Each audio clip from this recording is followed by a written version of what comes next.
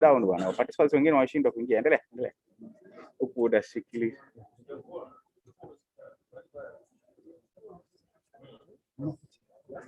Oh, hali yako kaka. Na kwako pia. Mnaendeleaje? So should I? Okay. So I should do this and that.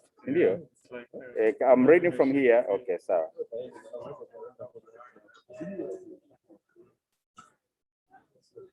Okay. I think it's doable. Yeah. Haina shida, nitatumia mikono yote miwili. Okay, fine. Sawa, kwa hiyo nimpishe mtu mwingine sasa eh? Yes. Okay, fine. Okay, fine. Basi bwana, iko tayari, iko vizuri. So I'm returning this to you. So you'll give it to me when yeah. Good morning, everyone. Karibuni sana. I hope your morning is blessed. Tumsifu Yesu Kristu. Asubuhi njema, Bwana Yesu asifiwe. Assalamu alaikum. Nashukuru sana.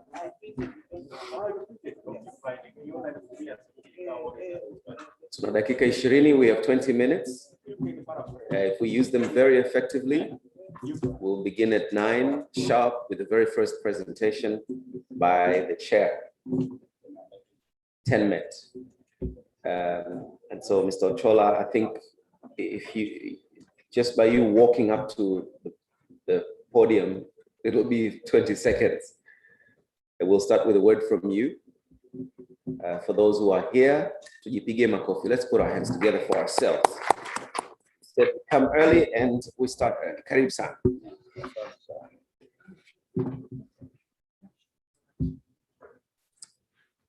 Good morning, ladies and gentlemen. I'm so happy again to be in the final leg today. And we have a power-packed program today. As Liundi has just said, we will be starting very soon, but I don't want to take lots of your time. I only need to remind ourselves some 2-3 things. One of it is precaution about COVID-19, I mean. In the conference, we had a guideline, and we had promised each one of you that would be able to take care of ourselves. And I just want to remind each one of us to do so. We have masks everywhere. If you don't have one, you can take one. It's not 100% mandatory, but again, our sponsors had cautioned us to take all the necessary precaution in terms of taking care of ourselves. So if you don't have a mask or a sanitizer, please do so. But once again, I just want to take this moment to thank our sponsors again, who have made this conference possible.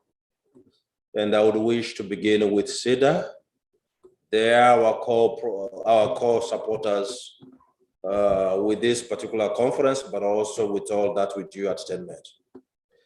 But again, I want to acknowledge the support we have received from Education Out Loud through GPE, Global Partnership for Education under the agency of Oxfam IBIS. So Kobia is here together with Richard. We just want to thank you once more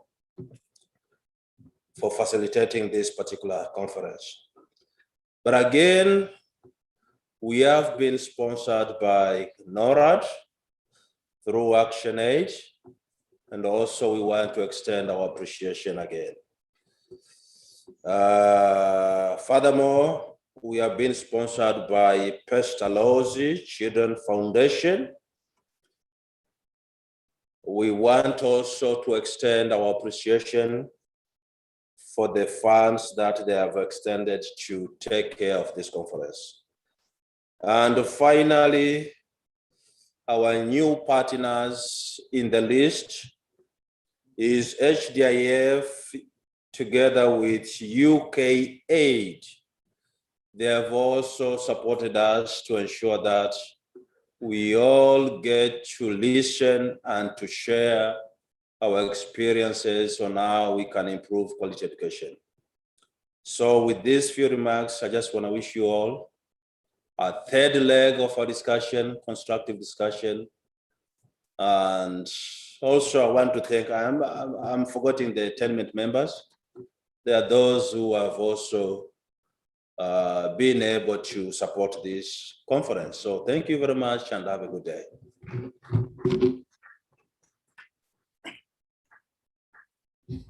Thank you, Coordinator, for the acknowledgements, and thank you for setting the tone for the day. Ladies and gentlemen, in the past 2 days, you may have noted that we were not doing a recap of day one. Sometimes it's done, sometimes it's not done these days. Sometimes just your suggestions are enough, or your notations, but we felt that we need to recap the past 2 days and look at the salient points that came through. In that way, it'll assist us with a statement later on. So please listen carefully, take notes, and if you notice anything, you may make a note by paper or on the application, and our rapporteur will pick it up as she summarizes just before lunch and just before the close. It's my great pleasure to welcome her for the summation of the past 2 days. Rosella, please.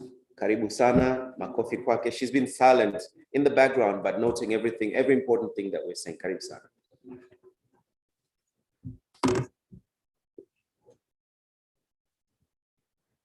Thank you very much, Taji, and good morning, everyone.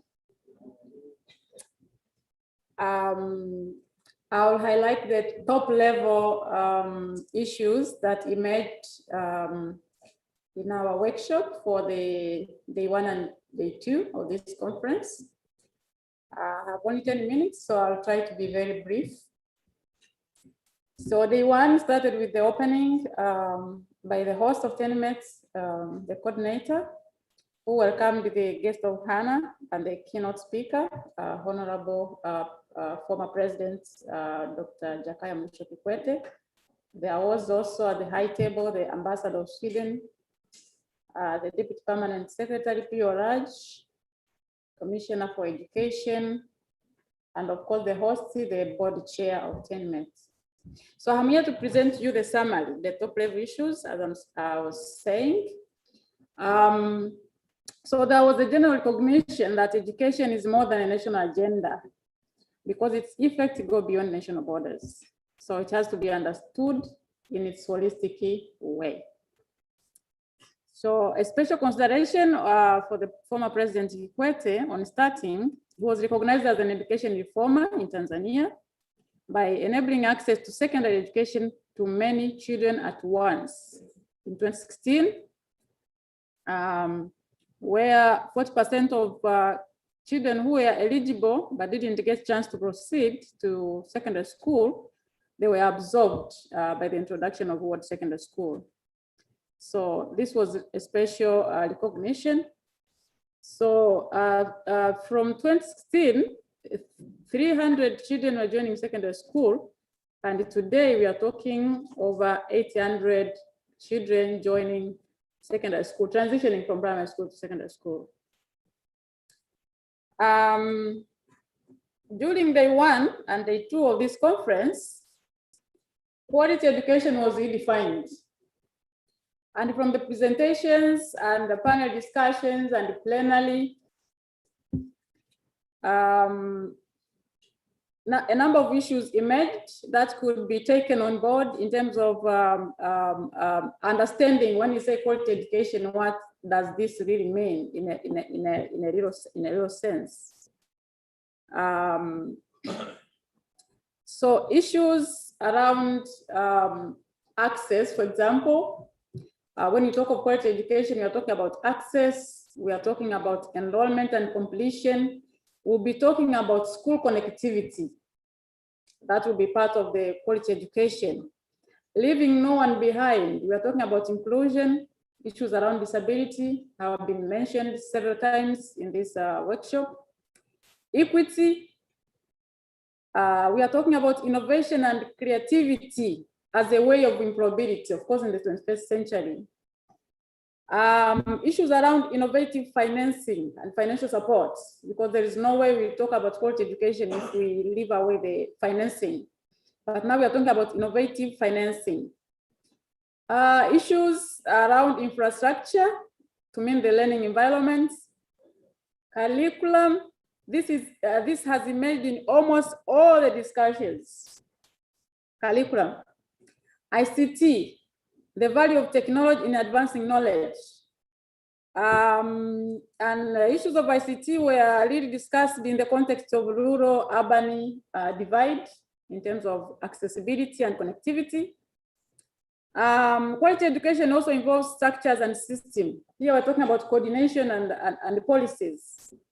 Lifelong learning, teachers training and development, research and evidence generation.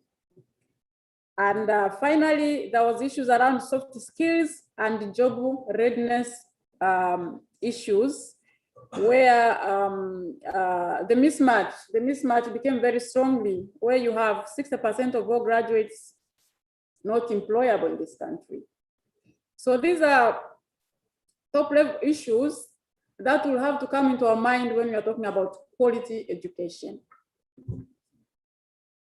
There was issues, I would say cross-cutting issues from the discussion. These really, there are issues around attitude and trust among young people who are transitioning from school to the world of work, issues around professionalism and ethics among our graduates.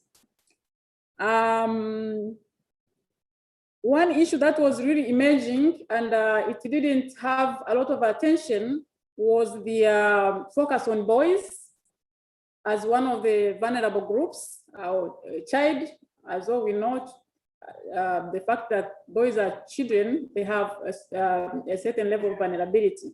So boys dropouts and boys abuse and exploitation. This was an issue that's raised. It was not given required attention, but I think it's one of the issues that discussion will have to emerge around that area.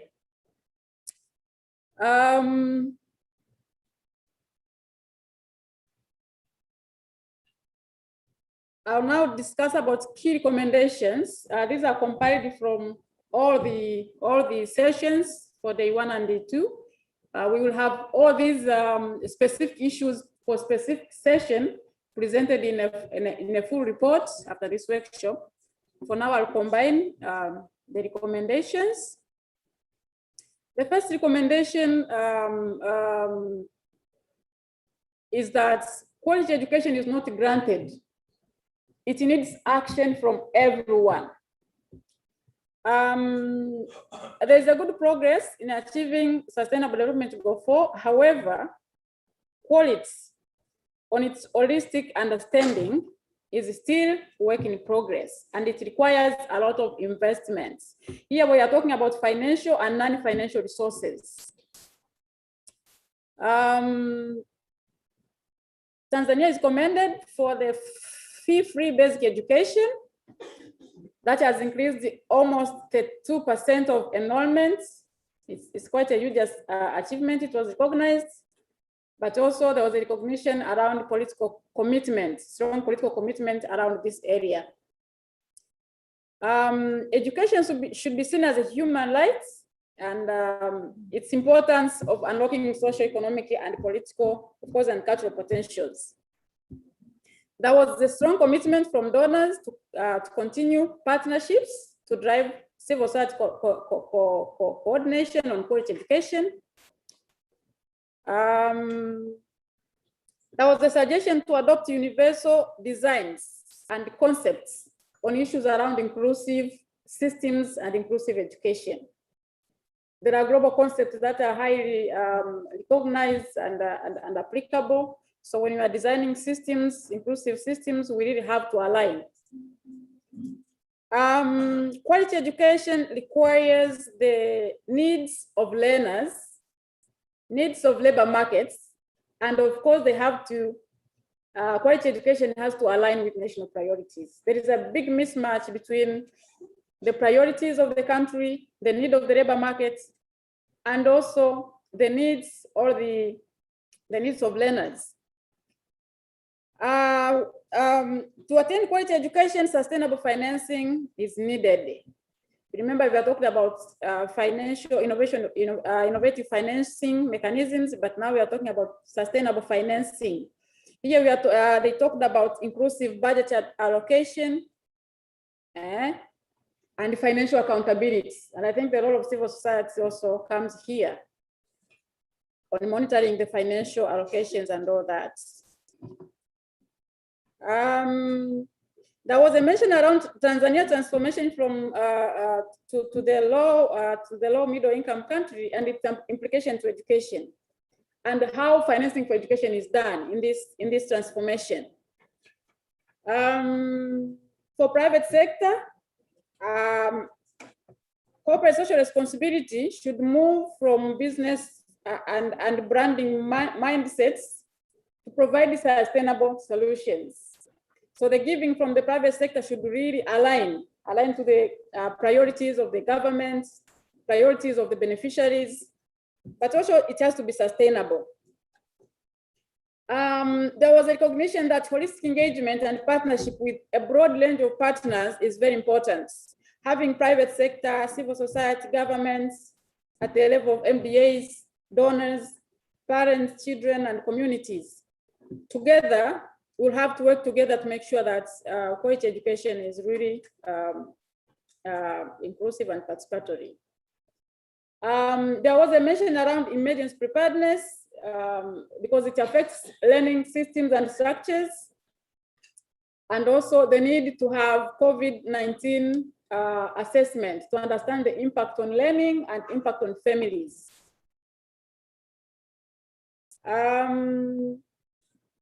There was also a stress on the importance of resource allocation, monitoring indicators, especially for inclusive quality education, by looking at budget trends, allocation to the sector, because the budget has to be compared to the numbers. There was numbers around allocations. The education budget allocation for 2021-2022 is 1.387 trillion, out of 7.6 trillion by the PRH.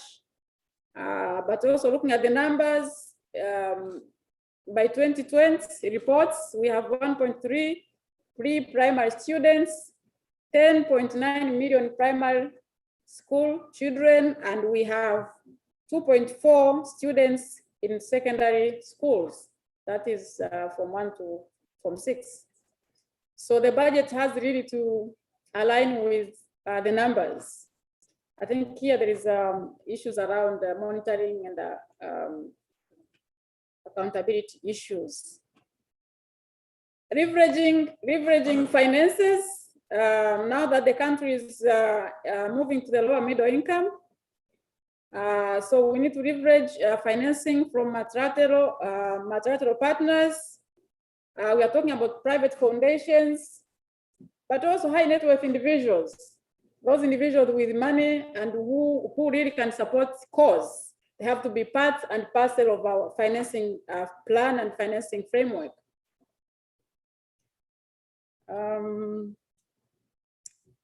Few minutes to go. There was issues around to conceptualization of inclusive education. At the moment, it looks like there is a lot of understanding. There's no agreement on what inclusive education means. So there is a need to reconceptualize inclusive education, to have a common understanding among partners. Gender-focused education budgets, we should be able to really monitor if our budget really addresses the gender needs. Alternative skills for children living with disabilities. This is around leaving no one behind.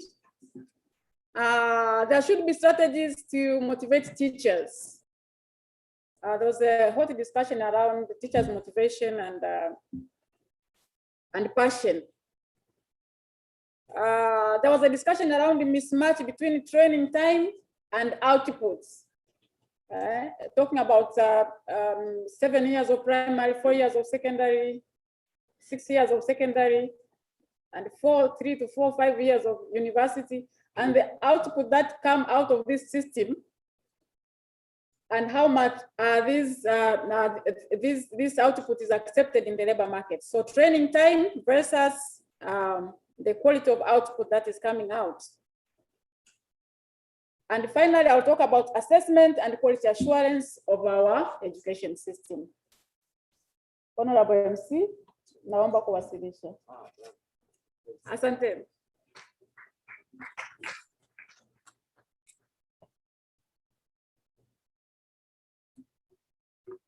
The clapping is lukewarm. We probably clap harder. She captured it quite well.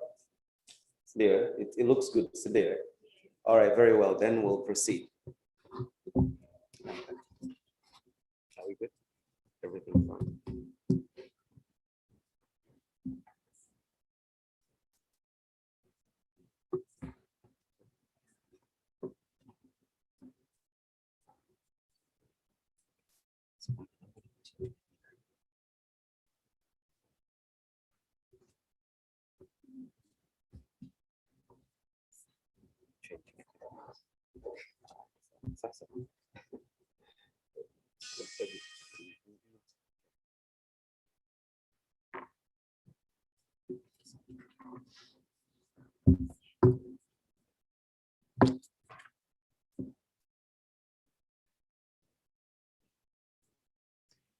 Ladies and gentlemen, good morning. Please take note of our program today. It's a unique program.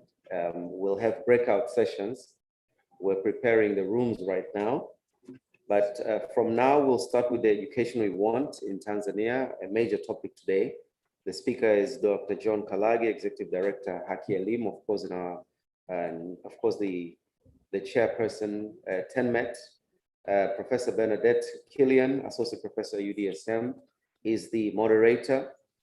And soon after that, you will notice that we have a 9:30 and a 9:30, two concurrent sessions for existing girls' education initiatives and support for out-of-school girls and teen mothers, with Lydia Wilbard, Director ComFed, moderating that one, and gender disparities and inequalities in access to education, Dr. Theodora Bali, Lecturer UDOM, moderating that one concurrently. I'm going to ask for tea to be liberal or to just be available so that we don't take too much time herding towards tea, large groups. So whenever you feel like it, just go get a cup of tea, boost up, and let's get back to the sessions if possible. I think that was taking a lot of time. A single person takes about 3-4 minutes just to mix water, honey, and a bit of whatever else it is. And thereafter, we'll come back to the main venue for the presentation from breakout rooms and discussions, group rapporteurs. And so each group, I believe, will have mwongozo, a format that they will be using, and then we'll get a report back from the two sessions. That shouldn't take too long. It's just been given about 30 minutes, and then we'll once again break out for two sessions that will be concurrent, and a final one where we might decide just before the two final events whether we are actually ready for the close of the conference, or we might be doing lunch. I hope we can do lunch as the final activity today, and we close just before lunch. So for now, Professor Bernadette Killian, please, we request that you moderate Dr. John Kalagi. Karibuni sana, we're getting underway now.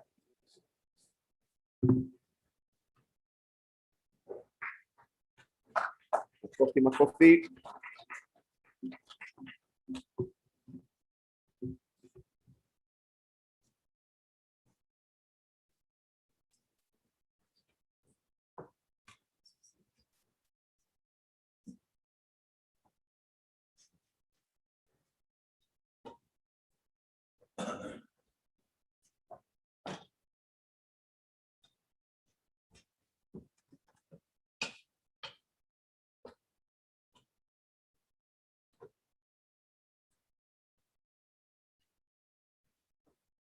morning, ladies and gentlemen.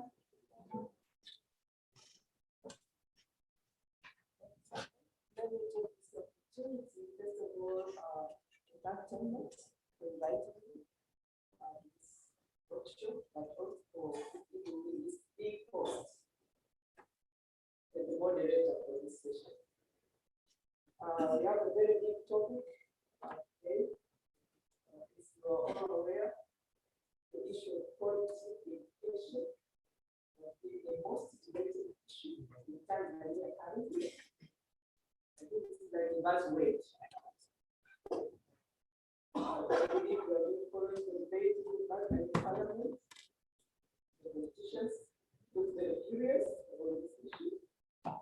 The parents, even the students, the practitioners, everybody is angry. Not about the good quality of education, but it's about the poor quality of education. For me, I take this discussion very personal, likely because I happen to be the chairperson of the board of this institution that is actually charged with the primary responsibility of developing curriculum of this country for different levels, of reviewing the curriculum, of writing textbooks for our schools, both from pre-primary to secondary to the teacher training level. And that institution is Tanzania Institute of Education. And when we follow this debate, we can feel the overwhelming burden that we have of actually trying to respond to the needs and demands of Tanzanians. So I feel very privileged to be here to talk about this issue that actually touches things that I do on a daily basis. Having said so, it's quite a privilege to introduce to you two presenters of highly credible, should I say, track records of working in the education sector. And let me start to introduce to you, ladies and gentlemen, Dr. John Kalado, whom you know very well. But I will say briefly a few things about him that I know. We know each other from time back. We know he's the executive director of IQEC. But what I've discovered is about his rich experience, national and international experience of more than 26 years in working in issues of strategic management in various NGOs, both here in Tanzania, but also in other countries, including Belgium, South Africa, Zambia, where he has worked with different non-governmental organizations. So yeah, it's rich experience. But he's also a board chairperson for IQEC, board member for the African Network Campaign on Education for All, board member for Railway Children in Africa, Light for the World Belgium, Tanzania, and Partnership for Nutrition in Tanzania, ANITA. He's also a member of the Governing Council of St. John's University of Tanzania. And he's also a member of Convocation Executive Committee of the University of Dar es Salaam. He holds the MSc Education for Sustainability from London South Bank University, BA Economics from the University of Dar es Salaam, and PhD in Business Administration from the Commonwealth University. So here is Dr. John Kalado. Please join the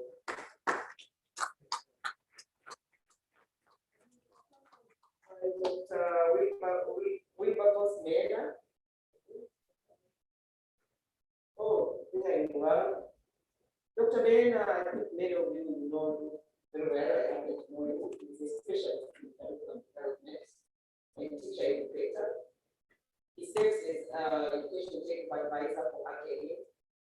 His background is in curriculum design and innovation, and he has worked actually in various committees, various levels, as an advisor on this issue. He has participated in various educational initiatives, including integrated post-primary education and school readiness program. He was a chairperson of Action Group on Disability, which designed a national model for inclusive education. He has attended several conferences.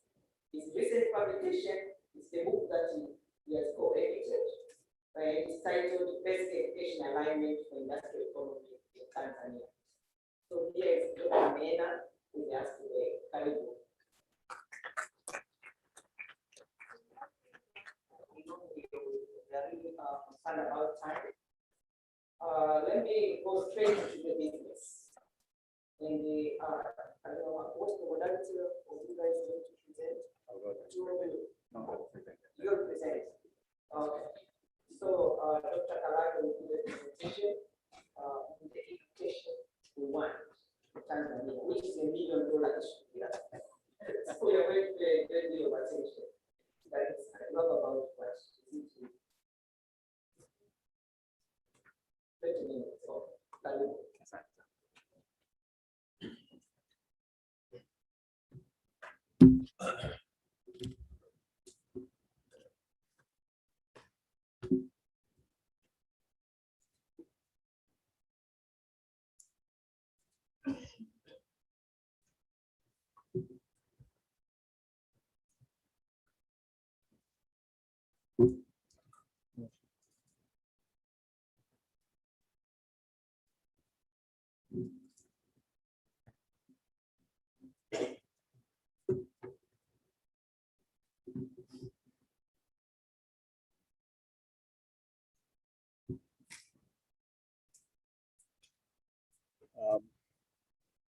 Many thanks, Madam Moderator.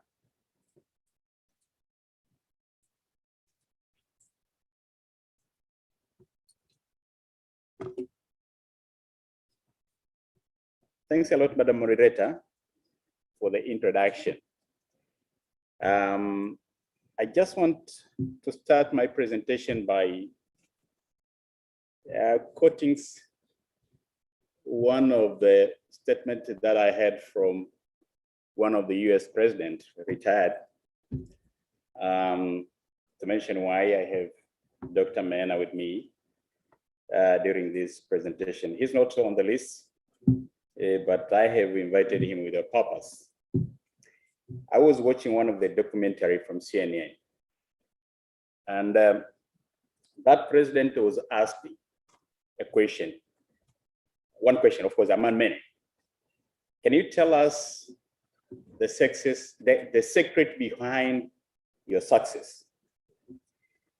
And he responded to that question very brief, but very clear. He said,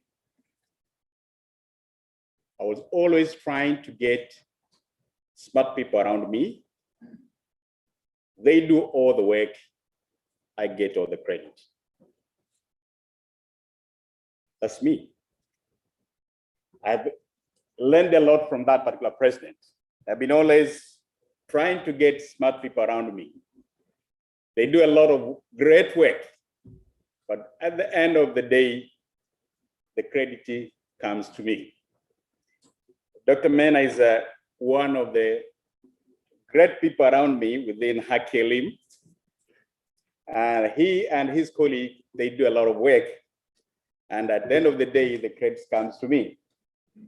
And I have invited him specifically in this particular session because he was very instrumental in the Technical Policy Review Committee, which did the work, which partly I'm going to present today. And also I'm glad that I have seen Dr. Kayumbo, who was also within that panel. And at some point, probably I can invite him to come and take floor, especially when it comes to questions, because you might ask me some hard questions, which I won't be able to respond. But when these people are around me, then I have a lot of confidence to respond to any question that you are going to ask. So, yeah, so Dr. Mena coordinated the whole process of reviewing the education and training policy, but also looking at critically at our education system with that particular technical review committee. And at the end of the day, then we came up with a report that we call The Education We Want, Elimu Tunayoitaka, which was launched by the permanent secretary Dr. Leonard Akulapo on 29th of April this year. So this paper basically is an extractive from that particular report. So I feel so honored and privileged to be leading this presentation, which probably I should not receive all the credit for preparing that particular report. But of course, everything that is done by my organization is under my guidance and under my supervision. So I think partly I deserve that, that credit. Partly, yeah. When we talk about the education we want, what do we mean? Education we want. There has been a lot of discussion since the launch of this report, but even before that, we've been discussing about the kind of education that we need for our children, we need for the learners. And there has been complaints, lamentations, debates about the quality of education. And many people are arguing that the kind of education that we have does not meet adequately the need of the learners to meet the demand of the 21st century. And this discussion is not only in Tanzania, and you will see in my presentation, it is also in other countries, including some of the developed countries. But from us and from our perspective, we think that the education we want should be the one that is preparing citizens to adapt, engage with the dynamic world.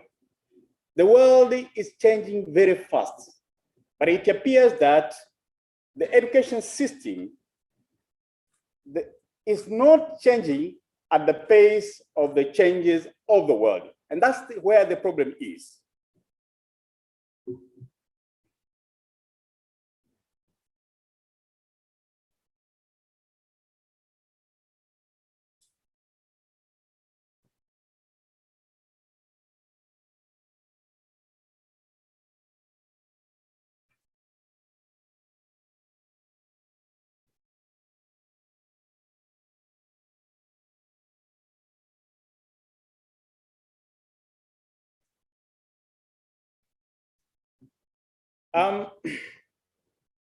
Hakelim is one of the main stakeholders in the education sector in Tanzania.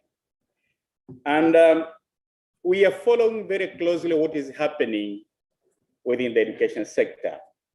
And we are advising, we are sometimes challenging, though diplomatically, we are also encouraging whenever the encouragement is supposed to be made on education issues.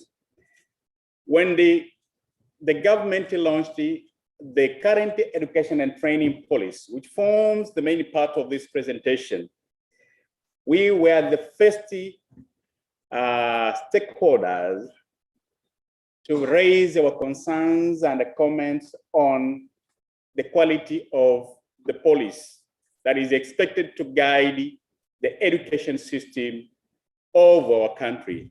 And we published a paper which was launched in October 2015, about 8 months after the launch of the report. We showed some of the dissatisfaction with the policy because we expect the policy should be robust enough to address all key concerns of the education systems, should give directives, should give direction on how the education should be governed in the country. So we celebrated the launch of the new education training policy, but however, we had a reservation which we raised since 2015. And we continued dialoguing with the government and the stakeholders on a number of issues which we thought probably need to be addressed. And I am glad to report that, and I was very happy that day. I was attending the annual Joint Education Sector Review meeting, and normally in that particular meeting, I'm carrying all the recommendations and the comments from the civil society organization as the board chair of TENMET.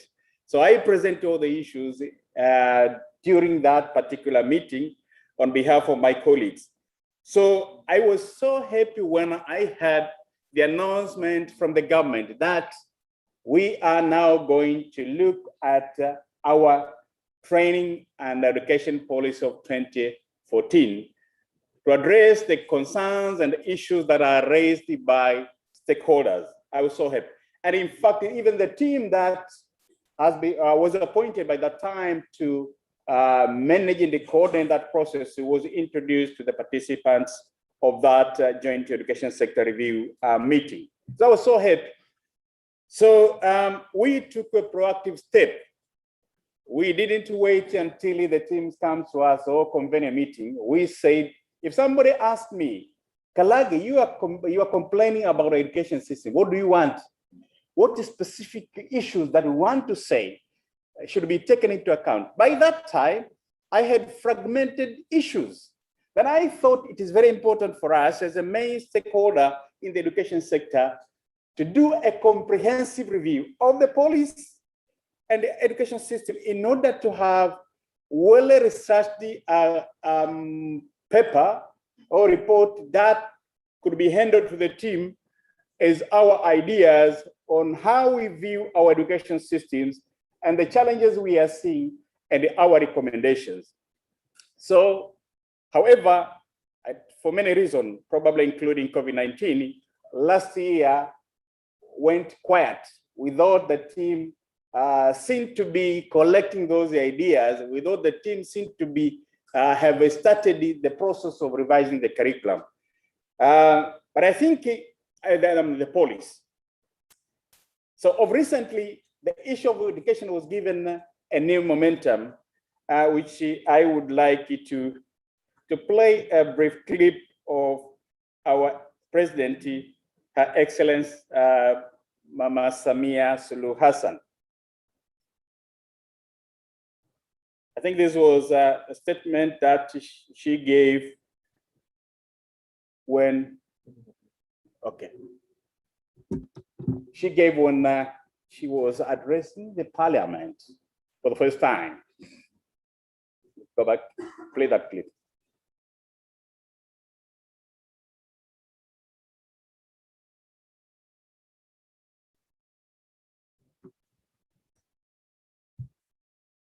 Awamu ya sita itaendeleza kazi nzuri iliyofanywa. So you want to connect your speaker? Okay, fine. You'll be okay.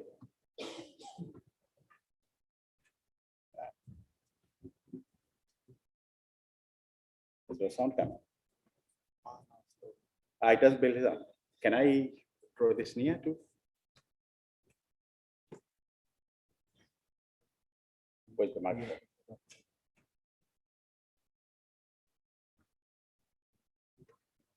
It should.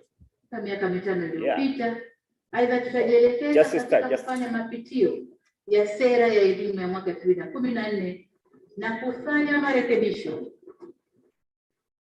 kufanya marekebisho kwenye mitaala iliyopo ili ielekezwe kwenye kutoa elimu ujuzi.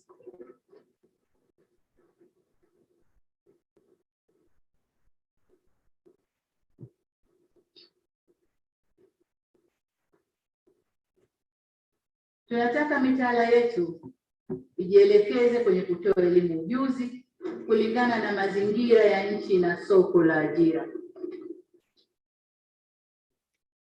So that was her statement when she emphasized the importance of reviewing our education and training policy, but also the curriculum in order to ensure that our children, the learners, have the skills and competences and capacities that are needed to meet the demand of the 21st century. So just skip that.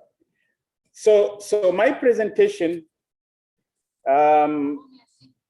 is going to cover the following subtopics. I'll briefly talk about the objective of the paper and the report in general.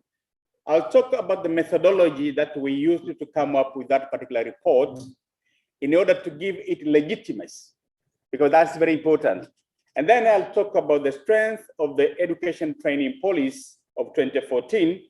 And I'll talk about some general issues of the ETP 2014, and then some key recommendations which we believe that the committee that will lead the process will probably take and work on. So in terms of objectives, we had three main objectives, or the paper actually has, or the report has three main objectives. One is to share the findings of the critical analysis study of the ETP 2014. And secondly, to inform the ongoing policy review process organized by the government. And then third, to offer contribution towards improvement of the policy so that an appropriate policy is formulated, adopted, and implemented. In terms of methodology, it was actually a case study based on library literature review. And also the ETP 2014 was taken as a case that we studied. And then we adopted a comparative approach to draw lessons to improve the policy review process in Tanzania. We looked at the various countries' policies. I think 4 main countries. We looked at many policies, but we selected four main policies, which we thought that they are quite strong, and there are things that we could learn. Some of the policies that we looked at are coming from comparable countries. It was sometimes when you talk about countries like Finland, which is one of the successful countries in terms of quality of education, then we would say that probably, well, it is a developing countries. But if you take examples from the countries which are somehow comparable with our country, then it is easy for us to accept those ideas and agree that they are doable. We also formed the technical policy review committee, which was composed of expertise of different subsectors. And I'm happy to reintroduce Dr. Kayombo, who was one of the key, one of the members of the technical policy review committee. The committee actually conducted the desk review. We also collected data from policy texts, and we analyzed using thematic analysis.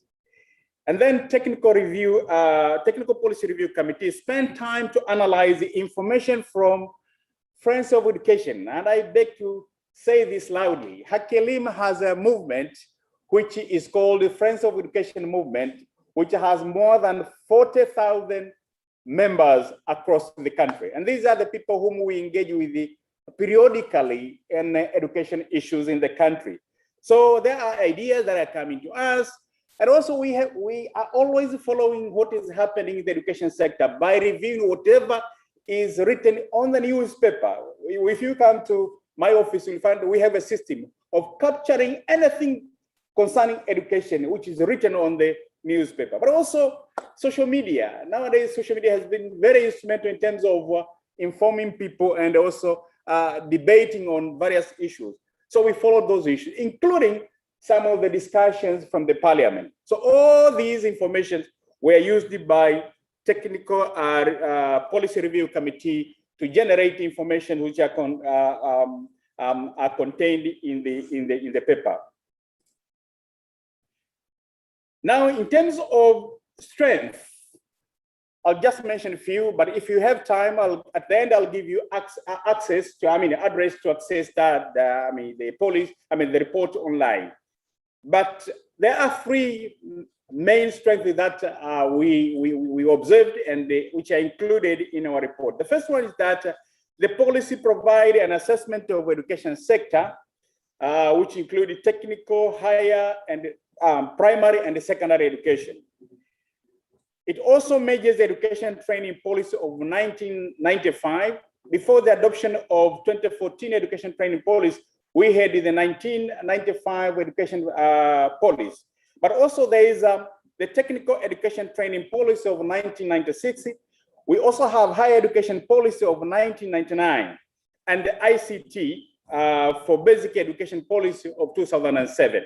So all these policies have been made in one policy, which we call it Education Training Policy of 2014. And it is well organized. It provides policy issues followed by short but clear description of the issues with their respective policy objective.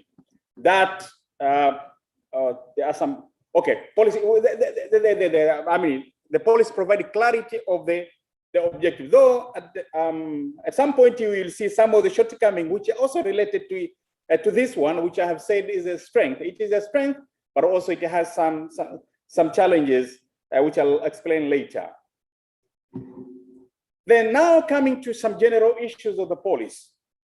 The policy does not include the national education goals, aims, and objectives, which is, these are quite important for any education policy to include. The policy also provides general statement in addressing education sectors. We have subsectors within education. So that clarity is not, I mean, in terms of the policy statement in those subsectors is not there. There are no clarity. The policy does not offer multi-sectoral coordination framework of how the policies on different subsectors or even different institutions that are responsible for governing and managing the education sector, how are they going to be coordinated in terms of roles and responsibilities? Then the policy does not offer education flexibility. You know, sometimes we have been talking about alternative pathway, but if you look at the policy, you don't see clearly how the education, how the alternative pathways can be followed through for somebody to come from non-formal education and then to move to the mainstream education, or vice versa. So that is not very clear in the policy. And the implementation framework is weak and lacks legal support. As you know, and most of you would agree with me, sometimes I have seen even members of parliament, even people asking some difficult questions to our brothers who are leading the ministry, that now, which policy are we implementing? If you look at the Education Act, it talks about, for instance, 7 years of primary education. But if you look at the policy of 2014, the primary education is 6 years. So if we are continuing with 7 years of primary education, are we implementing the 2014 policy, or are we implementing the 1995 education training policy? That's a difficult question to ask. And I think actually these poor guys who probably were not part of the team that reviewed the policy, they are asked to respond to those difficult questions. So the legal support. And of course, the policy was very clear. It mentioned the promise to revise the Education Act in order to give it the legal backing, because without the legal instrument, you cannot implement the policy adequately. In terms of pedagogical structure for formal education, the linear structure of formal education does not depict alternative pathway, as I have said earlier. But also the use of both Kiswahili and English as the language of instruction across the school levels allows misinterpretation. One day, actually, I met with one of the primary school head teacher, and he told me a story. He went to the district education officer and actually he was trying to challenge him. He said, I want my school to change the language of instruction from English, from Swahili to English. I want to use English as a medium of instruction. And the DO said, that is not possible. Said, but the policy allows. So at what point the policy says that you can use English as a medium of instruction, for instance, in primary school, in public schools, and also Swahili as a medium of instruction? It's not very clear. And that clarity should have been in the policy. There is also issue of family, national values, and moral development. We have been talking about moral decays and a lot of things. But the role of family, for instance, as part of education institution, is not defined. In countries like Canada, there is a guideline, curriculum guideline for parents. The parents knows clearly there are roles in the education of their children. But in our policy, that is not there. The education system does not effectively promote arts and culture. Our cultures are, we are losing our culture. Ndio, utamaduni wetu unapotea. Hata historia yetu inapotea. Oh, okay. Let me speed up. Madam Moderator has shown me a red flag, so I should speed up. But the policy is silent on education of religions as a school subject. The national values are not emphasized at all levels. In terms of curriculum development, the policy does not clearly identify the roadmap for curriculum development, the revision, the change and reform. The competence-based curriculum is not implemented as intended. The policy talks about the competence-based curriculum, but when you go to schools, you find a different thing. In terms of curriculum teaching and learning materials, school textbooks are not aligned with the competence-based curriculum. And there is no clear framework for guiding preparations of textbook authors. And this is very important. In some countries, they are even trained to develop clearly the textbook that are used in schools. And then the single textbook policy does not address the problem of textbook in schools. At some point, even Hakelim campaigned that, and we complained about some of the inferior quality of the textbooks, and the voice of many people led into this dissolution. And then the responsibility was taken to TIE. But still, we are seeing that this policy is not actually offering the solution that the decision does not offer the solution that we intended to see. The ICT is not extensively applied in the education system. Madam Chair, I beg 5 minutes more in addition to what probably you allocated for me. Let me play this clip in terms of assessment and evaluation of learning. This is, I think you know this president, eh? Yeah, but listen what he says. Instances, look at the amount of pressure that we put on our children. You must pass your exams. You must. Jamani, saa ingine mtoto hata akiwa kwa likizo hapumziki. Tuition, sijui nini. Fanya hii, fanya hii. The child does not even have an opportunity to grow as a child. Are we then surprised when we put all this pressure that we start to see depression on the rise, that we start to see all these abuses also on the rise? Na mtu akimaliza unaambia lazima upate degree, lazima utaenda university, hata kama ni kulipa nitalipa, nihonge nani mtoto wangu aingie university. Akiingia university hata qualifications hana, kazi hana. Jamani, let us work together and arm our children with the skills and nurture the talents that God has given them, as opposed to imposing on them. Instances. The current assessment system encourages rote learning, stressful competition, as we have heard from the president of Kenya, over examination. Yani ni mitihani. Oh, I tell you. And there is a use of examinations and assessment interchangeably. Sometimes you cannot differentiate the kind of examination that is called assessment in Form 2 with the examination in Form 4, because the way they are prepared, the way they are moderated, the way they are marked is the same. Why what it meant to be happening at Form 2 is assessment, or in Standard 4 is assessment. But the police, yeah, that makes it, we see that makes in terms of assessing our children. The grading system does not reflect the actual competencies of each learner. Then teachers have limited capacity in conducting assessment. So they over-rely on examination. They cannot assess properly, adequately the children. In terms of teaching and learning, the actual teaching and learning in school are not in line with the competence-based requirements.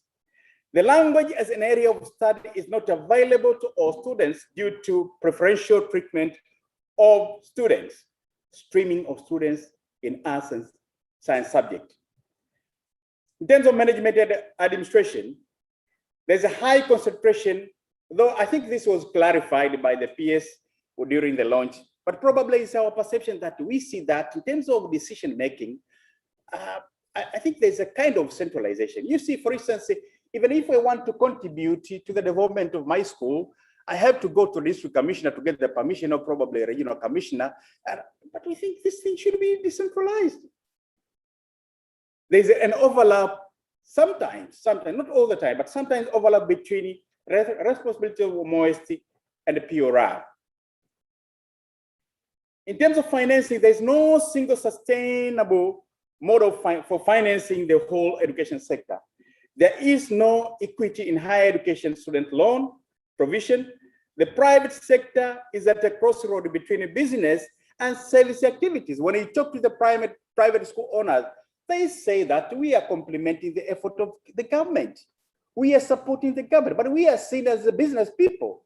And they were expecting probably to get tax relief because they are complementing the government, they are offering service. But that is not the case.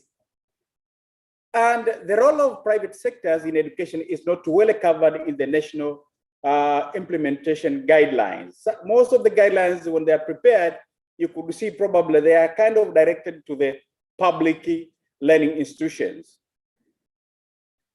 In terms of quality assurance, the ultimate meaning of quality education is not well defined. I spoke about this during my opening remark on Monday, on the first day of the conference. There's also shifting from school inspection to quality assurance. The shift from school inspection to quality assurance is not adequately defined, and of course, they are not adequately prepared. The kind of assessment that they're doing is still in their old fashion. The school quality assurance reporting system is not action oriented. Hawana meno wanatoa recommendation, lakini are they implemented?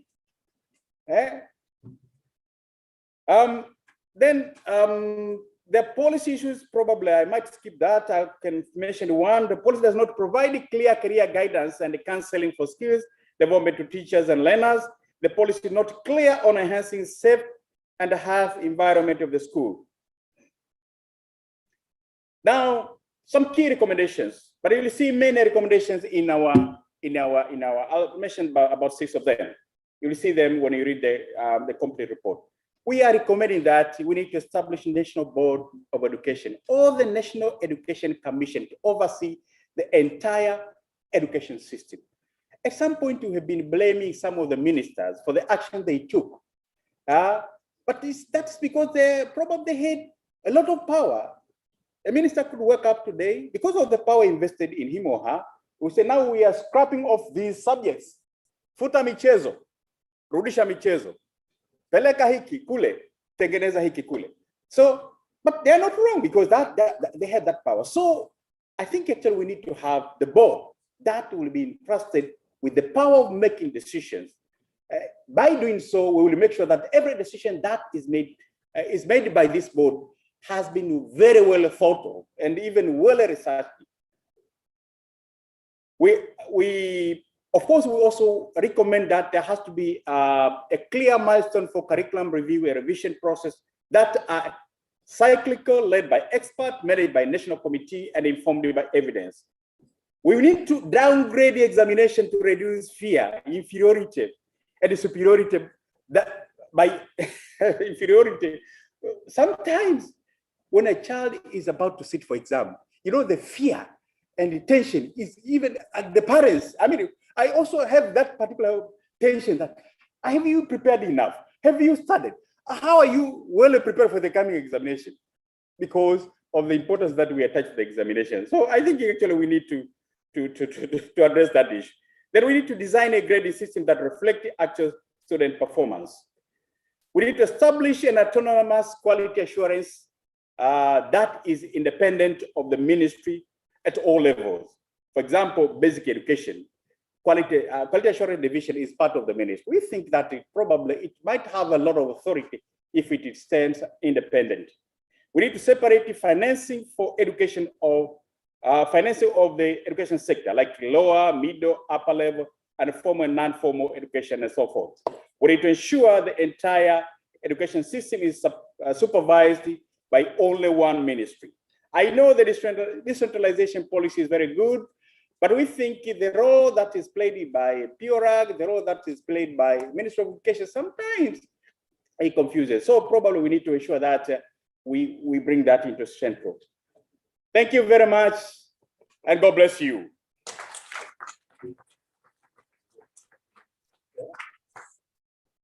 Thank you very much, Mr. Kalagi, for the insightful presentation. Yeah, I'm sure we are going to have very rich discussion. Dr. Kalagi has raised two levels of mismatch. Mismatch between the changing world, the changing world is running very fast. The education system is working very slow, probably in different directions. But also there is a mismatch between the policy, our education policy of 2014 and the practices on the ground. And he provides some recommendations, of which I believe if implemented, then we'll get the type of education that we want in Tanzania. Having said so, let me now invite some comments from you, some questions, and give it. If you don't mind, I will come onto the floor. Okay. And as Dr. Kalagi said earlier on, he has surrounded himself with smart people.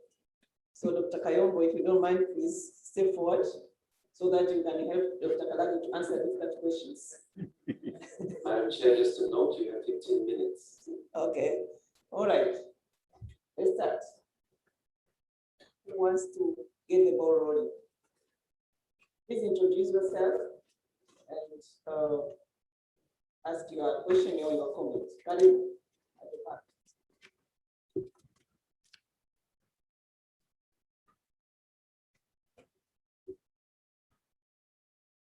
Go ahead.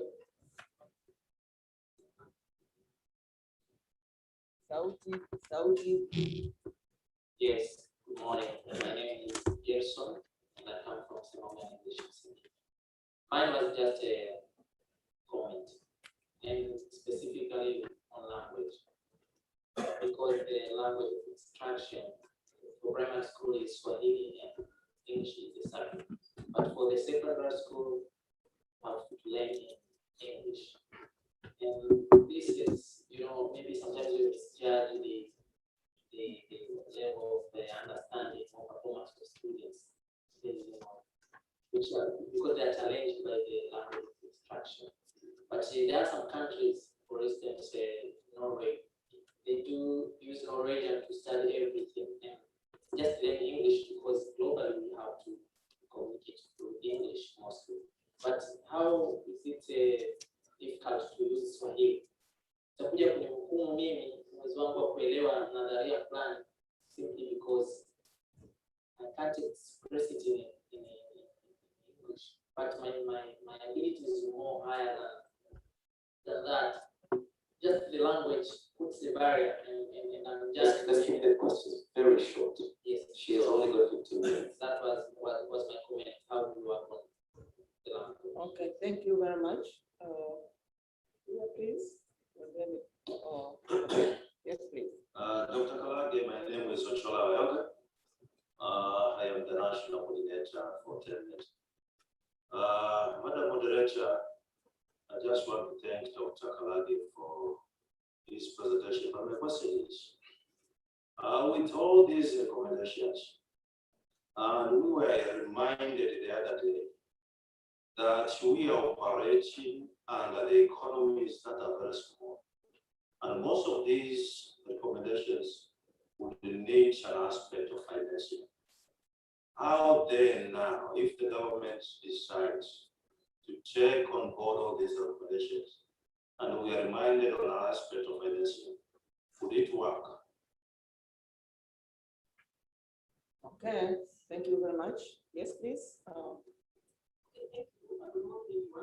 My name is Kathleen Kudes. I'm coming from my education system, but also I engage in skill development. I commend, I appreciate the presentation, and I concur with the idea of involving experts in curriculum development. I think this is very important because from our discussion, we came to learn that some aspects like gender, which is translated as women, and also things like entrepreneurship, we translate as business, and also things like inclusive, we translate as disability. So my observation is that maybe involving experts will boost the real people who are having the expertise in the area. But on the assessment as well, allow me to comment, is that we need to assess skills. There has been a problem of skill mismatch. The point is that skills are not assessed at the personal level. So no wonder we're not seeing the skills developed. So I would recommend that at least we assess individual skills. If someone is a problem solver, then we say it's a problem solver. If it's resilient, we mention it's resilient. So if you have a system in your education that we assess skills on their own, we should not mainstream them along the core curriculum. That is not just my observation. Okay, thank you very much. Let's go here, and then I'll come to this side. I see you guys over there. Yes, over here, and then at the back. Oh, thank you. I'm the national mouse from letters. Yes. Actually, what I see in education in primary schools, for example, in public schools, still the teachers are really a bit confused because of the nature of what they're supposed to teach. It's like they're taught to teach competence-based, but still they're not even well informed about what competence means. So they are really mixed up. Few of them are being oriented, but others not yet. So still is a confusion. And actually, what they are teaching actually even is not trusted to them. That's why even they're taking their kids to the English medium schools for getting education. They pay higher, but instead of teaching their kids, but still they take them to another schools. How can you harmonize this to ensure that what we are providing in our public schools is really quality, and then that tells everyone to take their kids to their public schools? Thank you. I think I've checked all the questions because of the limited time, and then they will respond. Yeah. Yes, please, over there. Thank you. I Sombero from Institute of Education. My question is, when you read at the global inventory for qualification framework, they say the qualification framework in the countries, they are the instrument for supporting reforms in education. And so, as per your recommendation, what do you advise the government is the way to go? Are we going for the policy reviews at the moment, or are we going for the qualifications framework so that we go to the point? Because in the framework, it means there could be even restructuring of the current institution arrangement in the country when it comes to dealing with education. So, what is your advice in that? Yes, and be aware that SADC has already introduced the South African qualification framework, which guides all SADC-based countries. So, what is the way to go? Thank you very much. The lady at the back, please be brief. Otherwise, I will interrupt you and it won't sound very good. Yeah. So I'm distracted. I'm also asking a very difficult question to Kayombo. Now, the president, I'm referring to the remarks of our president during the yesterday, of which he said at present, Tanzania, we are at the primary education level. And then he emphasized that in the near future, can we move to secondary education level? So I'm very confused in between. So if I choose, then I Okay, I think the expert will discuss that. Yeah. Thank you very much. Okay, now I'm going this side. Two hands from this side. Over there.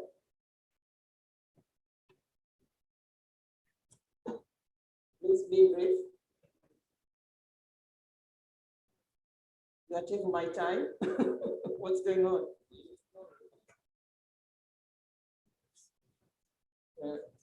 Sorry, Yeah. Nazungumza kwa Kiswahili. Yes, go ahead. Naitwa Peter Matoni, natoka Mwanza kwenye shirika la Community Active Development Association. Swala langu ni moja au mawili. La kwanza, tunapozungumza quality education, hatuwezi kukwepa kusukumalia swala la chakula. Swala la chakula ni kitu muhimu sana, na katika hata tafiti ambazo tumeshawahi kuzifanya tumeona kwamba mahala popote ambapo watoto wanapopata chakula, performance zenyewe huwa nzuri na zinaonyesha. Sasa kuna programu gani ya pamoja sisi kama wadau ili tuweze kwenda kwa pamoja, na hasa katika mashule ambayo yako kwenye rural kuweza kupata chakula hiki ambacho kitaongeza ni performance. Okay, thank you. Lakini swala la pili ni uibuaji wa vipaji. Kuna watoto ambao sasa hivi wana vipaji vizuri sana, lakini mpaka sasa hivi hakuna data yoyote.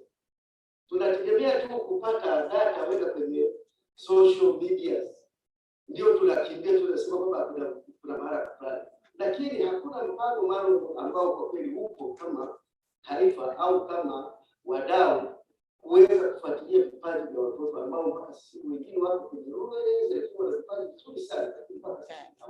Thank you very much. Well made point. And this way, please, I'll take one hand here and then I'll move this side for one hand and then we can hold. Thank you. My name is Patrick Basma, I'm a member of the Senate of Manyara. I can see in this country there's double standards. One side there's rich and elites who make decisions over the poor people. There is English medium schools and this Kayumba schools, Swahili medium schools. And the decision makers who their children and their kids are not at these schools, they are making decisions for this the poor people, which we now need to maintain this school to be Swahili, but their children and their kids are not at these schools. They still have English medium and they some of that. So when are we going to remove this other person in this country? Thank you. Okay, thank you very much. Let me go this side, please. I've been very biased towards this section. Yes, please go ahead. Thank you, moderator. I would like to thank the presenters for their insightful presentation. Mine is straightforward on the language of instruction. What has your paper come out with? Is it either of the two languages or teaching both languages so that all our learners will be competent in both languages? Because we hear people say, because they are not competent in Swahili, therefore in English we have to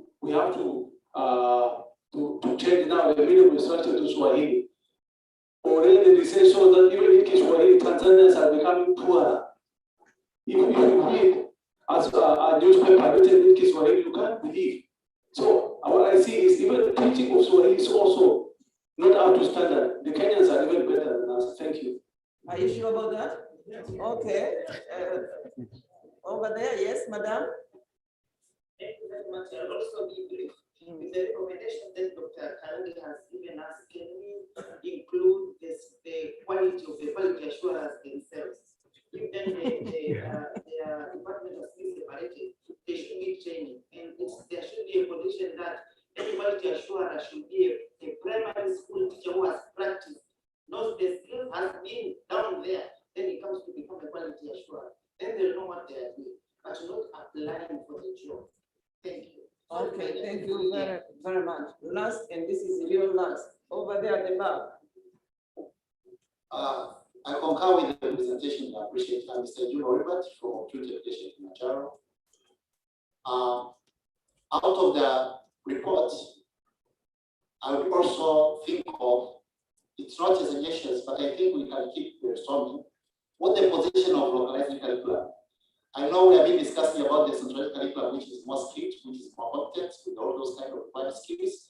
But I think based on the cultural diversity, we might have two curriculums, one which is more centralized and with the general skills for all Tanzanians, but based on the cultural diversity, we can have another embedded curriculum which can attract or can with some of the activities which are done in different levels of this country. Thank you.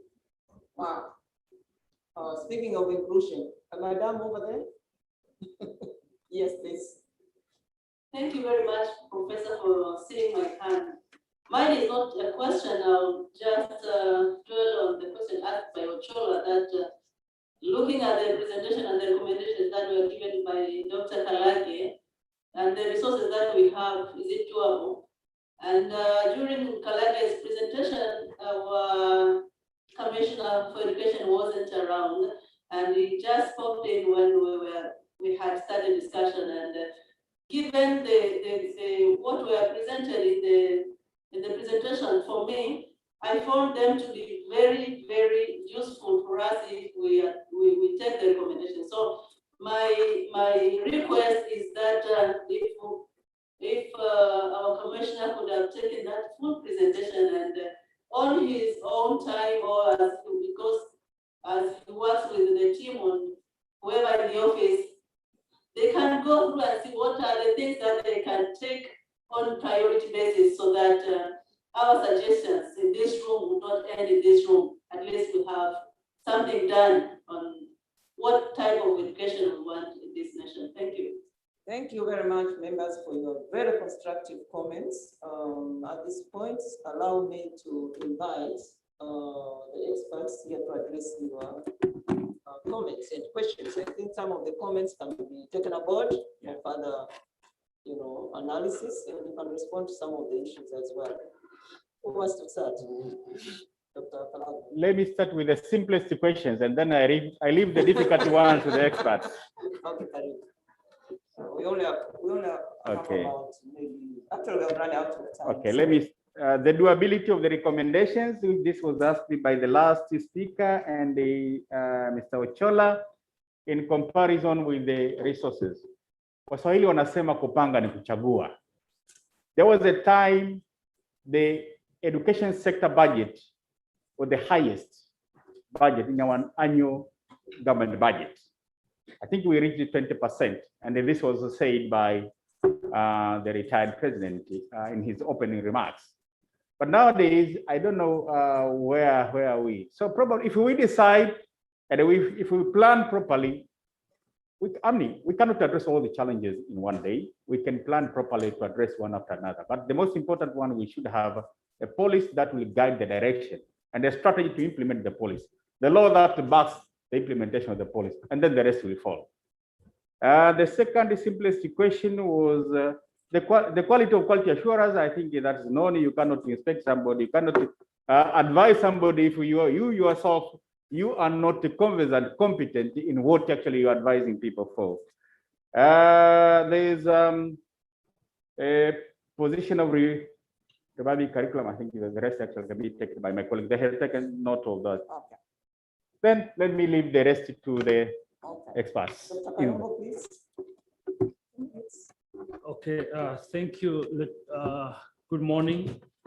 Let me also respond to some of the questions that have been raised and the comments. There was one issue on the language of instruction.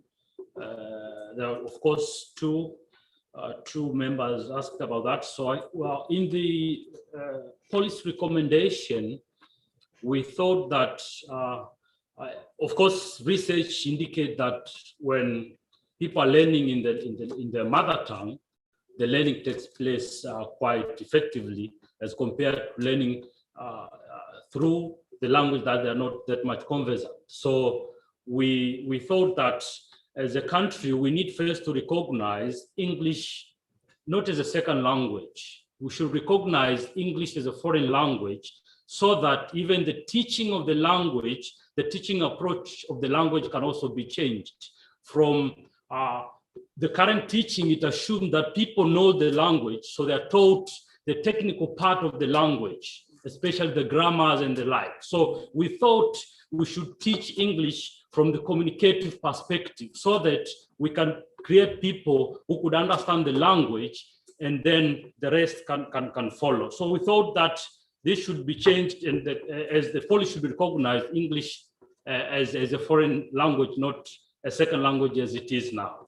So with that, and also we thought of improving the training of teachers through those languages. Our colleague has said about Swahili and English. So we thought that the teachers should also be properly trained in English so that they can teach and train students to be conversant with English language. I think that that is just briefly on that.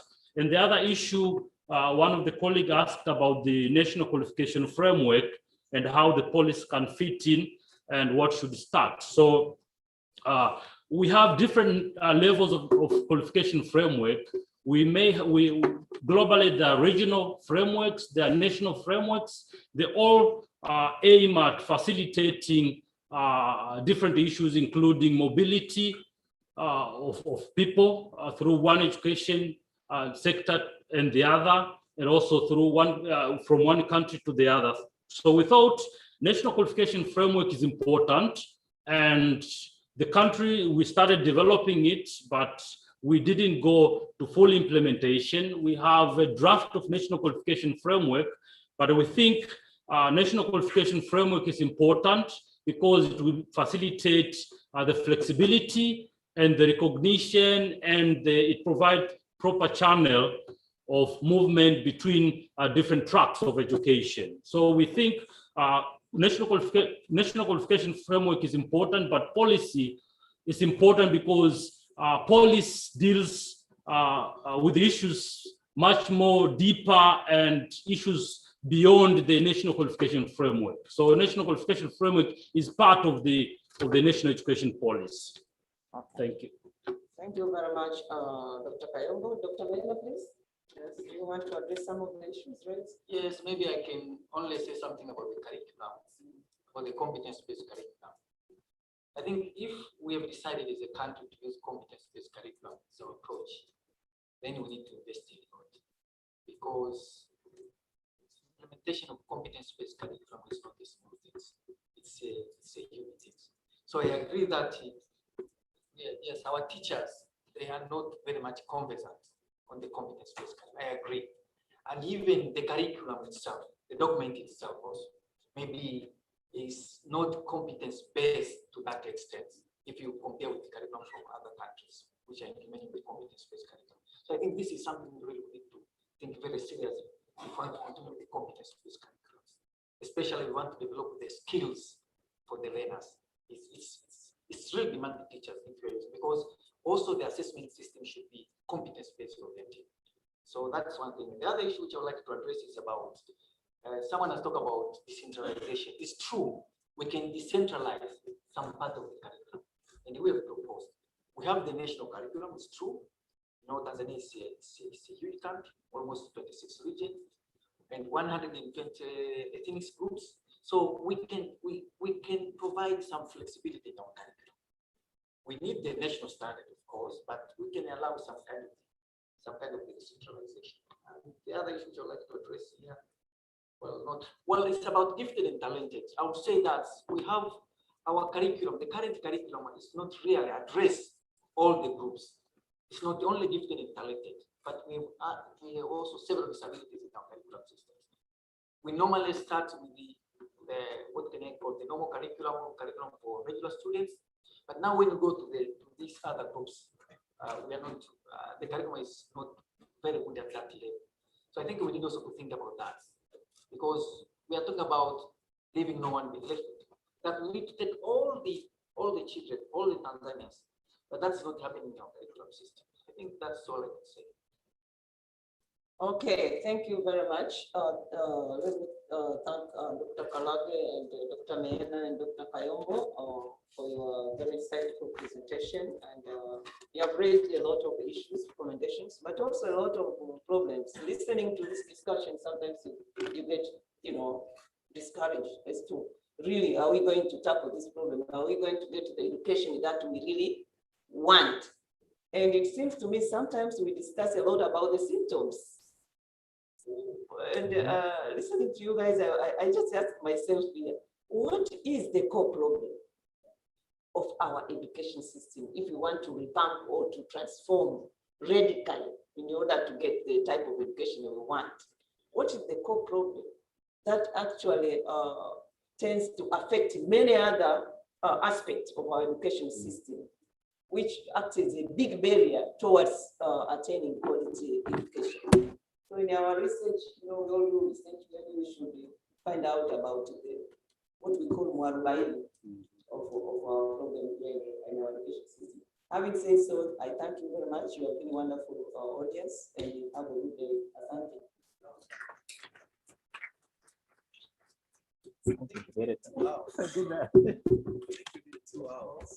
Yeah, exactly. The conversation can continue on the application, right? Please use this. Please use the other resources that you're seeing with the content. Karibuni sana.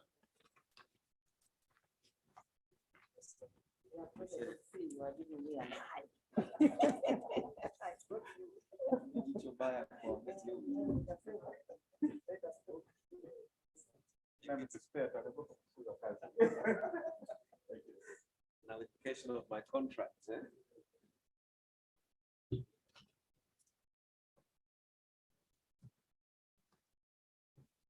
Speaking of coffee, let's put our hands together again. All right, let's move on. Really sorry, I've been very strict, but I think if the only way we can achieve what we want to do is if we just keep on moving on forward, and we can continue the conversation in another way. We'll have those who selected to stay in the main hall. This is one of the breakout areas. For existing girls' education initiatives and support for out-of-school girls and teen mothers, those interested in that, I believe that's quite a large number. Staying back with Director Wilby, please remain seated.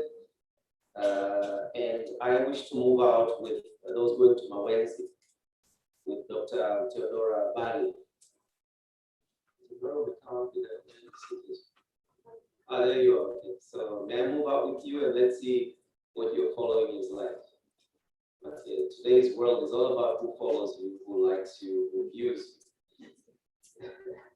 So let's go discuss gender disparities and inequalities in access to education, a very important topic again. And gender experts, Edward Mihina, Ed. Yes, let's go.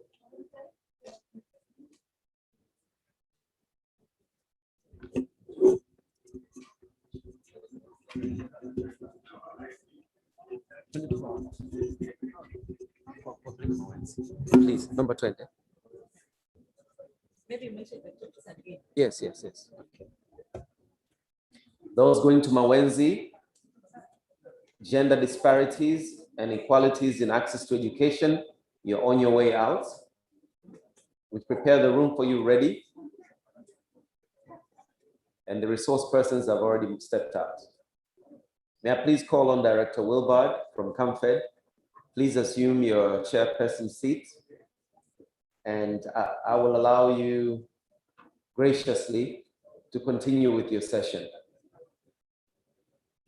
Someone is present.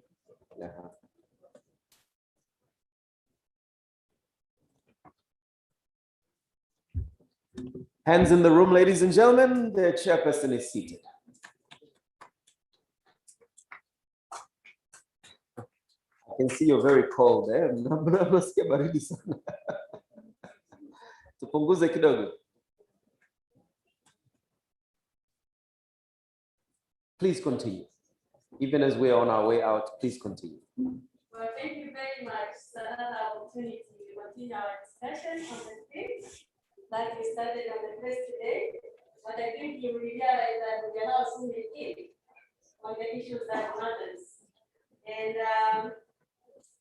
our session today is going to discuss the existing girls' education initiative and support for out-of-school girls and teen mothers. I am Lydia Wilbert. I am the director for Campaign for Female Education ComFed. And I also vice chair of the board for Tenets.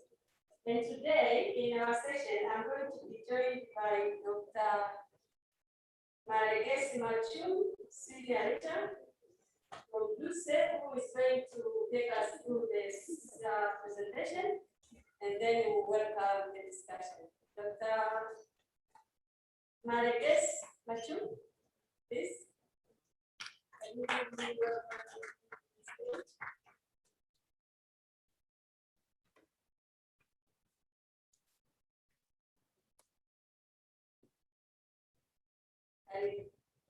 Thank you. Would you please properly introduce yourself for the audience and carry on?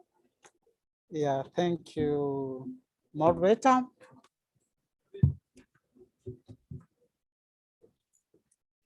Yeah, good morning to you all. My name is Marigis Machum. I'm a lecturer at Dar es Salaam University College of Education. In a few minutes, I'll be sharing with you the findings of a study that was conducted by the Faculty of Education at DUSA in collaboration with the TENMET.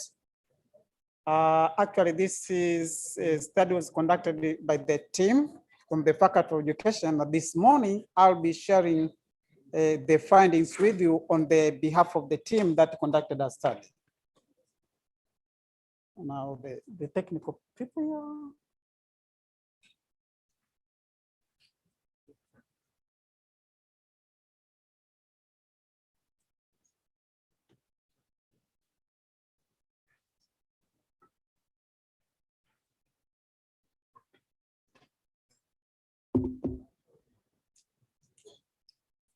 Yeah, just as they continue, in order to save time, I might be continuing.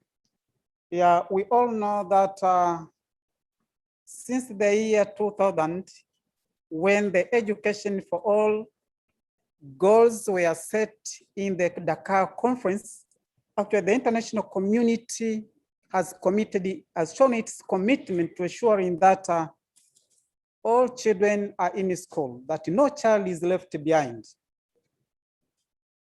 And to be able to achieve that, actually, a lot of initiatives have been taken.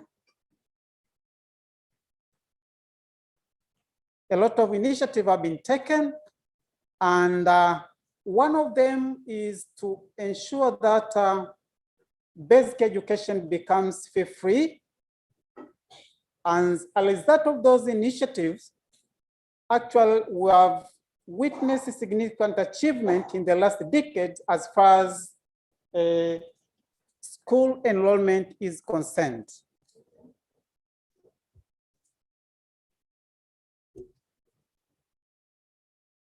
Now, I can just continue. I didn't want to display my PowerPoint.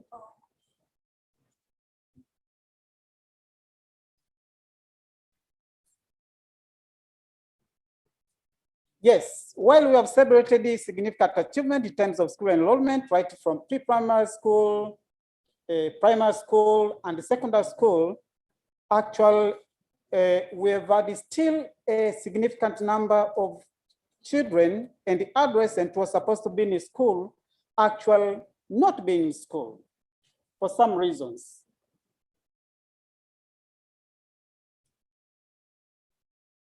Just continue. Go to the next. Yes, I need to stay here. You can just see it. Yeah, so my presentation this morning will be guided by the outline as indicated there. We'll have the introduction briefly, which I've already started.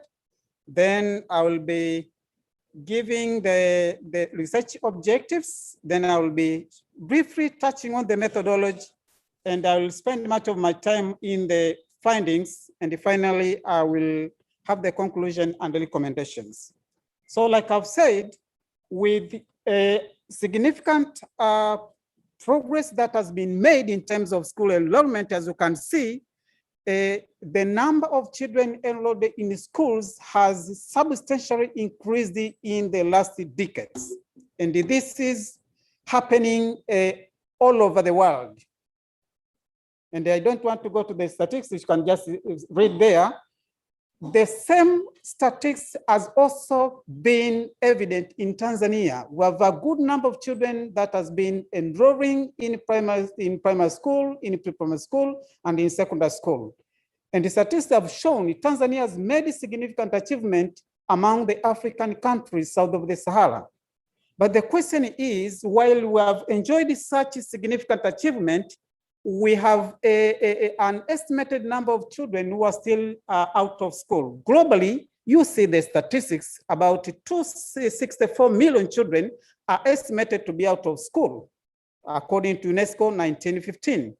Yet you see in terms of primary school, more than 63.4 millions were out of school. Children were supposed to be in primary school. In the same way, in secondary school, just the ordinary level and advanced level, almost 200 millions of children are not in school when they're supposed to be there.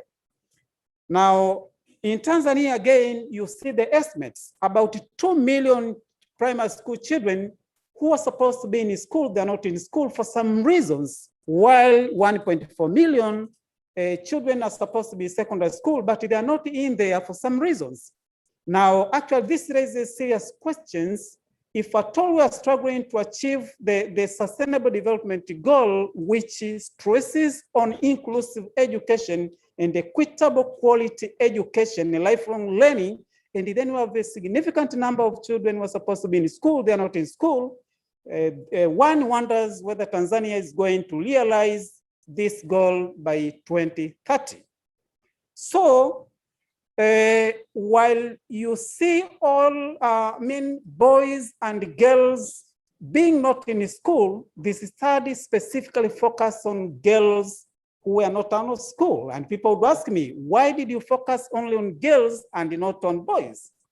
The question is, and the research already shows, that girls are more likely to drop out of schools for some main reasons, including pregnancy, forced early marriages, and all other factors. So our study specifically focused on these girls and teenage mothers who are not in school.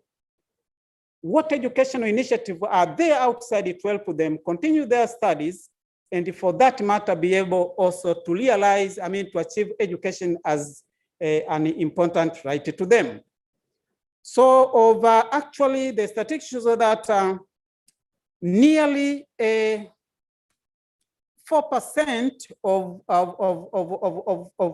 there has been an increase of 4% during the year 2010 for girls who became pregnant.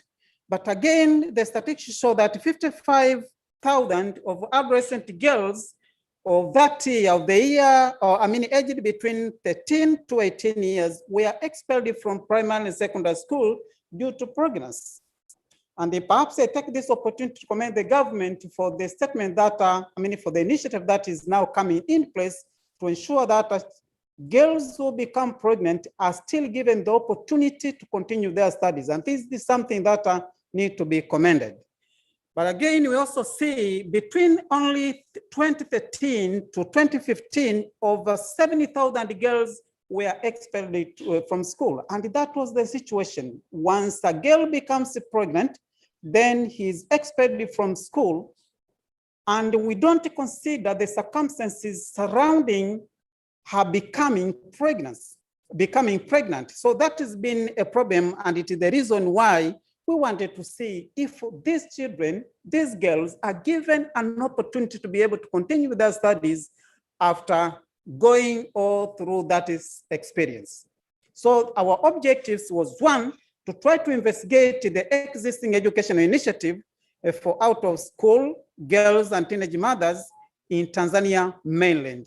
Specifically wanted to identify the number and location and ownership of the available initiatives for the education of out of school girls, but also to document the number of beneficiaries enrolled in the existing educational programs or initiatives. But thirdly, we wanted to assess the available services and support that is given to these out of school girls and teenage mothers to be able to help them continue with their studies, or if not going back to school, to be able to join alternative educational pathways for that matter.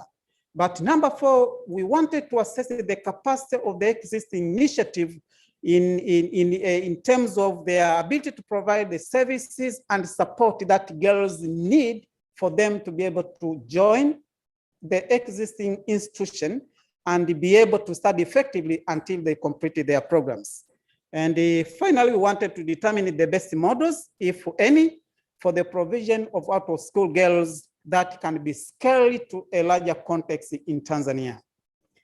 So to be able to address these objectives, we wanted this study to be a qualitative aiming at gathering detailed data from the participants, gathering or generating views or information related to their views on what it takes to be able to help these out-of-school girls and teenage mothers. So the study was conducted in 5 regions, including Arusha, Dodoma, Mwanza, Mbeya, Pan and region, in 6 regions. Now, the study participants actually included the out-of-school girls and teenage mothers themselves, but we are also involving some key participants like the social welfare officers, and we know the role of social welfare officers, the community development officers, human rights activists, policymakers, education stakeholders, school teachers and the students, college tutors and the students, as well as parents whose children probably were expelled from school because of pregnancy.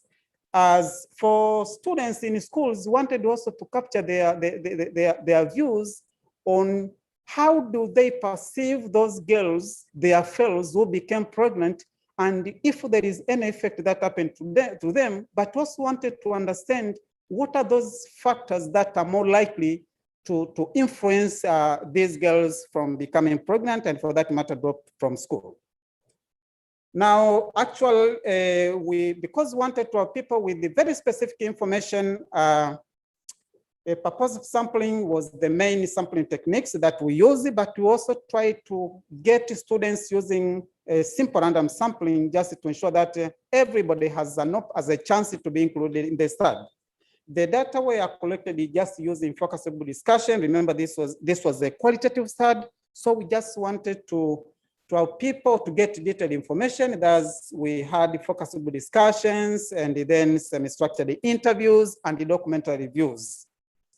Now, actually, after the data were collected, we embarked on the analysis. Actually, we use just qualitative ways or techniques of trying to analyze the data that we collected. Now, the findings, and here this is where I want to spend much of my time. Actually, the findings indicated that for out-of-school girls who are not in school, the government has taken some initiatives to ensure that these girls, at least they still realize their dream despite that they have dropped it from school. And some of the initiatives that were found to exist in Tanzania mainland include the existence of COBET, we call MEMKWA. This was a program, was an initiative which was trying to give an opportunity for children who could not join the primary school during the appropriate age. They are beyond 7 or 6 years, but then with this program, they can still be given an opportunity to access education using that modality, using the COBET programs. But you also found open learning schools, the QT centers, where individuals who have not had the opportunity to enroll in these mainstream schools, they can still access these centers, and finally qualify to sit for the Form 4 exams. But you also had what we call focal development centers. These were intended actually to help individuals in the community to develop the skills which could help them to be functional in their relevant communities, in their respective communities. But you also had the vocational education and training centers. These were meant actually for graduates from Form 4 and Form 6, but we understand, we found that they also offered some tailor-made courses which help these individuals that are dropped from school to be able at least to develop functional skills relevant for them to get employment and for that matter, employ themselves. But we have also had some initiative which try to focus on life skills, trying to help these girls and teenage mothers to develop some skills relevant for earning life and for developing necessary knowledge that they needed to be able to live as useful members of the community. Now, another finding was that the initiatives that exist for out-of-school children actually were mostly not targeting the out-of-school girls and the teenage mothers.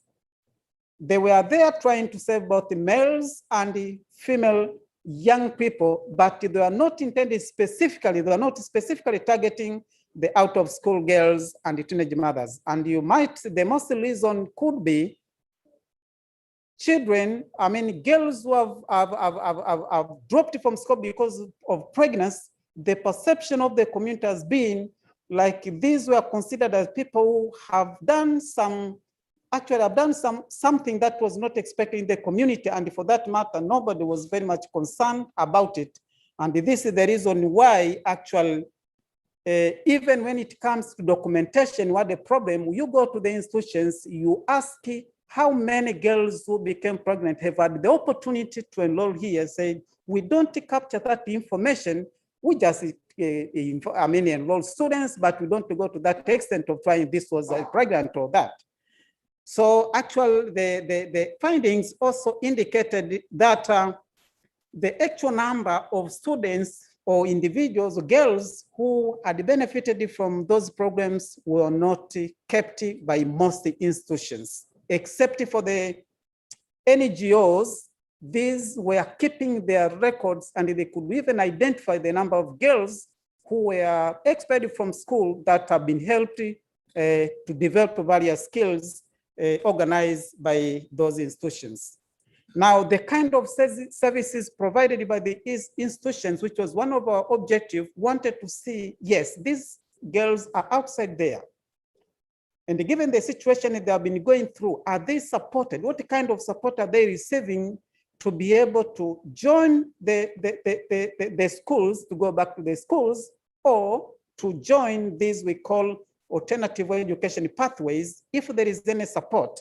The findings indicated actually they were getting various forms of support, including education requirements such as getting fees, and some of the organizations were even going to the extent of, giving them uniforms, providing some school gears, and even accommodation where they needed accommodation, while others went to the extent of even paying for their transport costs going to and from these colleges. But some of the organization was even providing guidance and counseling. You remember, these are individuals that are being expelled from school, and when they go home, the family is like, we send you to get education, but you have brought us a baby. And that negative attitude towards the girls actually made these girls to live and experience a situation where they needed some sort of guidance and counseling. And some of these organizations were very critical, were very instrumental in trying to help these girls cope with their situation, and for that matter, be able to learn effectively. Now, the question of capacity of these existing initiatives, actually the results of this study indicated that the support and the services that are provided by these institutions have been very instrumental in helping these girls to be able to continue their education, or rather join these alternative education programs, alternative education pathways. The challenge we saw is that because the demand for these services is too huge, then the existing initiatives cannot cater for all the demands, for all the support these girls need for them to be able to study effectively and complete their studies. For example, we noted that while most of these out-of-school girls and teenage mothers wanted just to develop some functional skills which could help them earn a living and support their families, institutions that could provide such kind of training were very few, and mostly were located in the urban areas. So the majority of girls from the rural areas were compelled to travel to go to urban areas to get these opportunities, and in a situation where it was not possible for them to get someone to host them in the urban areas, they remained there and they could not get any skill. And for that matter, the cycle of poverty could continue because they have children. They want to be able to even to educate their children because they are poor. And for that, we are producing poor people days in, days out. The other thing was that it was very interesting to note that the majority of out-of-school girls who participated in this study preferred more just to join alternative educational programs, in the sense that they just want to develop some sort of skills which they could use to get to earn a living. For example, most of them learned some sort of, some sort of skills such as shoemaking, such as beauty making and all that kind of things. But only few of them showed their interest to go back and continue their secondary school education. So although this does not mean that then we don't have to give them the opportunity to go back to the school, but it suggests that there is a very significant need for the government to have in place some sort of alternative education pathways for these individuals. And you remember, and some of them were trying to say, we have seen people who have gone to the university, they had their degree, but we are living with them in the street. I have a very small kid who also needs to depend on me. I better just get an opportunity for me to get a skill which enable me to be able to get some employment or employ myself, and for that matter, make life continue. So the available initiative also do not provide a financial support that all out-of-school girls need. They were trying, some of the organization NGO were trying to provide some financial support, for these girls to be able to cater for their needs, but that support was not enough. So the majority of them wished to join these initiatives, but they could not be able to do that because of lack of funds.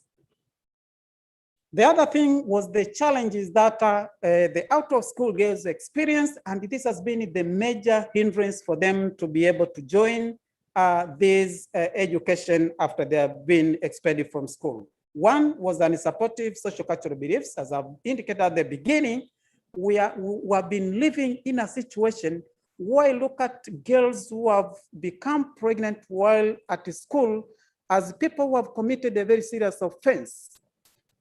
And they have been negatively perceived by their parents, the community around them, and for that matter, they live in a situation that they are considered as criminals. But again, they were also facing the question of support from the family. That we indicated people saying, this, you deserve what you are because we sent you to the school to bring certificates, but you are bringing us a grandchild. But again, there was a question of discrimination and stigma from colleagues, from the family members, from the community, but there was also the question of burden of domestic chores they were taking. They have a responsibility on the one hand, taking care of their babies, newborns, but at the same time, they also needed to go to school. They have other school-related responsibilities. But on the other hand, some of them are coming from poor families. They are also trying to support their families. The other thing was long distance. As I've indicated, most of these alternative education pathways were easily available in the urban centers. And some of them had to travel longer distance to be able to reach the centers. And sometimes because of the burden that they're having at home, it was difficult for them to be able to do that.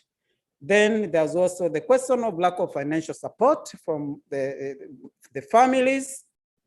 And the other thing was to try to identify the best models. So what we did in the study, we realized nearly all these initiatives that existed for out-of-school girls had some elements of good practices which probably could be emulated if at all we have to support these individuals. For example, some of them tried to identify, to put in place a kind of a mechanism, an early warning system, which could easily help them to identify, given the situation this girl is in, she is more likely to drop from school or she's more likely to become pregnant. And for that matter, they would intervene before the girl drops out. But some of them actually went further, tried to identify these individuals that are dropped from school around the community, sit with them, provide them guidance and counseling, and for that matter, finally, if they agree, then they are able to pay for their school fees and help them to go back to the school or join the alternative education pathways, like going through the vocation FDCs or join the VET centers. Still others supported them, giving materials such as uniform, pens, and books, and others provided tailor-made programs. They realized this is, given the environment this girl is coming from, then if she's given this kind of a skill, then she's going to be, she's likely to employ herself, and for that matter, try to support her family. But then we had also others which offered various courses, such as the vocation, education, and training courses to enable actual girls to develop functional skills necessary for employment, including carpentry, masonry, electroengineering, tailoring, shoemaking, batik, and soap making. And these were considered to be very, very important for them, because most of them, students who have, these girls who have graduated from these programs, actually the majority of them testified that they were now employing themselves using the skills that they have obtained from these VET centers, and they were earning a living. And this suggests that if at all we are to achieve the sustainable development goal, then there is no way we could shun away from everything these individuals, so that at least they also enjoy education as their right. Yeah, the other thing that some of the programs also providing communication skills, others were providing basic English language course to be able to enable these out of school girls to communicate, while others actually provided entrepreneurship skills and life skills training, reproductive health education, and guidance and counseling. These are very critical issues when it comes to helping these girls that are dropped from school. Now, because our objective wanted to identify the best model that could be scaled to a larger context of Tanzania, looking at the existing initiatives, we realized that there was no single initiative which could cater for the needs of all out-of-school girls. But at least each of the initiatives had some good elements, good components, which could help these individuals. So as a research team, we thought probably if we are to help these individuals be able to go back to education and study effectively and graduate, then we needed a kind of a model which could take all some elements from the existing initiatives and pull them together. And for that matter, we identify a number of things that must be included in our model. One, we should be having a system of trying to identify girls who are more likely to drop from school. And by so doing, we intervene earlier before they actually drop out of school. But then we also said there is a need also to identify and put in place some alternative education pathways, that if we have 7 to 8 of these individuals saying they were not interested in getting back to school, then they have to be given a skill which is very important for them to earn a living. And for that matter, be able to contribute to by paying tax to the government.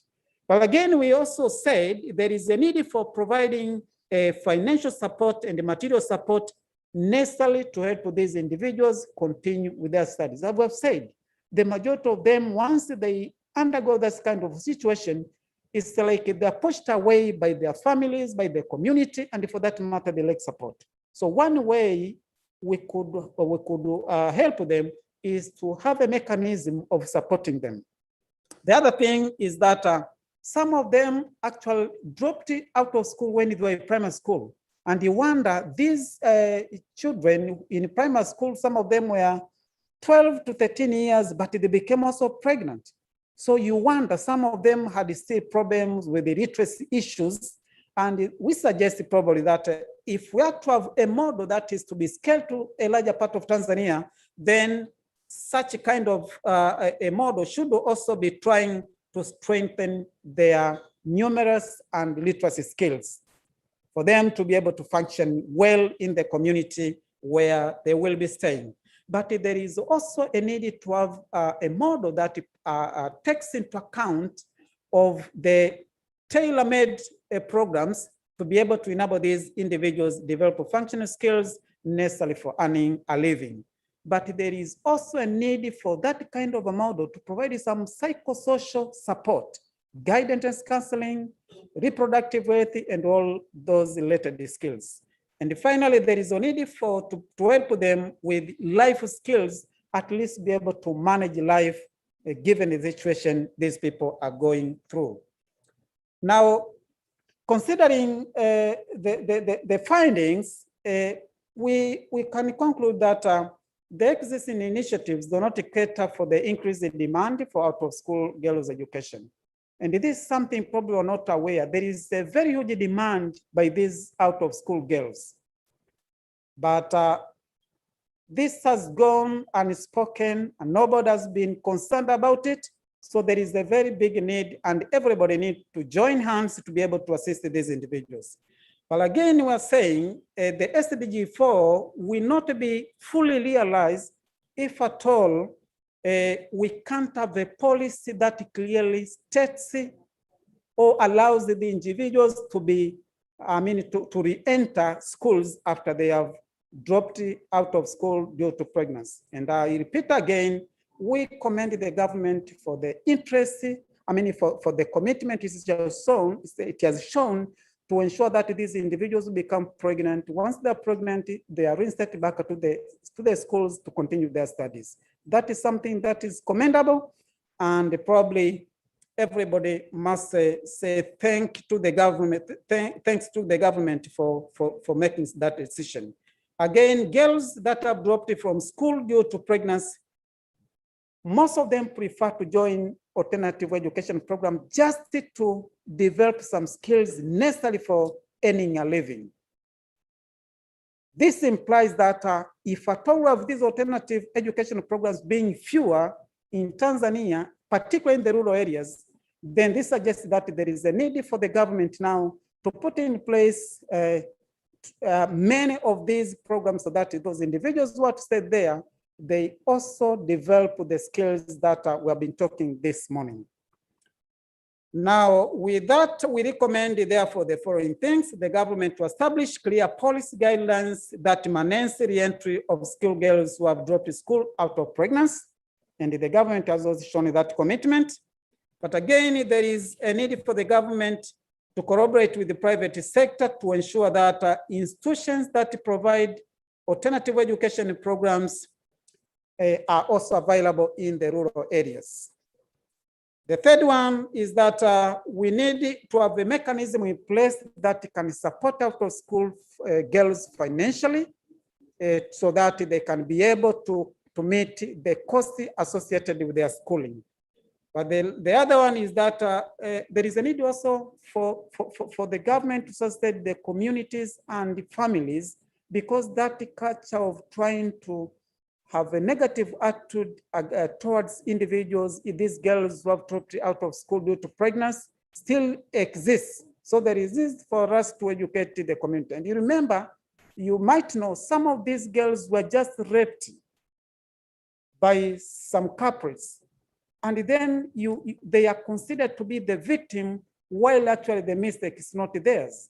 So the best way we need to do is to make sure that we create a kind of a situation where the community, the family members are educated on developing positive attitude towards these people, and support them to be able to at least to realize their education dream. Asanteni sana kwa kunisikiliza. Thank you, Dr. Switch off your mic and please so that we open up our discussion. So we are supposed to be discussing, and later we are going to be joined by others on the level 2. And I wanted to have people who are going to be volunteering so that they take some notes and during the combined session, we have those rapporteurs who can share what we discussed as a. Let me see who volunteers to be present. Yes, thank you very much.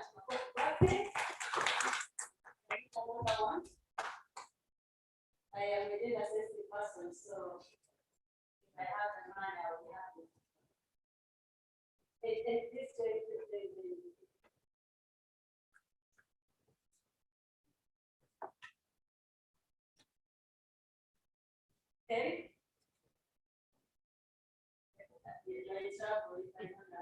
So I thank you very much for volunteering that I don't get the. Thank you. So thank you very much, Dr. Maragesi, for taking us through the research and experience that we have had as we interacted with the actual people on the ground. So I think you will agree with me that Dr. have presented and highlighted the needs of these group of girls. And whether they are dropping out due to pregnancy, whether they are dropping out for other reasons, maybe one of the things that was not covered in this research is to say, why are girls out of school? And most of the time, we might say she dropped out of pregnancy, but maybe she got pregnant after she dropped out. And you will agree with me that most of the highest percentage of dropouts, even in West, is trans. And the trans is very broad. It is, to me, it is actually telling us that we didn't take time and interest to understand what was the reason for trans, because no one makes effort to be trans. Yeah. And my experience working with girls, the number one reason for dropouts that our experience have been, because we work with marginalized girls, is poverty. Poverty is the number one reason for dropouts. Some years back when we started Conflict, people thought girls drop because of the cultural background, like parents really don't want to take them to school. But if you look at the reason why parents are hesitant, it's the underlying factor. They do not have enough to afford to take the children that they have. So at the end of the day, it's cultural is what, but the underlying cause is poverty. And the second one, according to our experience, is the lack of self-esteem, like low self-esteem. You ask a girl, do you think you are able to, now that you're in school, do you think you are able to finish up to Form 4? And this is the girl that you are supporting actually with financial and other material. But she's not sure. She's not sure because her self-esteem is low. So because of the rise up and background of these girls, their self-esteem is already low. And when they're in school, they're not confident enough that they're going to make it. And at the end of the day, you know, they find themselves in between and they might decide to drop out, but they do not make an effort to be out of school. There is underlying factors. So, but what the research has confirmed is that there is a need, there is an appetite and a desire for them to come back.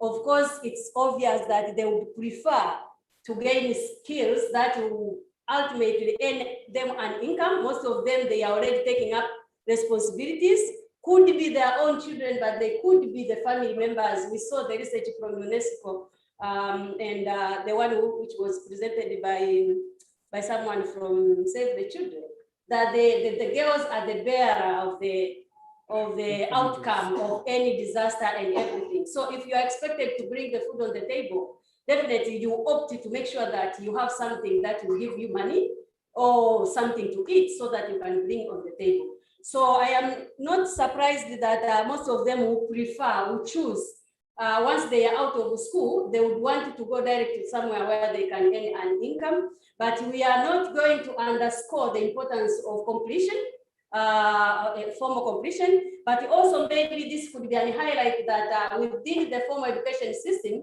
it is not easy to acquire the skills that they are looking for. I think this is the whole conversation around the revamping of the curriculum so that when children graduate, they are able to manage themselves, they are able to earn an income. Yeah, so I think this is also coming up as such. So I am going to now open up a discussion forum. I will welcome people to ask questions, but most importantly, if we can focus on really how we have the government here, and we are here to take an opportunity also that there is an ongoing process of reviewing the education policy.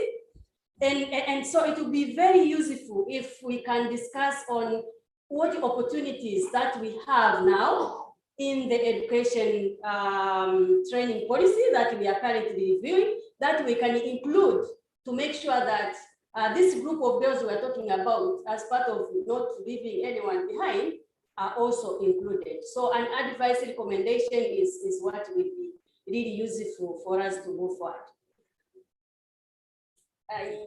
Yes, I'll start from the corner and then go to the corner and then go to Madam here, and then I'll take another round. Thank you. Asante. My name is Dennis Masalanga. I'm the media engagement person. Well, that's a very good presentation, but I think we need to redefine alternative education pathways. Because when you're hungry, you need food. You don't need alternative to food. So if you don't define what do we mean by alternative pathways, I think we are going to lose the girls, because some other girls get pregnant before completing their basic education.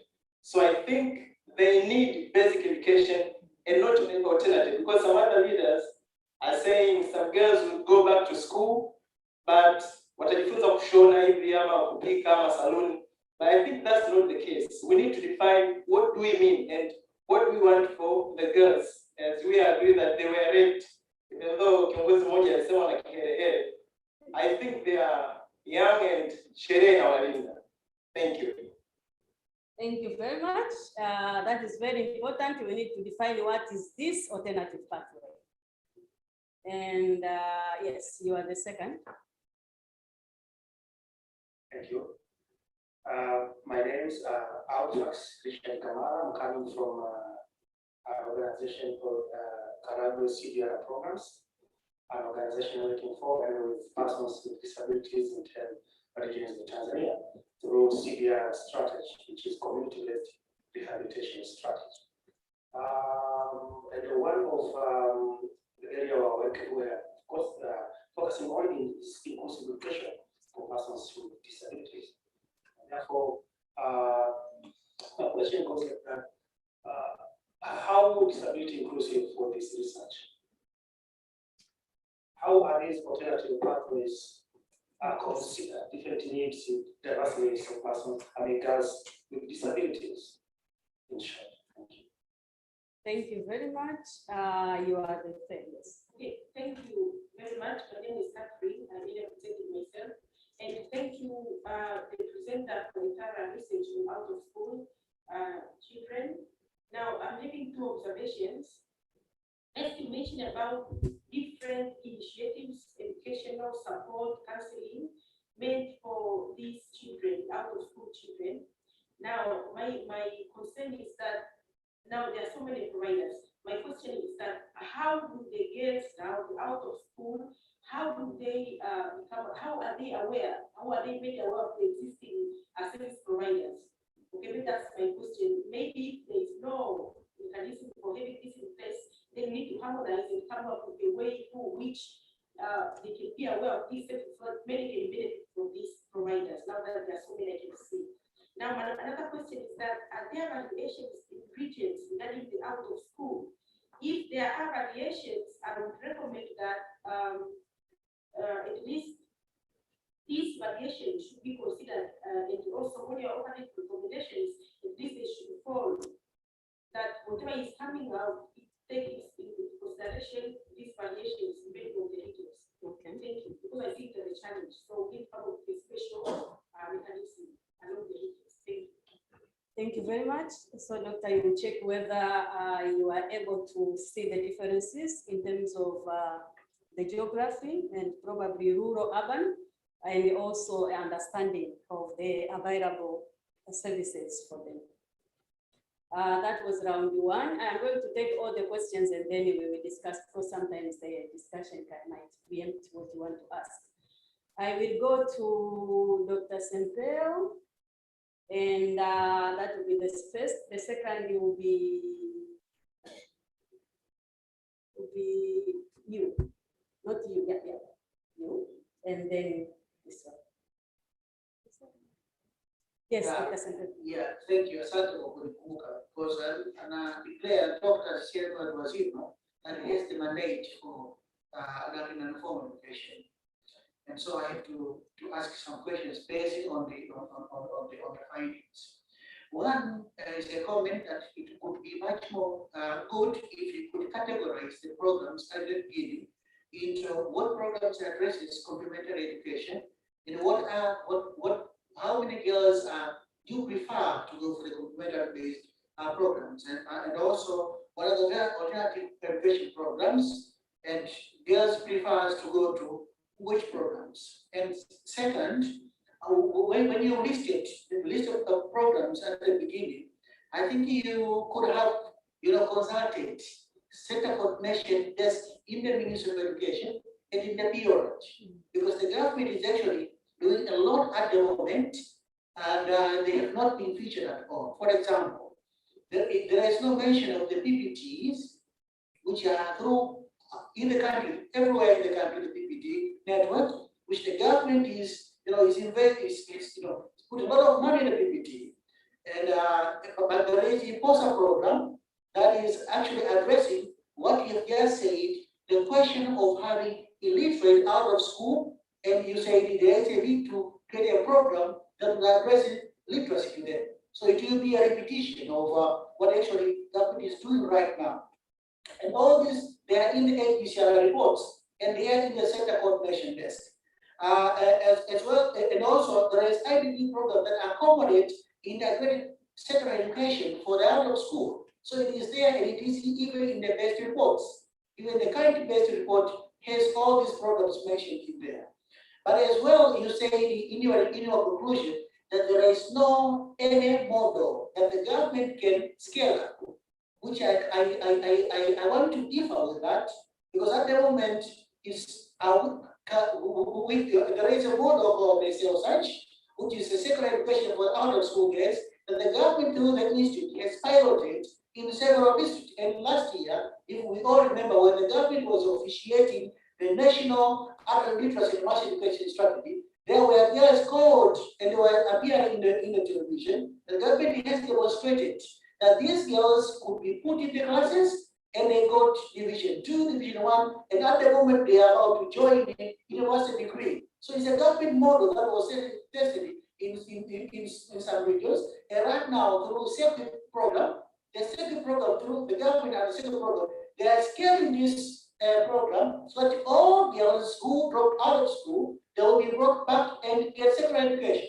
So the institute that I am from is working on this, and the government understands. So I can see there is a question here of consulting, some appropriate areas to get data. So there is a desk in PRH, there is a desk in the ministry, but there is an Institute of Higher Education where I am connected all these weeks, where you can get credible information with regard to their programs, both complementary and alternative, that the government can scale up to the country. So these stakeholders that they are in here now, they can just stop from what the government is actually doing and maximize the impact. However, they are doing great in terms of, and even right now, piloting costly plan for, for the level skills training mode in the secondary education programs, which has not been featured in the report. So I wanted to comment along those lines to widen up our discussion. So thank you.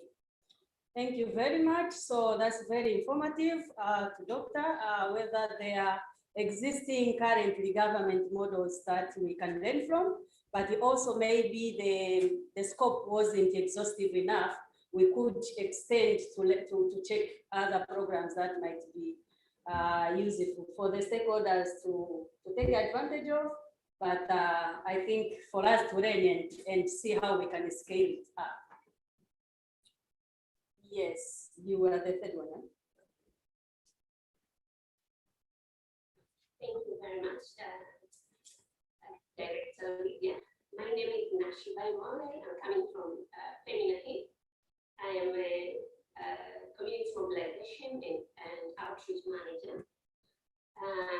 Briefly, you know, Femina is known by so many people, but for those who doesn't know our work, we are strategic communication experts dedicated to engage young people in conversation around issues important to their development and well-being in a popular way, and we're using a very useful language to communicate with young people. So we inform, we inspire, and also we influence attitudes to ultimate change behavior. We want young people to be confident and change makers who are assets of their own lives. Our aim is to work to promote healthy lifestyle, sexual and reproductive health, economic empowerment, system engagement, and gender equality. So my question is, we target both girls and boys, but we have a specific program for girls. And we have the program, and we have the curriculum, extra curriculum for girls to build their life, where we focus on training them on entrepreneurship skills, and also about how they can start projects in schools to learn, so that when they finish from 4 and they get a chance to go to the 1 minute for your question. So my question is, there are lots of initiatives from different organizations, and we have different programs that maybe can be very can be used by organizations. Is there any way where we can harmonize, you know, the different organizations? If the ministry can identify all organizations that are focusing on the girls to reduce job loss, to work together and to see how they can use what we already have, because we work to keep girls in schools, and we have very good programs, and we have a testimonial of a number of girls that say, because of this program, I was able, you know, to start a business, to have something. Now I can have a uniform, so I'm comfortable to go to school. I was about to drop out because I don't have socks, I don't have uniform, I don't have, you know, this and that, I don't have exercise. Thank you. Thank you. So you are looking for a coordination way on how this alternative support that they are given to out-of-school girls, whether the government can coordinate and learn from that. Yeah. I think I'll give the presenter to react so that people might not come and find us. We have not been able to give an opportunity to discuss. But then we will, if we have time, we can go another round of questions and carry it.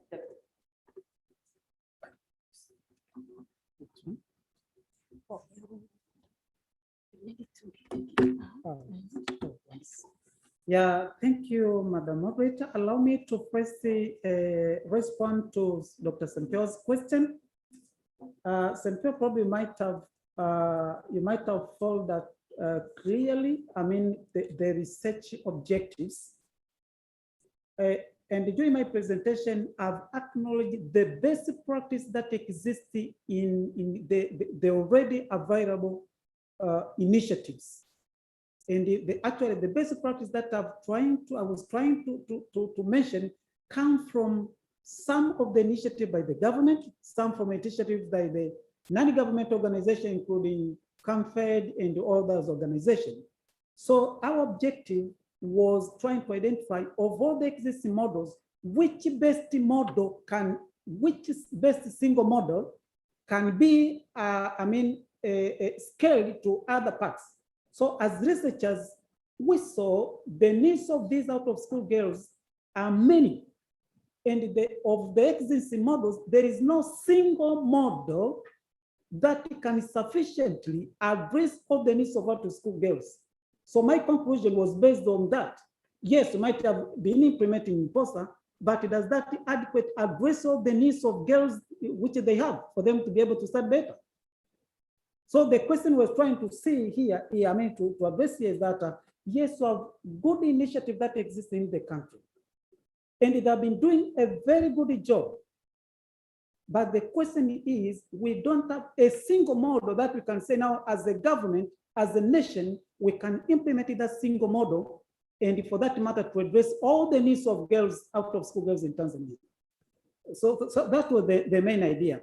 But again, I want to assure that all the documents you are saying and the programs are included in the main document. You forget it, you realize the IPOSA is there. Actually, the literacy programs you are saying come from your program at Adult Education Institute.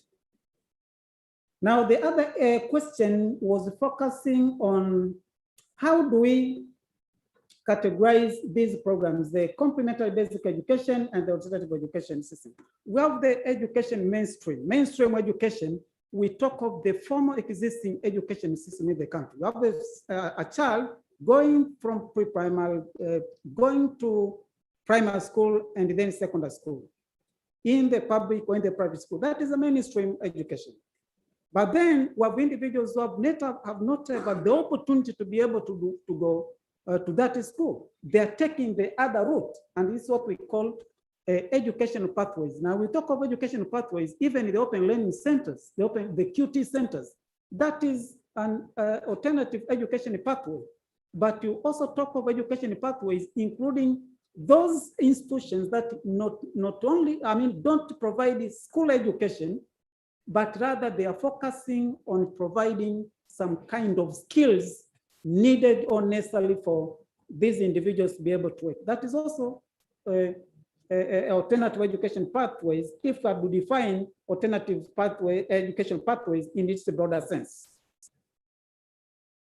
Again, another person actually wanted to understand whether these alternative education problems are taking into account of the needs of students with disabilities. Actually, this was not part of our study, but I think it's something that we need to research.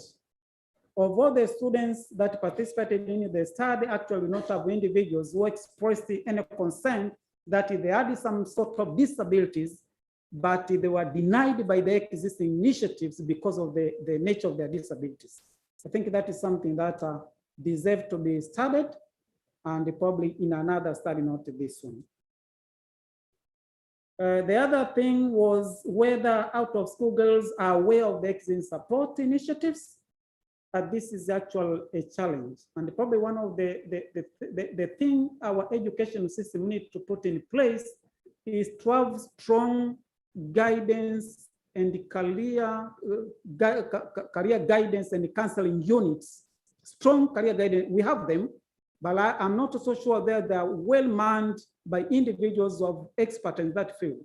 Because if we had them and strongly and effectively working, then one of the roles they should be doing is to provide such a kind of information to our students, right from the lower levels through universities. You wonder, you go sometime to universities, you ask a student, he's not aware of what even, particularly they know better the TCU, but to ask them very important issues, our students are not aware. So I don't know whether this is probably because they don't have that kind of services which could provide that kind of information, or it is because they are not interested in. But I think there is a very critical need for us to create a mechanism where our students from all levels need to be informed of some of these issues so that they are able to take advantage of them.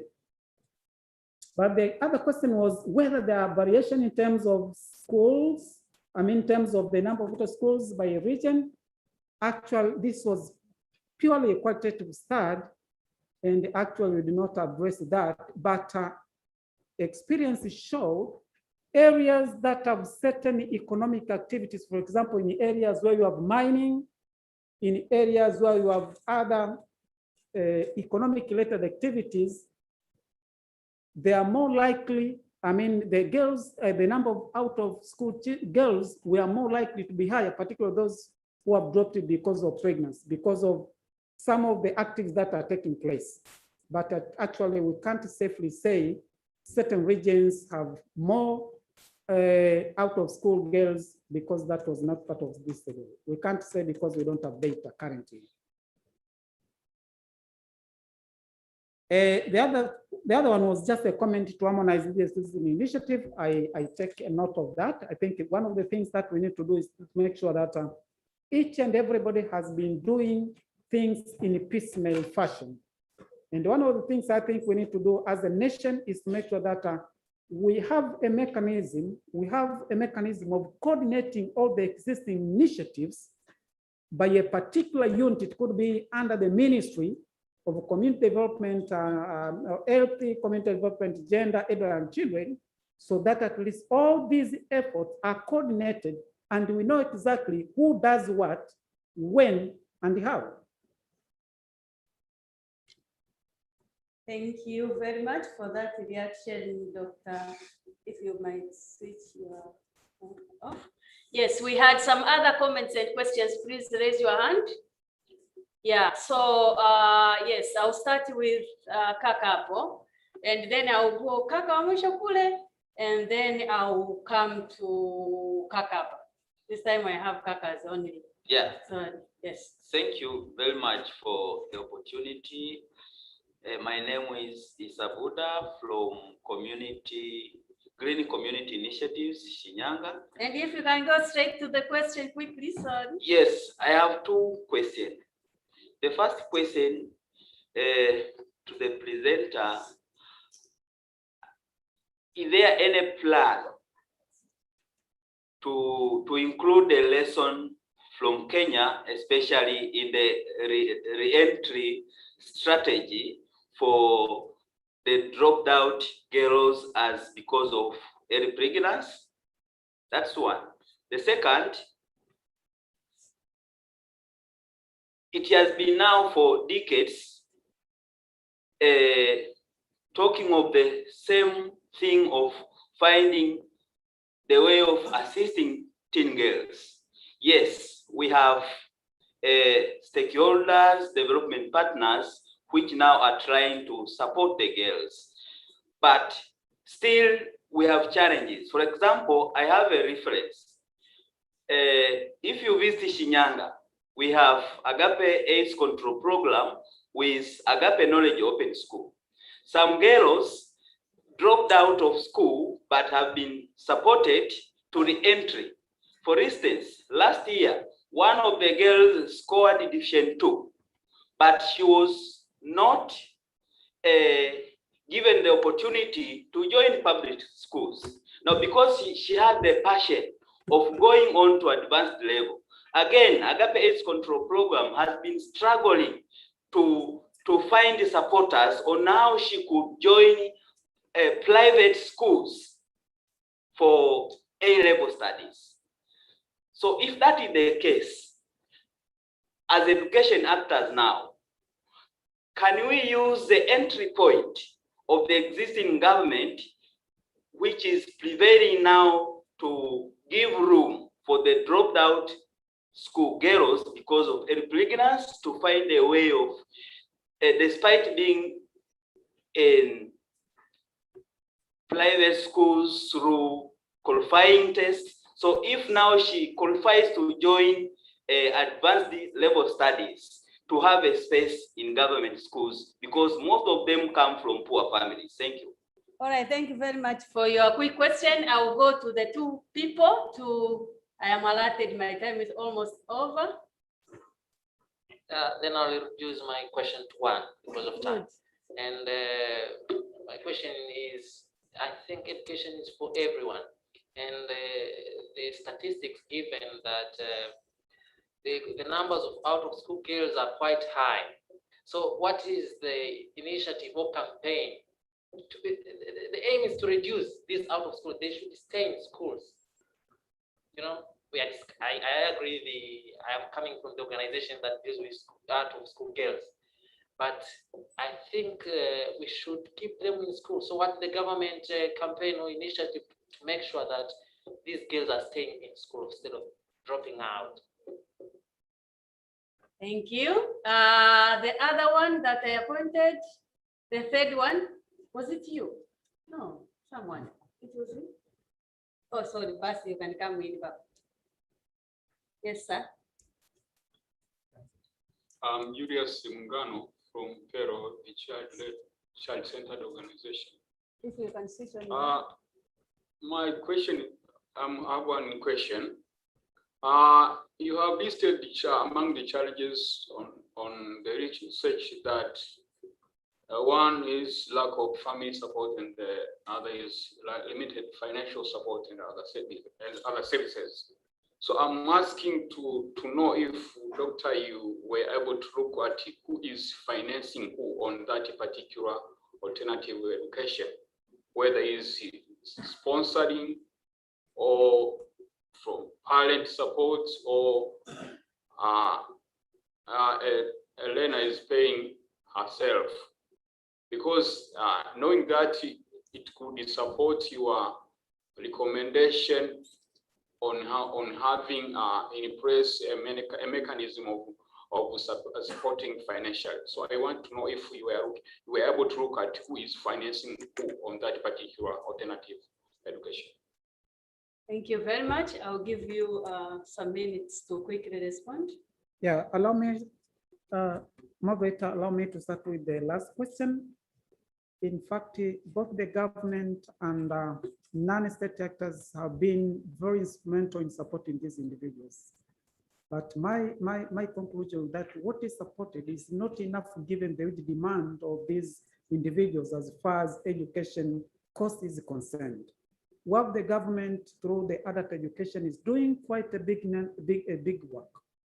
They have been supporting actual many of these out of school children completely right from their education fees and all other issues.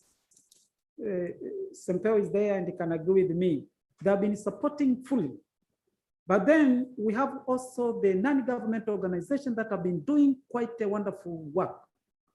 CAMFED, we have BRAC International, they have been doing quite a significant work, supporting them, even paying for their school fees, paying for some school materials and all the kind of things. So we are saying probably what is needed is a collaborative effort between non-state actors and the government to make sure that we address the challenge that is increasing days in, days out, to make sure that those who wish to continue with their education, they do so. What is supported currently is not enough. But the other thing is related to what initiative is there to address the problem out of school girls and probably the problem of out school boys. We have the government people here, the government officials are here with us, but what I understand that the government has been doing a lot to make sure that these individuals remain at school until completion of their studies. But probably the challenge, as we are saying, you might be knowing there are even some regulations to compel parents to make sure that these individuals, they send their children to school. And whenever a child drops out of school, even the parents have been somehow in trouble because they are considered not to have played with their law. And some of them have been taken to court. So the government is not silent about this one. A lot of significant efforts are being done. Probably there is a need for us to educate the communities, the family members and the individuals to be able to acknowledge the importance of education. But someone wanted to see whether we can get lessons from Kenya. As you might have heard from my previous statement that the government has been now very positive about the issue I'm discussing here. If you heard the speech by the pronouncement by the Minister for Education actually has tried to indicate that children that are brought out of school, there is now room for them to be able to re-enter and continue their studies. Now, probably what is still missing is a clear guideline to allow that.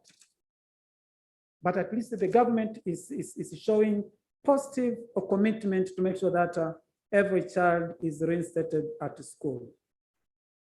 Now, yeah, I think those were the questions. Thank you very much. Thank you. But sorry. I have also Dr. Kayombo actually was one of the participants in this study, so you can also address some of the questions. Okay, thank you very much. I think one guy there talked about the importance of making sure that we are keeping girls in school rather than waiting for them to be out. Then we discuss around getting them back, right? Was that your? Yeah, so I wanted to comment on that, it is as critical and important that we keep all the children in school, but we should not be blind about the fact that there are those who are pushed out. I actually usually get uncomfortable saying that they dropped, because no one makes effort to drop. They are pushed out, either because of the reasons that are beyond them, they are pushed out. And I think we take accountability in the name of, being collective to be able to make sure that they too can realize their right to education. And I think the theme now, the topic is really looking at those who have dropped. Do you know that this year from best, between 2019 and 2020, there is 4.3 percentage of students who dropped out of school, and I'll bet the majority will be girls. So as much as many have gone through, but we still have 4.3 percentage of students who have dropped. And I think for us, we take accountability, and most of these are children, and we are adults, we are professionals. So we take accountability to make sure that we have the system of a way how we can make sure that they too realize their education as the right. Am I allowed to take some more question? Yes, Mama. Why before? Asante sana. Nakubaliana kabisa kwamba initiative moja haiwezi kufanya, lakini nilikuwa naomba kama ulivyosema, naingana hapa, benchmark yetu iko wapi? Tunaanzia wapi? Je, tunaanzia 1990s au 2020s? Kwa sababu tutakapoondoka hapa, initiative zingine hazihitaji hela. Tukaanzie na nani kusudi at the end of the day tunasema tulianza na walio drop out, waliopata mimba, waliofanya nini, tuanze walikuwa 150 Mbeya au Morogoro. Sasa hivi at least tumewapa 1, 2, 3. Lakini lingine naomba hizi root causes ziwe exploited nyingi sana. Tunasema poverty ndio, lakini je, what about the community social cultural values? Hao watoto wanapewa mimba na nani? Let us don't blink our eyes. Tukawe na initiatives kuongea na wababa wanasema wamama mmelea vibaya mabinti, na sisi wamama tunasema nyinyi wababa mnafuata dogodogo kwa haribu watoto. Where do we stand? Sasa tufanye hizi initiative nyingi, zingine ni sensitization, zingine ni meetings, ili tukawe so broadly tukakabe. Thank you very much for that important comment, that we should not play a blame game and we exploit all the reasons why girls are dropping out of school. Yes, Dada Silas, you can fukuza kazi. Thank you very much, Lydia. Na mimi nilikuwa somehow sikupata vizuri research question, lakini for the presentation it might suffice. Lakini ninarudi kwenye theme ya conference this year, collective accountability for financing education. Nataka tuangalie why are these girls are out of school kabla tujaangalia the existing initiatives za kuwasaidia. Nimefanya kazi kwenye vijijini sana na ninaona kitu kikubwa sasa hivi shule zote za O level, primary to O level, hasa nikiangalia O level, secondary, ni chache sana zilizoko za bweni. Wengi wanatembea up to 15 kilometers to school. Given kwamba anatoka kwenye familia duni, anatembea umbali huo, na ambaye anashindwa kabisa na lazimika kupanga kachumba karibu na shule, which is not very safe kwa yeye kuwa pale, na inafikia mahali kwamba umbali nenda arudi unamfanya nakata tamaa na drop. Mwingine anapata ofa njiani za kupelekwa na kabodaboda, anashindwa miaka 4 jua mvua anavumilia. Kwa hiyo these are the root causes of them being pushed out of school. Na sisi kama stakeholders, being the government your main stakeholder, lakini tuko wadau wengine, let us look at how are we going to address hizi changamoto hizi, poverty ambayo labda inaweza kawa nje ya uwezo wetu, lakini how can we keep them in boarding schools or hostels, kupunguza hii adha ya wao kulazimika kudrop from schools. Lakini nikiacha hiyo pamoja, hiyo inaenda sawa na poverty, tunasema pia baada ya kudrop kuna alternative pathways, lakini tuangalie wale walioko vijijini, are they informed of these alternative pathways? Mtoto hajui hata QT ni nini, yuko form 3, form 4, hajui akidrop kama anaweza kwenda kwenye QT. Na kama QT iko kwenye urban setups, ana wanaoendesha QT wanaendesha kwa terms za biashara. Kama alishindwa huko kwenye fee free, huko kwenye biashara ataweza. Mind pia ameshakuwa na mtoto, kama alidrop kwa ajili ya pregnancy, ana mtoto tayari, huku familia haiko vizuri, aende kwenye urban setup akalipe masomo ya mwaka mzima, afanye QT, alipie na hiyo fee ya QT. Naona bado is not real. Hatumpi nafasi bado nzuri ya yeye kuweza kufanya vizuri, kuweza kufikia malengo yake, but rather tuendelee, wadau tulioko huku kwenye maeneo, tuendelee kuona which is the best way. Naungana na kakaangu anasema who finances what, kwa sababu kama bado tutaendelea kutegemea familia imwezeshe na hatuoni tuweke mechanisms gani au systems gani za kuwasaidia hawa, bado wata lag behind. Hamna atakayeweza kushow up kwenda kwenye kupata hiyo alternative education ambayo anahitaji. Lakini pia according to the study raised the alternative skills ambazo wengi wameopt ni kuna cookery, kuna house makeups, hairdressing. Lakini ninaangalia if these pathways are in the rural communities, who is there kwenda kufanya hairdressing kijijini kwa mtu ambaye amesomea? Wachache. Mimi naenda kwa rafiki yangu ananisuka nywele zangu, twende Kilioni, it's over. Who is there to purchase their cookery skills? Yani sana itaendelea kuwa benefit hao ambao wako kwenye urban setup. So lazima tuangalie holistically ni kitu gani ambacho kwa setup hii kitawasaidia hao walio drop from school. Can we either make a way of taking them back to mfumo ambao tutakubali? Lakini kitu kingine ninacho stress ni life skills from the beginning, kwamba hawa watu, na kingine alicho highlight kwenye kama challenge kwenye research ni discrimination, pamoja na wao wenyewe kuogopa kurudi kwenye shule za kawaida other na opt kwenda kwenye hizi vocational skills, kwa sababu hana life skill ya kwamba yes I dropped, I got pregnant, lakini sasa how can I stand for myself? Hata kama narudishwa kwenye shule ya kawaida, we need to build their skills, kwamba narudi kwenye shule ya kawaida, na hata hao anaokuja kuchanganyika nao wamchukulie kama mwenzake, kudrop na akapata ujauzito na akazaa mtoto, wasimuone kama alikuwa ni mkosefu sana, but systems zimemfanya hivyo. Lakini akirudi, tuna join hands together, tuna move together, kila mtu ana achieve the educational goals. Thank you. This is final from anyone who can say, how do we take an opportunity of revise, an opportunity that we have to review the ETP?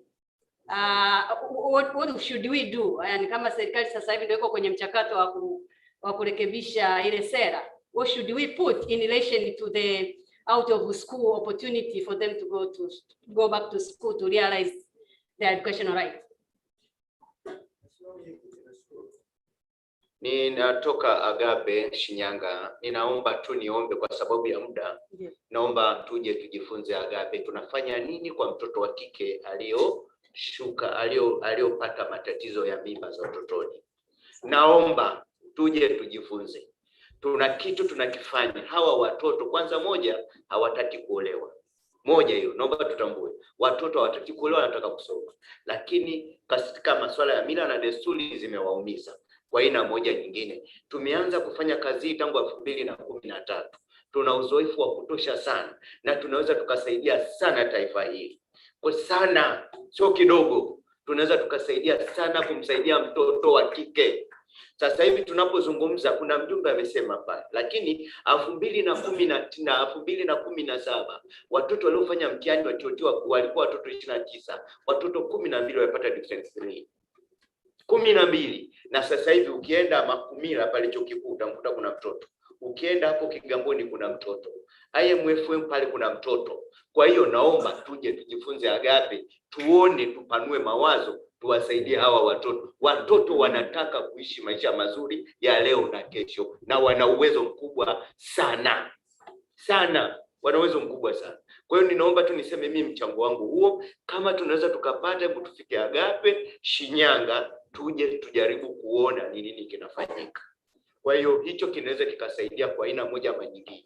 Hawana gharama kubwa sana, hatuna kutafuta sijui maarifa ya aina gani, madarasa tunayo, nafasi tunayo, na tusiende katika hali ya kuwahukumu. Watoto wale ni wadogo, wameathirika na wameumizwa, wapo watu wazima wanafanya mambo ya kiovyo na wanaendelea kuishi. Tuwasaidieni watoto. Tuache habari nyingine, tukae tufikiri, ni vitu vidogo sana. Mtoto habari ya kukaa mahali pamoja kumwelekeza afanye hiki, wanafanya mambo mazuri sana sana sana. Naomba tujaribu kuja kujifunza kutanua wigo wa kuona jinsi gani ya kuwasaidia. Sisi tuna training center kwa ajili ya kujifunza mambo ya ufundi waliopata mimba za darasa la 5, la 6, la 7, elimu yao ndogo. Tunayo shule ya sekondari Agape Knowledge Open School kwa wale waliopata form 1, form 2, form 3 mimba, wanaendelea na wanakwenda. Mwaka jana wamefanya mtihani wa form 4 mwaka jana. Lakini tulikuwa tuna watoto wale katika wale wa form 4, mmoja tu ndio alipata division 4 ya pointi 29. Mmoja tu kati ya watoto wote waliokuwa pale. Kwa hiyo naomba tuseme uwezo wanao mkubwa na wapo tayari kuweza kusonga mbele. Yale makosa yaliyotokea sio kwamba ni makosa, yawezekana kwa bahati mbaya. Wengi wao wanabakwa, wengi wao wanafanywa nini? Ni vitu viko vingi vinavyowaumiza wale watoto. Kwa hiyo naomba niseme tuje Agape twende tukajijaribu kuongeza maarifa na kupanua wigo wa jinsi gani ya kuwasaidia watoto wetu hawa wazuri wasonge mbele na waanze kuishi maisha mazuri ya leo na kesho na kesho. Wawe mama bora, viongozi bora na wawe mchango katika taifa letu. Asante sana mimi. Asante sana. I think our time is out. The group is back. Yeah? Yes, so I will welcome Doctor, if you have final comment. I know most of them that came later was more of comments. Do you have anything that you want to address? Yeah, perhaps I want to acknowledge the contribution given by Madam there. Actually, time has come. Time has come. We need to not look at these issues as being a responsibility of the government. It is something that should be taken into account by all education stakeholders if we work with these individuals. Remember, these are our children, these are our grandchildren.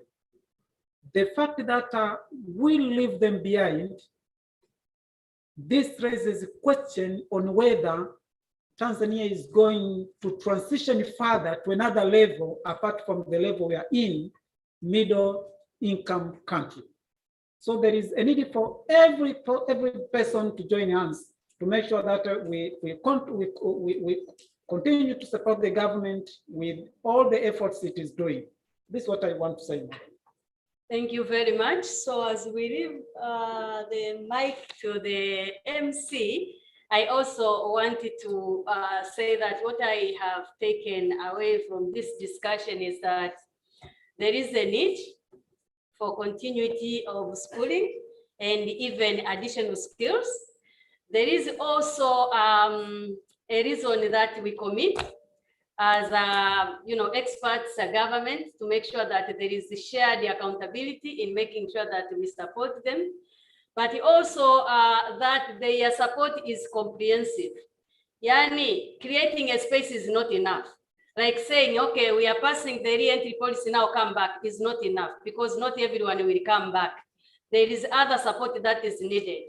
There is also a structure that is needed to support them. There is a sensitization and the awareness of the initiative that we are putting in place.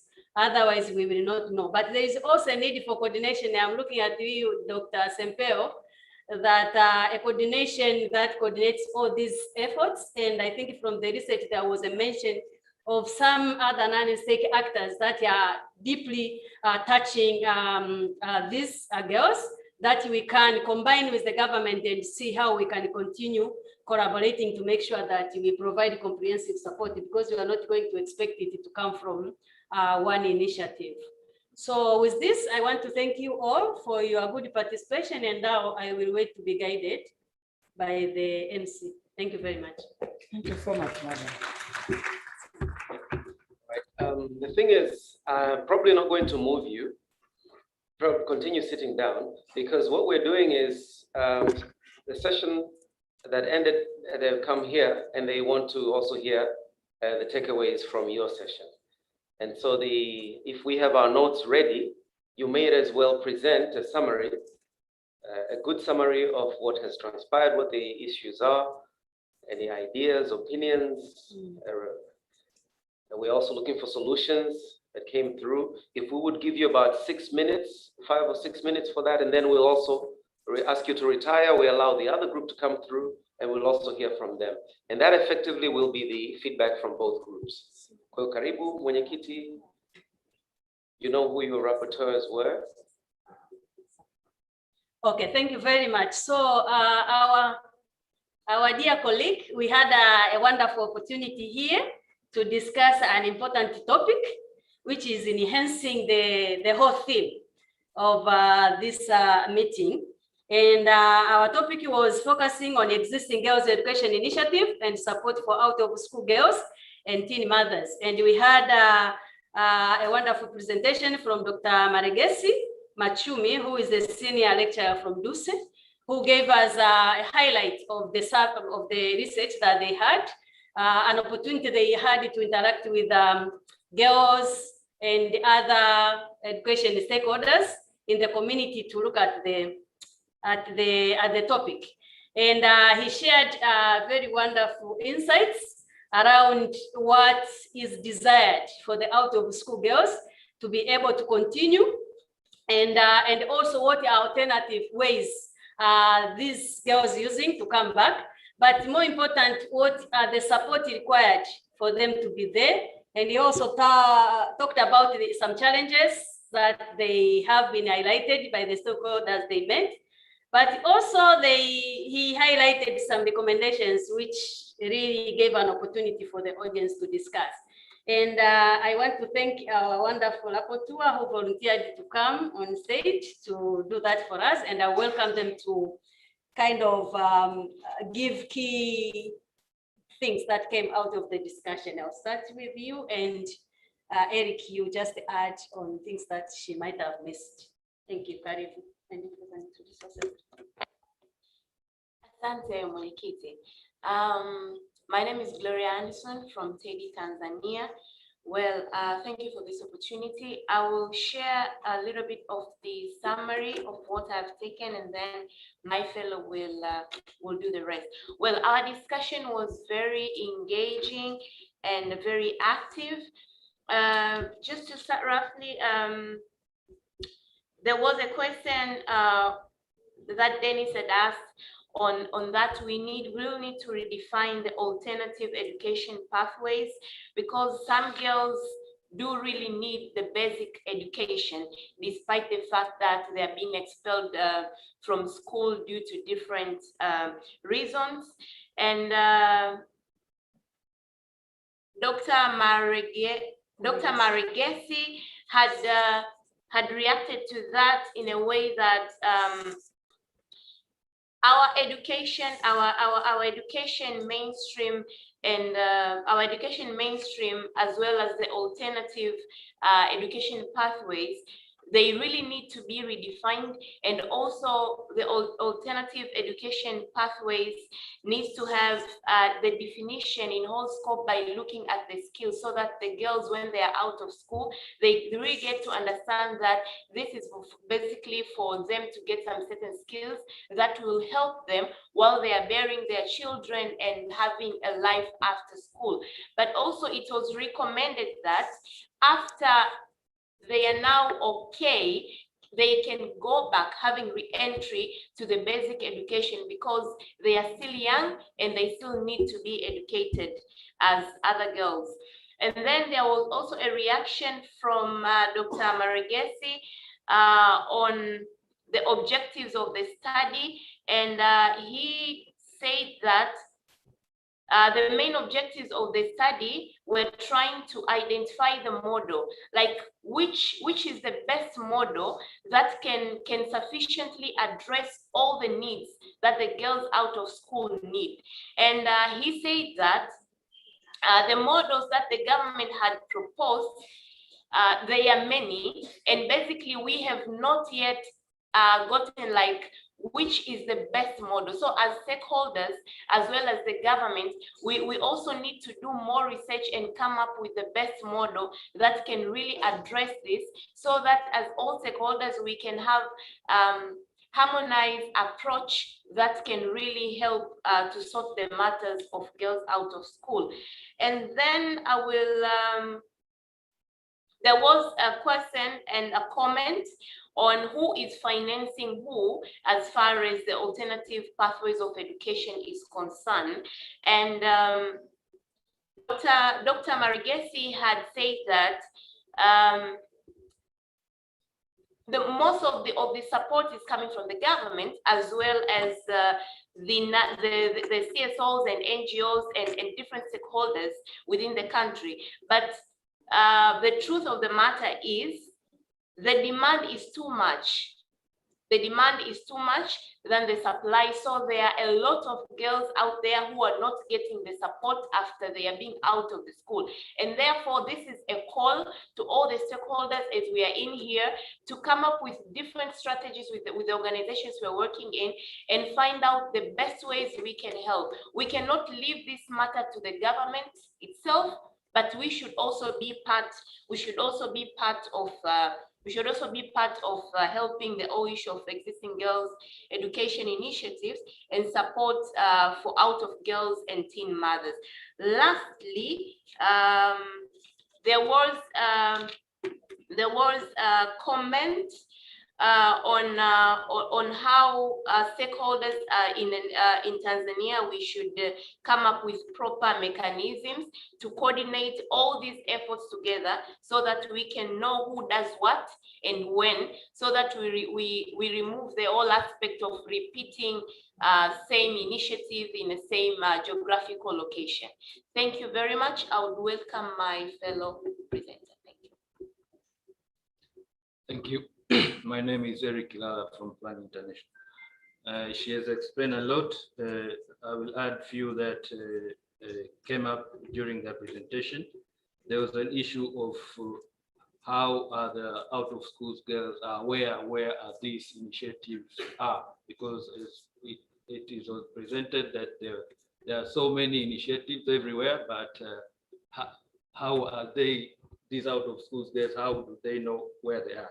So it was responded, yes, this is one of the challenge, and it's need to be strengthened that these initiatives should made aware to the beneficiary of this, so that they're not left behind.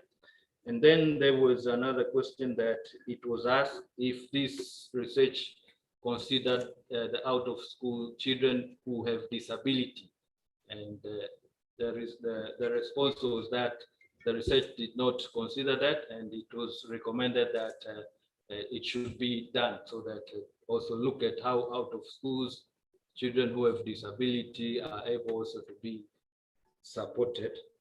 And there was also an offer to, there was a question that are we able to borrow from Kenya? And the response was based on the current ministry situation, say that they are ready, and so it's possible anything that it looks like it will help, it will be welcomed. And the last one, I think those were the main ones, and the final ones were that it's not, we should not blame one another. This is the responsibility for everyone, and everyone should participate, that make sure that these out of school children are there. I just forgot the last one was that there was a question, why are we emphasizing on dealing with out of school instead of making sure that they are not going out of school? So the answer was that it's not that they want to go out of school, but there are some circumstances that they are pushed out of school. So at the same time, we initiate that they are staying in school, but at the same time, we take care of those who are pushed out of school. So that's generally what happened. Thank you. We should now leave. Should we now leave? Should we allow them to leave? Yes. So probably before we leave, I wanted to once again take an opportunity to thank these people who were willing to join me on the stage. and to facilitate this discussion, especially the rapporteurs, and for taking notes. And also just to recognize one thing that we were highlighted is also about Agape and probably other organizations that fed into the research. There might be a lot that we can learn from, and we are hoping that this discussion is really to complement and have notes that can feed into the current ongoing process of the ETP, so that it can be as accommodative as possible to be able to extend this education to out of school girls. Thank you very much. All right, let's congratulate this panel, experts, and of course the people that stayed. Thank you very much. May I please welcome up onto the stage those who went to Mawenzi, the moderator, the speakers, and of course the person that will present on behalf.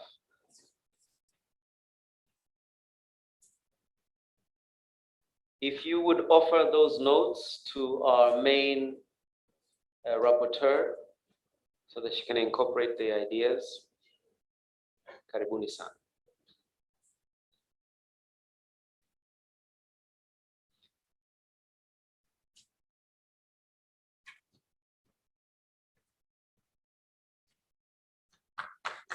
Makofi, makofi, makofi, makofi. Asante.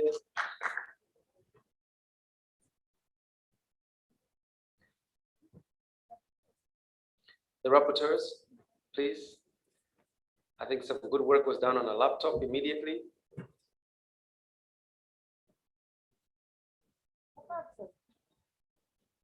Naomba mje mumsupport tafadhali. Chief moderator. Rapporteurs, I know there were two. Yes, there were two. I don't know, did they not come into the room? Lakini karibu, because you are private to the conversations, tunaweza tukaanza kuzungumza. And nimeondoka pale chumbani. And the presenter, yes. Yes, karibu msupport mwenyekiti. I think mlikuwa more attentive kuliko hata mtu mwingine yoyote kuweza kutusaidia tu. Yes, I think they're probably busy putting everything together on wakihisi session itachukua muda mrefu. Lakini mwenyekiti, I heard you reacting to certain things in the room. Kwa nini tusiwa preempt? Please go ahead. I was waiting for the presenter. Okay, sawa. Basi pamoja mnaweza mkatackle the issues as you are truly responding to. Yes. Karibu sana. Please join me kwa huko. The guilty one. He is the guilty one. Eh?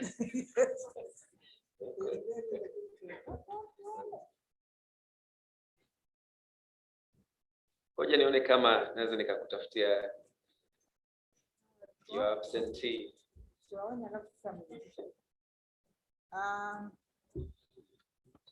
Thank you, Mr. Facilitator. Good afternoon, members, ladies and gentlemen.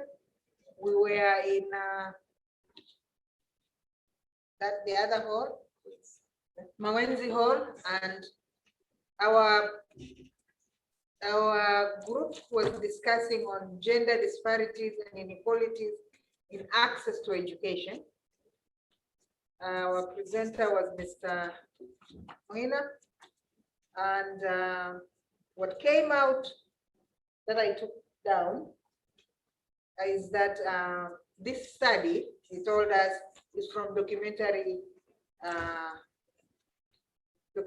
research, and he pointed out what they said, what others said about what are benefits if a woman is educated.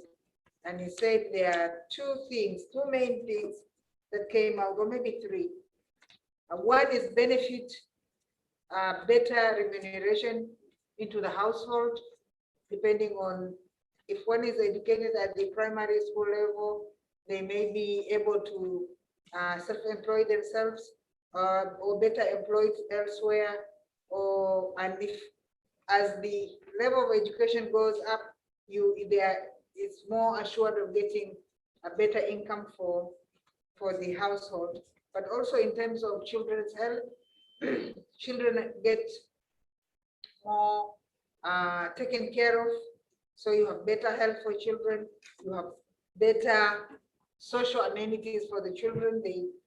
Their children are more educated than children of illiterate mothers. And he also said better lower childbirth because the onset of giving birth is delayed, and they also know how to space their children and so on and so forth. And he also talked of he also said focus on gender inequalities in Tanzania, education in Tanzania. And he said, you see that not only in education, but also even in access to health. You also see that so much of gender inequalities in the social institution side. He talked of the legal framework, he talked of the cultural norms. And one of the examples is really focuses on the age of marriage for girls and boys, where you have, and we heard that yesterday, where you have a girl being married at the age of 14 or 15, for a boy is 18. But he also talked of inequalities in the education system, and he said, he acknowledged that there is improvement at the enrollment level. So you have both boys and girls are being enrolled, but when it comes to transitioning from one level to the other, you have more girls getting lost in that transition level. And he also acknowledged, he pointed out to regional disparities. We can talk of girls losing more in regions of Dar es Salaam, Katavi. There was another region I've forgotten, where you boys are outnumbering girls. But he said Arusha, Kilimanjaro, Manyara, girls are actually outnumbering boys. And but on the whole, boys and girls are dropping out of school, and the main reason is truancy, and there are many other factors that are leading towards truancy, and especially the discussion from the of the members really pointed out how is this coming into play. You do have social cultural factors factoring in a lot, especially in some places. Mara region was cited as the region that was very exploitative to girl child, and parents are sabotaging their children's education in a way that you may not really be able to tell, because they are playing with the rules that are in place. If a child is more absent for a certain number of days, they are expelled from school. So they are exploiting those rules. If a girl becomes pregnant and they are letting the environment loose, become sexually permissive, so that the girls become pregnant, and so they are kicked out of school rather than them taking them out. Infrastructure, school infrastructure, they said, is more discouraging for girls from attending school, especially adolescent girls. When they are in MENAC, they cannot go to school. They are losing an average of 7 days every month going to school. Pregnancy testing, we are told, is one of the dreading things that girls dread to be in school because of the dehumanizing tests or invasion into their private bodies. And recommendation that came from the presentation is that we need to focus on the tracking. We have to track, but at entry level, we need to track enrollment. At transition level, we also need to track how many girls transit to the next level. At the exit level, we also need to track how many graduate and prosper in life, so that can be used for encouraging others. But we also, in terms of what really creates and perpetuate gender inequalities in and around, within and around the school, is really the general term that was used is differential access to resources, where if the household is poor and there are hidden costs for education, in terms of uniform, in terms of learning materials, in terms of other resources that are needed for school, there is a preference for boy than for girl. So you have really if you have differential access to resources, the person at loss is a girl child. And school location is also another problem, because depending on where the school is. If the school is in places, Singida, we are told, schools that you have centers where drivers are congregating and pubescent or adolescent girls are going to school, they get harassed on their way with by sexual predators. So girls in areas where you have these other on the loose people, they are harassing girls and making them drop out of school or dread to go to school. Fearing, again, distance, school, home distance is also another area where if the distance is too long, parents would extend or delay sending a girl child to school for protection reasons. But again, this girl outgrows. When she gets to school, she is above age, she can not play, she is, the tendency is she will drop out of school. So there are some protective things, but then in the end, they also land them into problems. And with puberty, with harassment that's going on, girls' self-esteem gets diminished. There is a lot of tarnishing and poking onto the self-esteem, which is already fragile from home, but it gets diminished, and they also end up dropping out of school. And teachers are really at fault. They don't really encourage them to be assertive. So the relationship, teacher-girl-child relationship, and especially in schools where you have more male teachers than female teachers, you get girls' self-esteem get eroded, and they also tend to lose, psychologically lose that war and fail, and then do not transit into a next level. And so way out, we really discussed how do we, the plight of a girl with special needs, especially a girl with disability.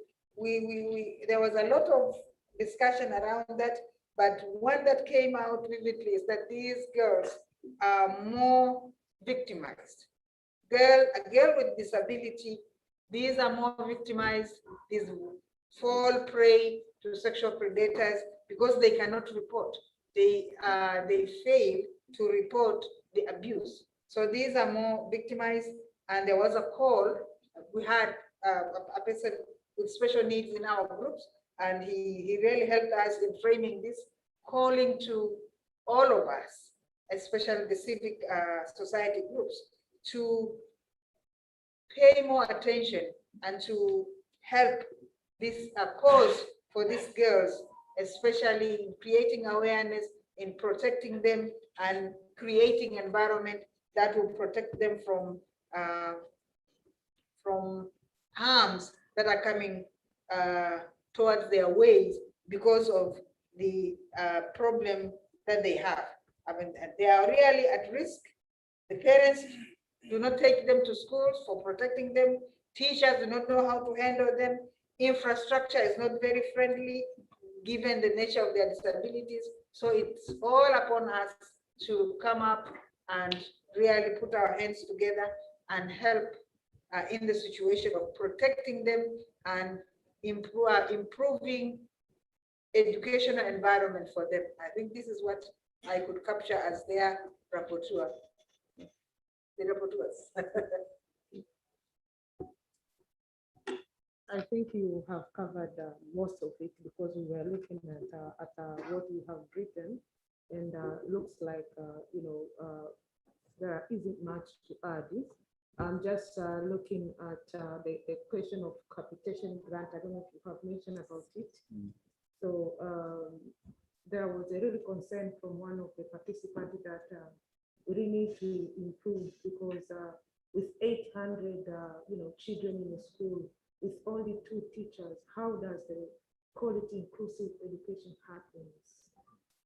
And what are we, even the fact that we are looking at these toilets, infrastructure, is it really possible? So it was, and another call was brought up in terms of the application grant, in terms of making sure that this application grant is enlarged, especially to the section where we are talking about rehabilitation of the toilets, classes, and so forth. Because what is being granted, or the calculation is quite small, as not be able to capture.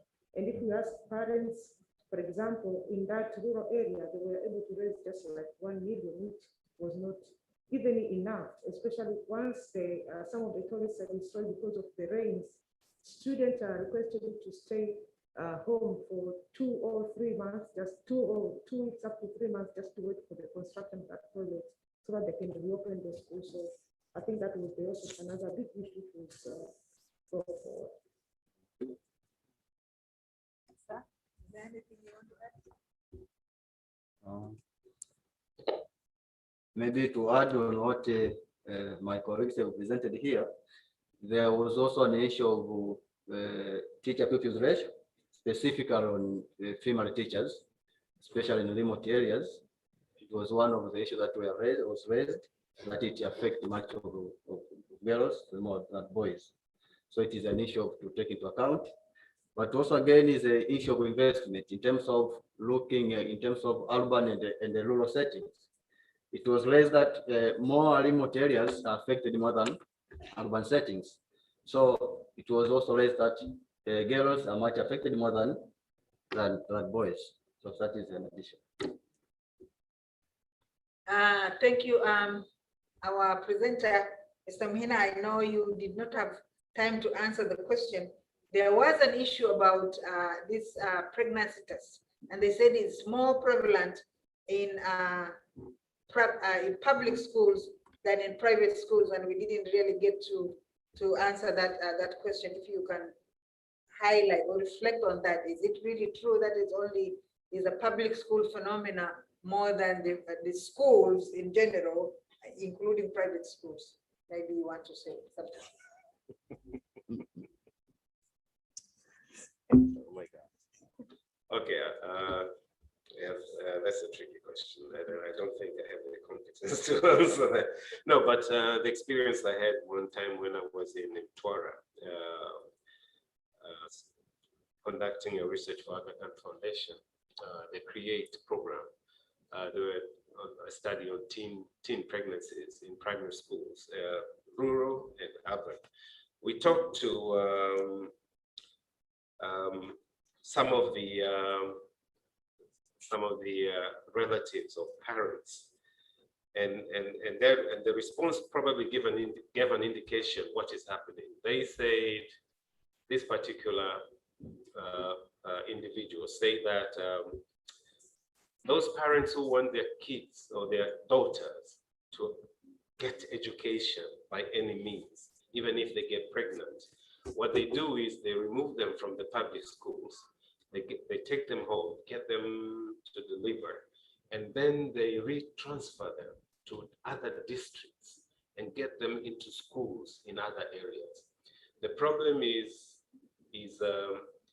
that there are ways of circumventing the restrictions. In government, in public schools, that restriction is there. But in private schools, it seems like there is inroads, entries into getting your daughter readmitted. So that was what was shared from the field. I guess there are other people in this room who might have more authoritative responses. Maybe the permanent secretary. I can see him there. Thank you. Thank you. They probably won't say anything because that is illegal, right? No parent should be in school. So we will leave at that level. No parent is going to school. Does anybody want to say anything? Oh yeah, there's somebody. Doctor, did you say it's illegal? Can you confirm that it's illegal? Oh yeah, there was a presidential decree that no parent should be in the school. So once you have a presidential degree, I'm sure that is what the heads of schools are enforcing in their schools. Anyone want to debate that? I know what That was a decree. Sorry. Okay, maybe I know what she means. There is also the discussion that the Education Act does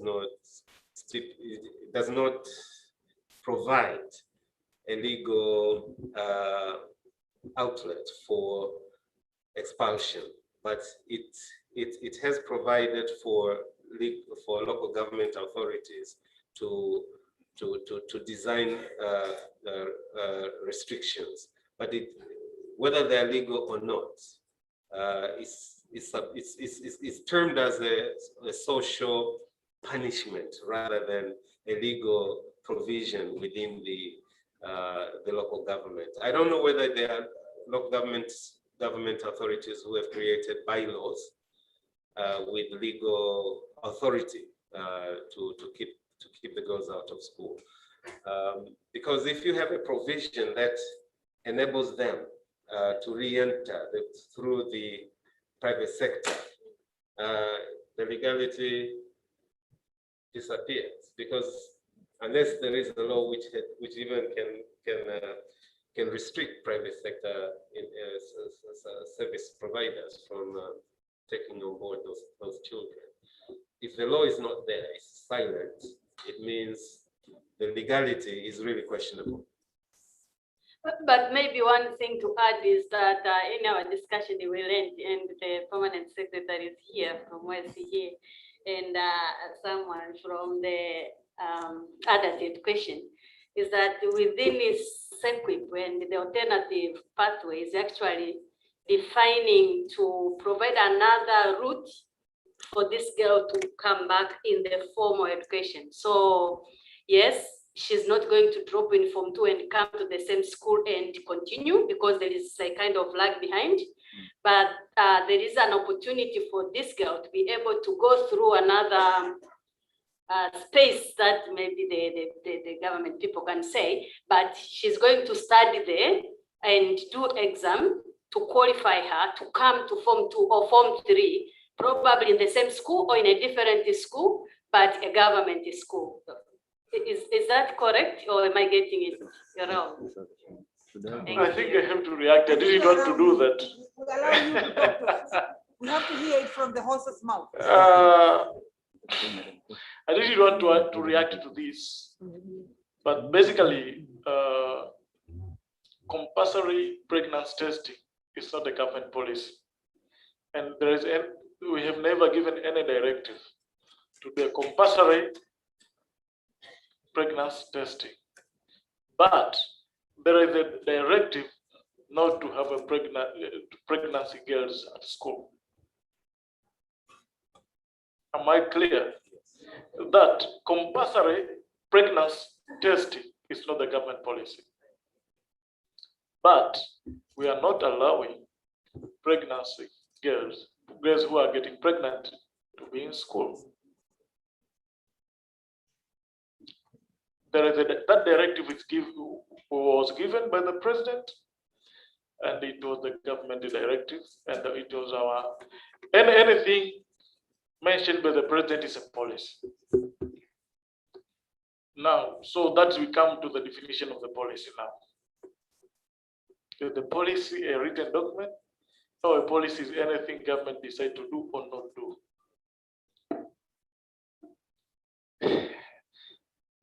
Now, that's about the position that when you see there is a compulsory pregnancy testing, that is not a government policy and it's not a government directives.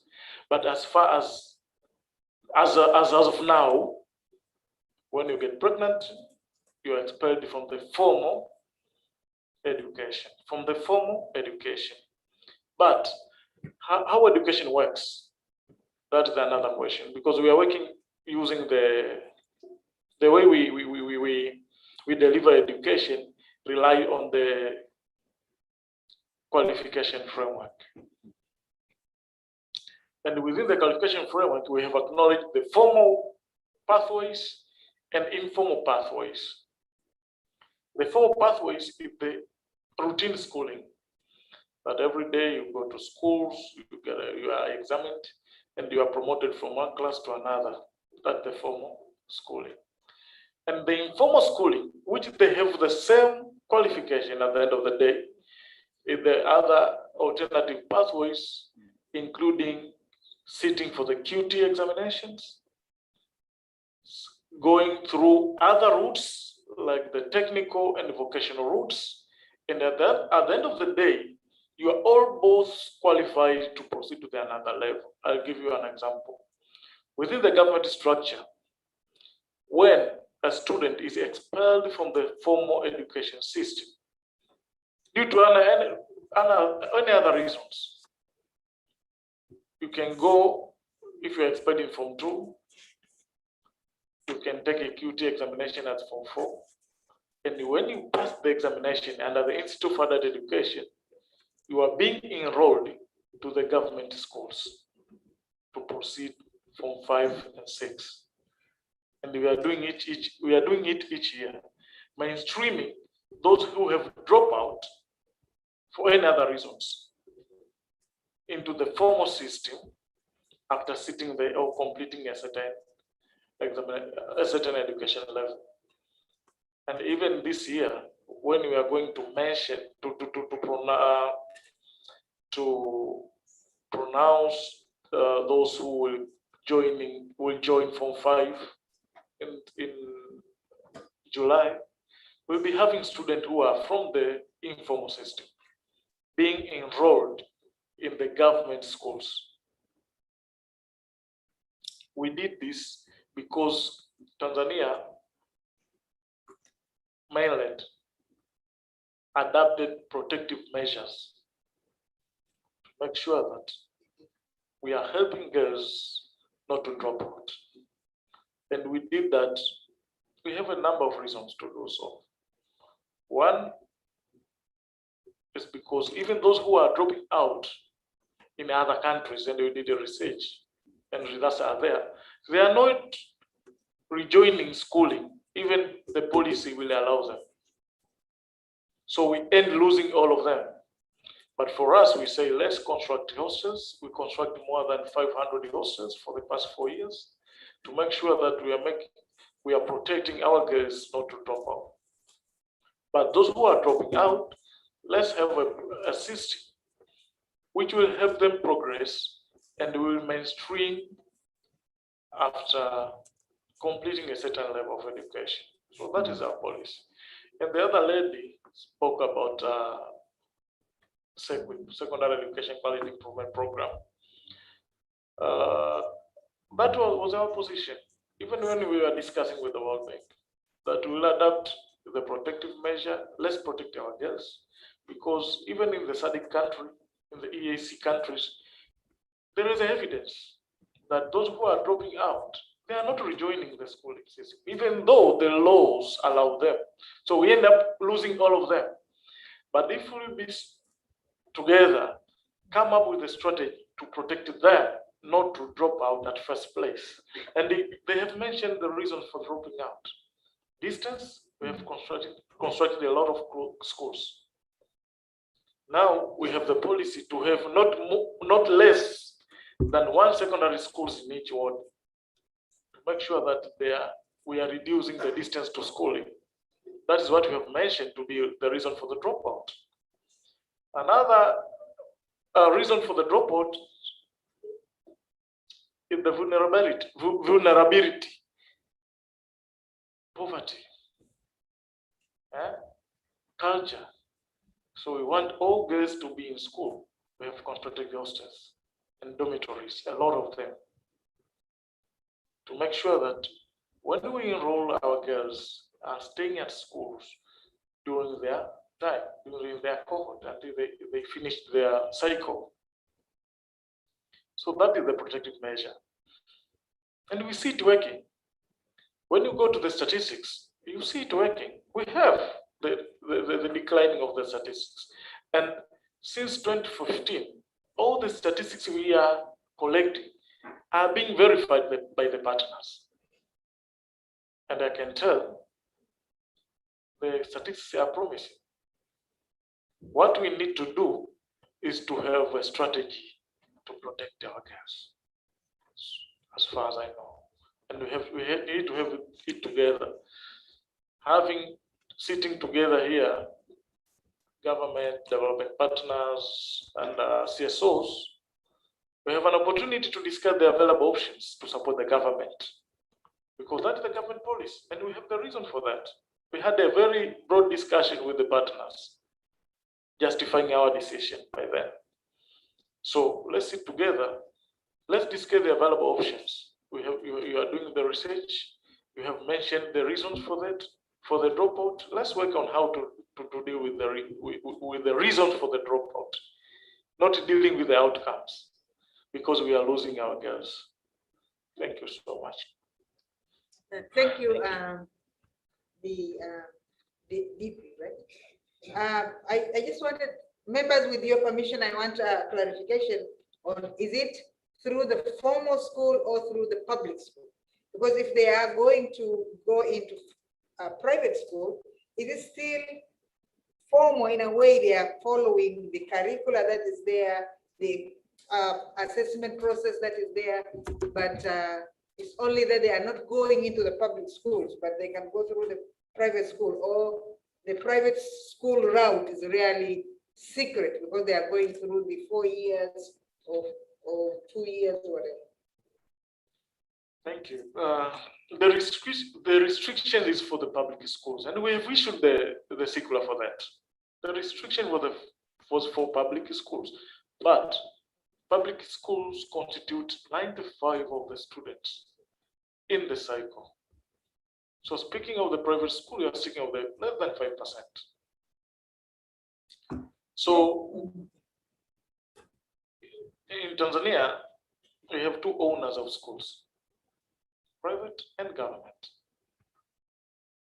Two owners. And in the private, we categorize them with the faith-based organization, NGOs, and individuals. And our restriction, as I've said, it was not the government policy to do a compulsory testing. But even when you are pregnant and you are and you are not detected, that means you survive. It's a matter of detection. If you are not detected, you survive. So what I want to say is, when we are speaking of the reentry, we have to look at the reasons for the dropout. And if we are honest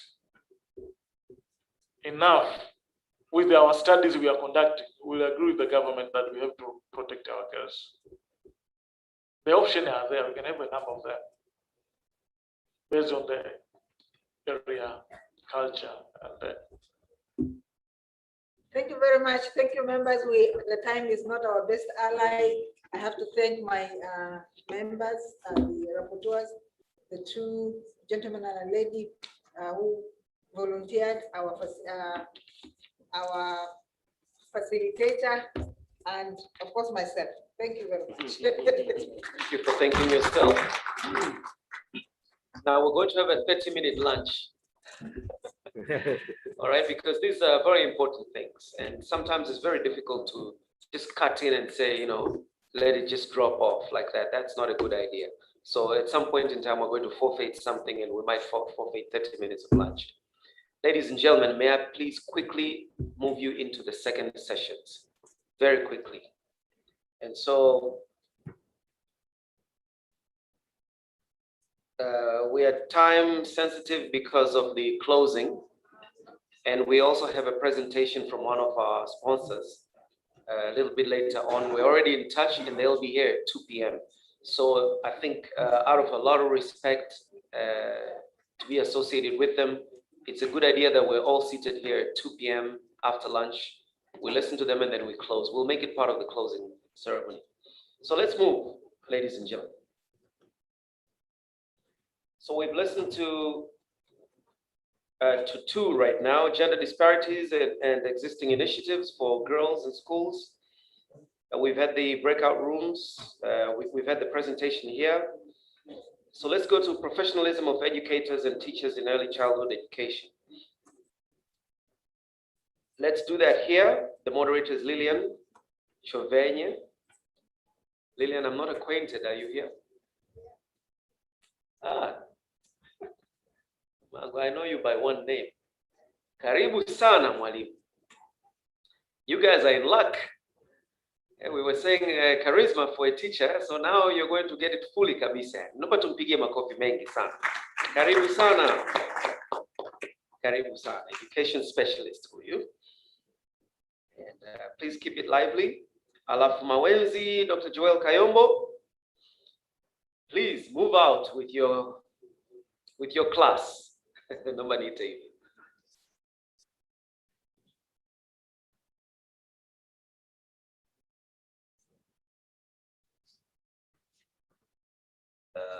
Sasa kule kwenye hizi sessions sasa hivi.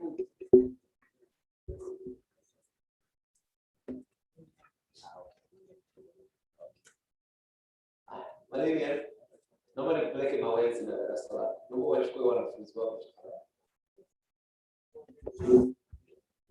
Sorry. Yes, so Dr. Kayombo is going to stay. Please assume the challenge immediately. Alafu tuanze haraka sana.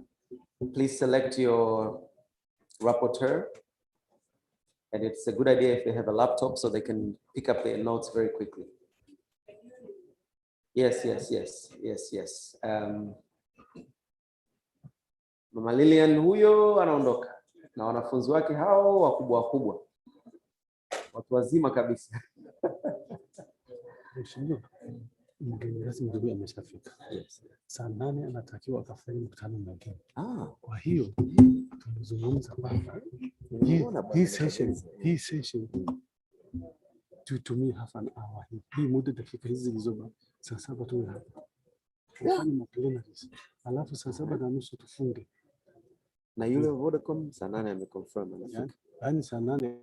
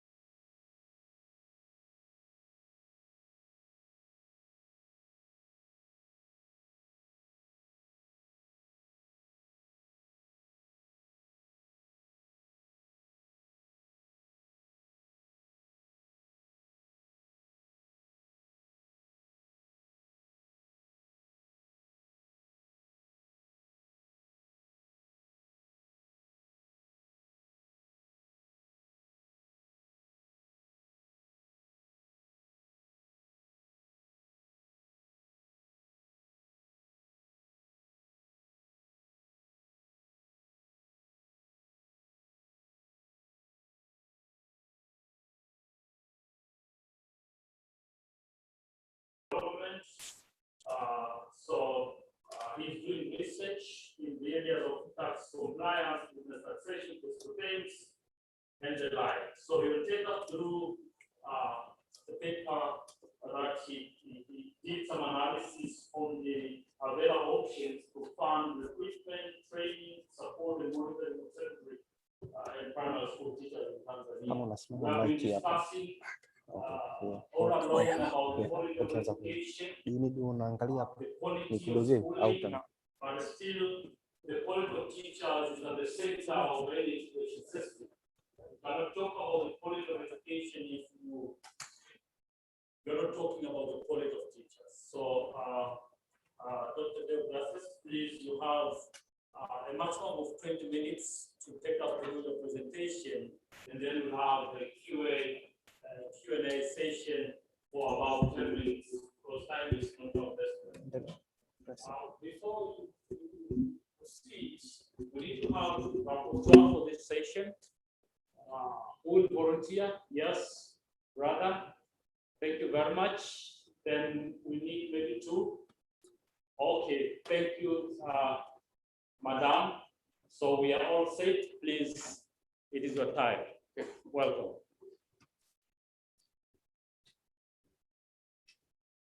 Thank you very much.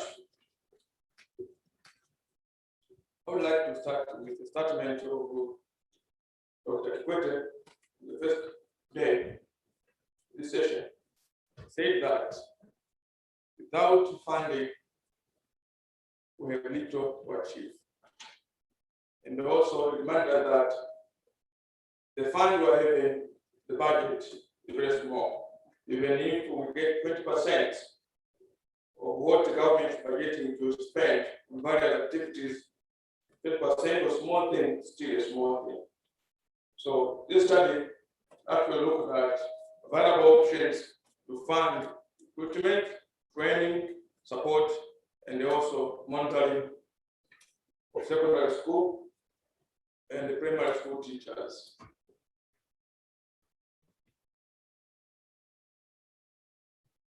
The presentation has 6 items, from introduction to recommendations. It's just a review on how the competing needs of the government expenditure compete each other. But a particular interest is education. As you can see there, currently, according to the recent budget, we are almost again at 17 point something of the government expenditure. But we had 3 years ago, 13.5, then we dropped to 13.6, the budget. Then last year, the budget only got 13.6. Only reason why the government is doing this because it has impacted major capital expenditure infrastructure. So education competed, but it got that little share. It has.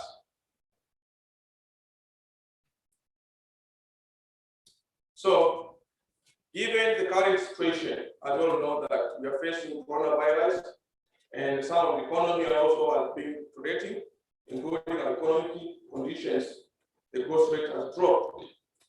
So, we are in a situation where we have the right funds to fund education and the other activities, but at the same time, the economic condition is declining. The objective of this study was only 2. One was to provide evidences on how we can raise more funds, the title suggests, for supporting and monitoring primary and secondary school teachers in Tanzania. Second was to provide evidence on how to raise more funds for recruiting and training in the primary and secondary school teachers in Tanzania. So training, recruitment, and also support in the monitoring. where and how categorize the funds. The methodology was purely desktop, complemented by some interviews. So we estimated the number of teachers required. We estimated the amount of money required to recruit teachers based on the existing teachers' salary scale. We also estimated the number of teachers need to be trained and how much it can cost us to train the teachers. We also used the budget allocated for monitoring support, and also estimated how much could be increased to get at least half of the schools and teachers listed per year. Let me go back to the requirement.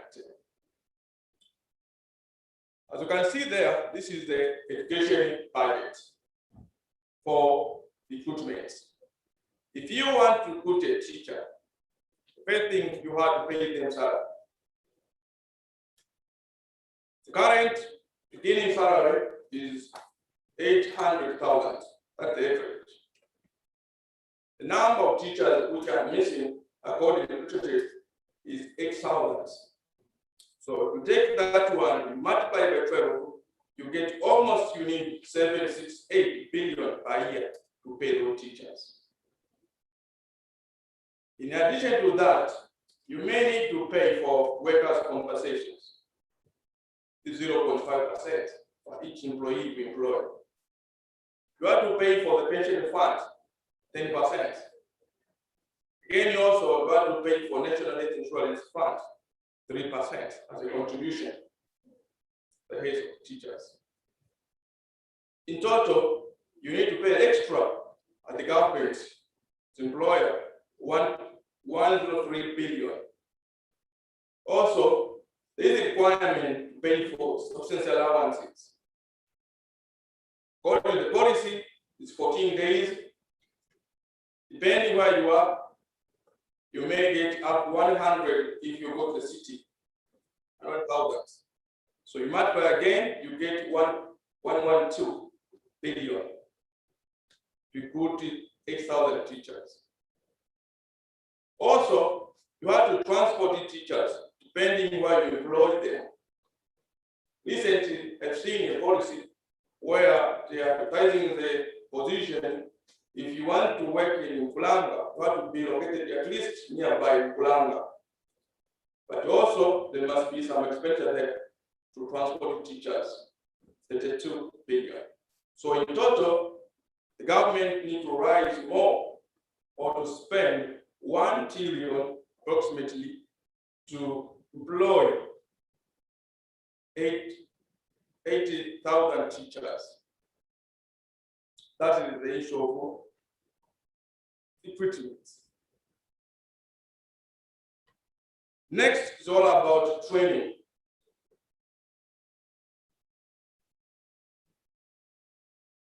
It's all about training.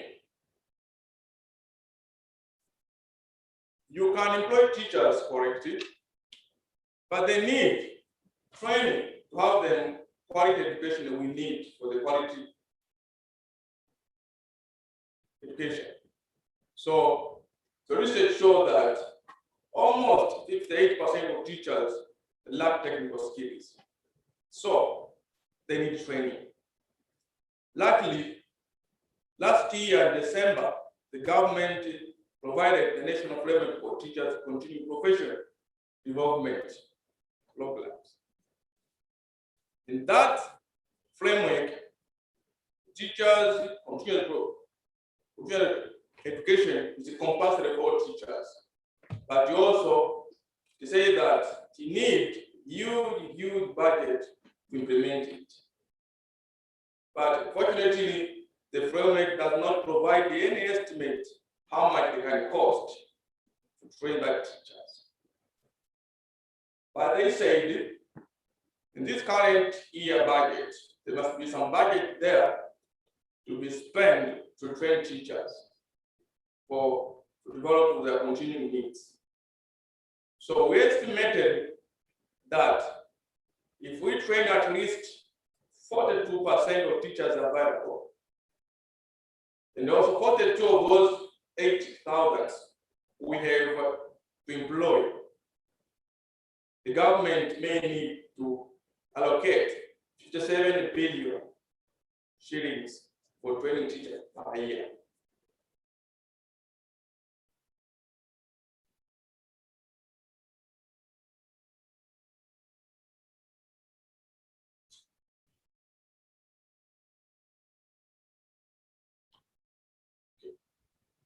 On the issue of support and the monitoring, we obtained the budget from the Ministry of Education. We saw that per year, the amount allocated is 32.2 billion. The whole country, monitoring and support.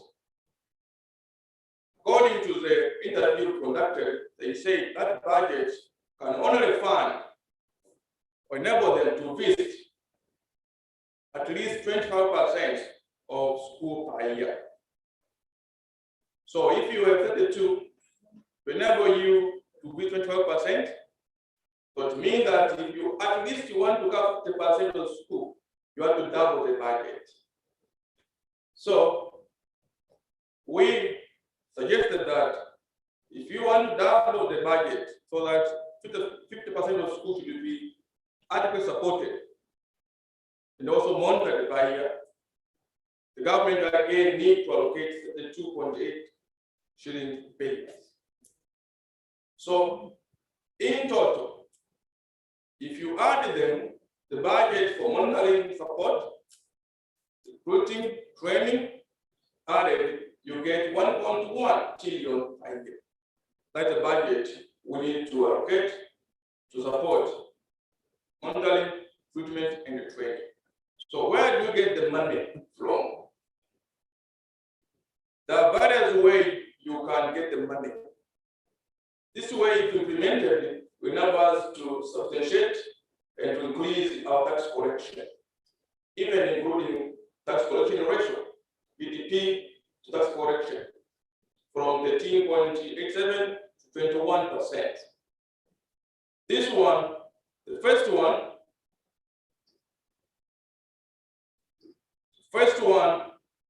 is concerning with where are we losing most from the current existing taxes. The research shows that the government is losing almost 1.3 billion US dollars or 3.4 trillion from various sources. One of the sources is illicit capital flow. This is how you can move money from here to other countries legally. We also have losing much from informal sector. Informal sector is big. Some of them are informal, in such a way that you cannot tax them. The cost of collecting money from them is higher than the revenue we are getting. That professional will leave them. But the others, they're informal, but they're capable of paying taxes. So a lot of money losing from there. But again, we have tax evasion. The estimate is almost $250 million being lost from tax evasion, including VAT, misinvoicing, and the others. The mining sector also, including the issue of marketing here, as all of us know, was one of the sources where the government was losing. Additionally, it also shows that whatever is being budgeted from the government, 20% is being lost due to the corruption practice. So if you save them, the government may raise 6.6 trillion from only combating illicit flow, tax evasion, and also reducing corruption in the government, the amount is spending. Second, also, you can also look at the tax incentives. The estimate only from VAT, tax exemption, given by the government itself to show that the government is losing equivalent of 413 million from VAT exemption alone.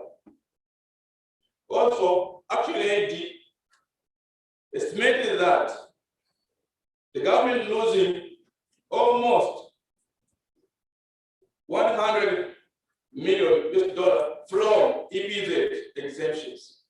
So if you combine them, we are losing almost 531 million per year from one or two sources of exemption, EPZ exemption and also VAT exemption. Here, what we are suggesting is for the government to look for the better way of reducing this exemption to see which ones are not beneficial to the country so that we could raise more revenue from the sources we have gone. Also, we have another sources, property tax reform.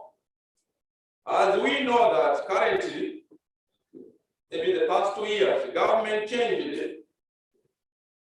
the way how we pay property taxes from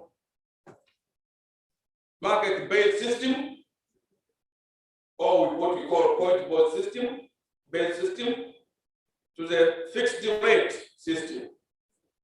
If you have a normal or ordinary building, we pay 10,000 per year. You have a story building, Gorofa, you pay 50,000 per year. But by doing so, that system is not raising more money to the government, which we need to fund our system and other expenditure. So we are suggesting that we have again to reform back from the fixed property rate to the point-based system. If you do that, the estimate show that we are going to raise additionally 2.5 billion shillings only from property tax system. So generally, property tax system, it is one of the areas which is under-taxed. Finally, we have what we call high net worth individual. I think everyone can see that person. High net worth individual. These are the people who own more than 1 billion shillings. The research shows that government gets very little from these people in the way of personal income tax or pay as you earn, very little from them. Most of the payee come from the working in a formal employment employees like us. But can we listen from this person and see how much the government may take from him?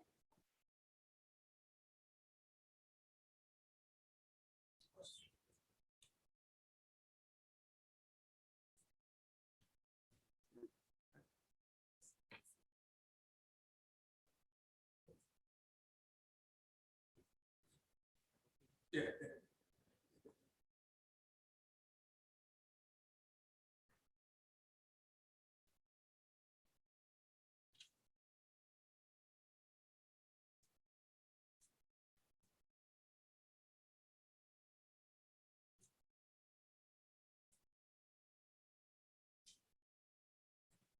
While you're waiting,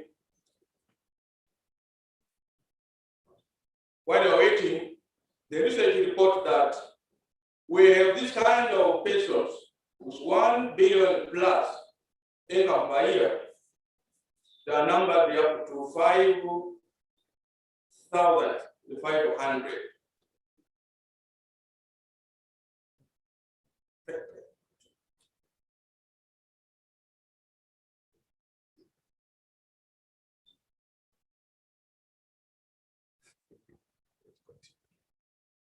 Okay. Unfortunately, the system is not fair. But you can find it. Okay, proceed. But you can find it on the YouTube there. This person, he says he earned a lot. But how can you get money from them? Suppose we have this 500.5 thousand high earning. It was individual, total of $1 million. If all assume that these people are just getting 5% return on that, it means that everyone they're going to get $50,000 per year. If you compute that using the pay, personal income pay as you earn,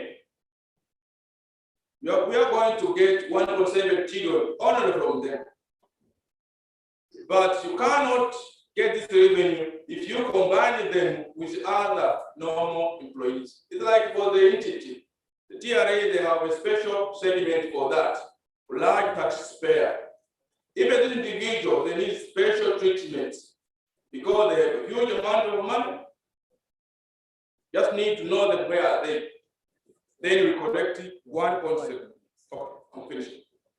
Then we collect 1.7 trillion from there. In Africa, there are 3 countries which they have this system. One of them is our neighbor, Uganda. Mauritius is in South Africa. So in total, if you take these 4 sources of revenue, the government will earn extra 11.5 trillion, on assuming that you remove 50% of what we already estimated to allow for the inefficiencies in other ways. So if you deduct 11.5, that's what only needs to fund recruitment, training, and also support voluntary, you are left with surplus of 10.5 trillion, a lot of money. What should be done then? One, to the Ministry of Finance and Planning, is to reduce the harmful tax incentives. They're also responsible to strengthen our auditing, supervision, stop corruption and the misuse of government money. They also, at least, we beg that we increase the budget from where now it is 17 point something to 20% to go to the education. For the TRA, we commend the effort to combat tax evasion, but not to continue because the loss is still there. And also, they have to establish this unit specifically for the high net worth individuals unit.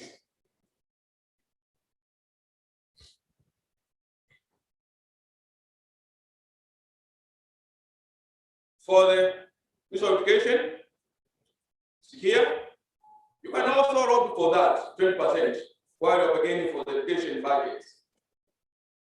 But again, for the Office of the Regional Administration, we ask for them to go back to the point-based property evaluation, and also we need them to enforce more so that you can raise more money from those sources. Thank you very much. Thank you, Dr. Mahangila, for presentation. I know we have, please have a seat. We have limited time to discuss about this, but we really appreciate your presentation as it has taken us through available options for financial education system.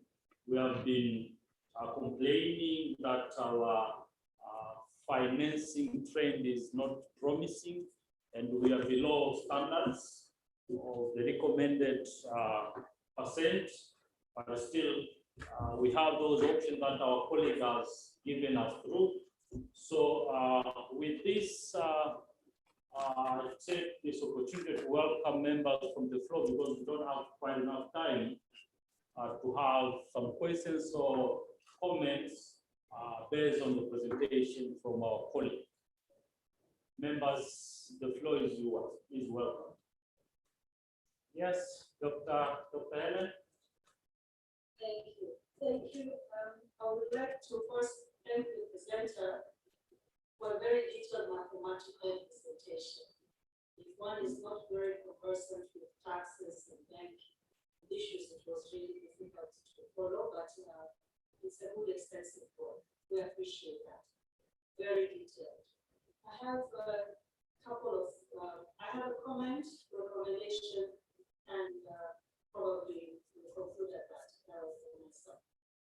My observation on this presentation is that it came up with very good mathematical figures, but then when it comes to recommendation, it is again that the government should supply funds to the local government as well as to the relevant ministry. But it doesn't show the resource, where does it come from? We only see the mathematical part, and then the resources should be given. But how do we multiply the resources if we are to get the money? If we are to get the money, where do we get the extra? Yeah? We shouldn't do like Robin Hood. I don't know if you know the Robin Hood theory. It's where we take from the rich to feed the poor. I think that shouldn't be done that way. It would be better if we look at the more contextual way of getting the funds, obtaining the funds, and not taking from the few rich, because then we are not we're going to discourage them from actually disclosing that they have the funds. So we'll create a certain community that in our respective governments. At the same time, I'm thinking, reviewing their budget for financing the teachers, maybe there is a need. This is not a recommendation towards what needs to be done. Maybe there is a need first to look at the qualification of teachers. Why do we have to train qualified teachers?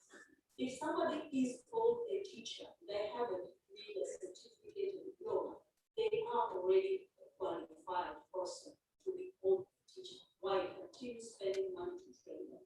Means we have wasted our money in the institutions where they graduated from. So we need to address that, number one. Let us have meaningful and value for money education for teachers. Number two. Okay, just be precise, please. Yeah, so that was my number one. I think you understood. Yeah. Number two, which I'm coming to my conclusion. Number two is if we have qualified teachers, that means we will have to also revisit at the budget how they are being paid, remuneration for these teachers, because they will no longer be required the funds for training and such. So that can be calculated into the salary. And maybe going that way, we will be able to reduce the unnecessary financial burden to address the issues of recruiting teachers. That is my takeaway. Thank you. Okay, thank you, Dr. Hannah. Yes, please, welcome. Okay, thank you, Chair, and thank you, Doctor. That's a very, very good research, fantastic. I do think that if the scope of the study were probably widened, even more money would have been sought.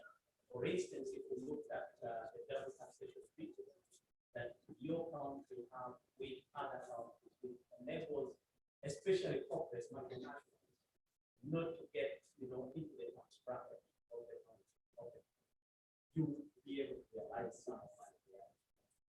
And if you also look at debt-related initiatives, you'll agree with me that a lot of our money in the different countries are going towards debt repayment. But the discussion is shifting now towards how can countries begin to negotiate, talking with multilateral companies, institutions, so that the amount of money that is paid by countries back in debts could be shifted into paying for public service. So if you look at that as well, you could be able to realize a lot of money that would go towards making education better. But talking about wealth tax, I think that wealth tax is a good way of redistributing income. But you could also suggest things related to solidarity tax, which make the wealthy people to pay some bit of money as part of their contribution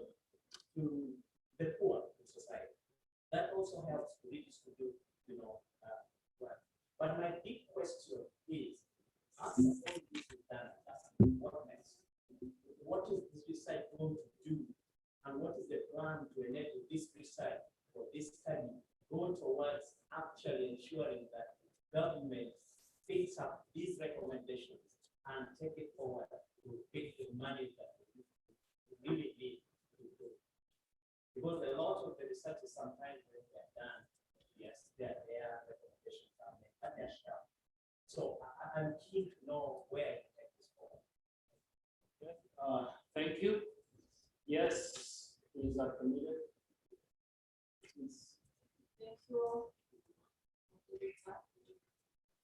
Thank you, the presenter also. I recommend what the presentation was. This was really good and enriching.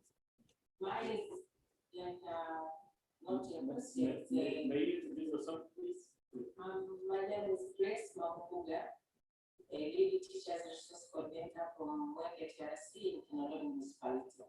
And I was very much interested in the funding of the training, especially to teachers. And I would like to start by saying that the training for teachers for continuous professional development programs are very essential to teachers.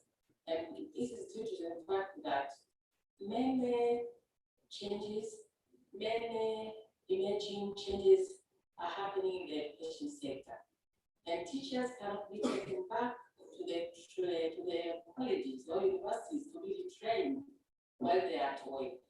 The most appropriate way to help them is through those continuous professional development programs. Then the second thing is like giving my opinion on how that budget for training can be made like almost half of it.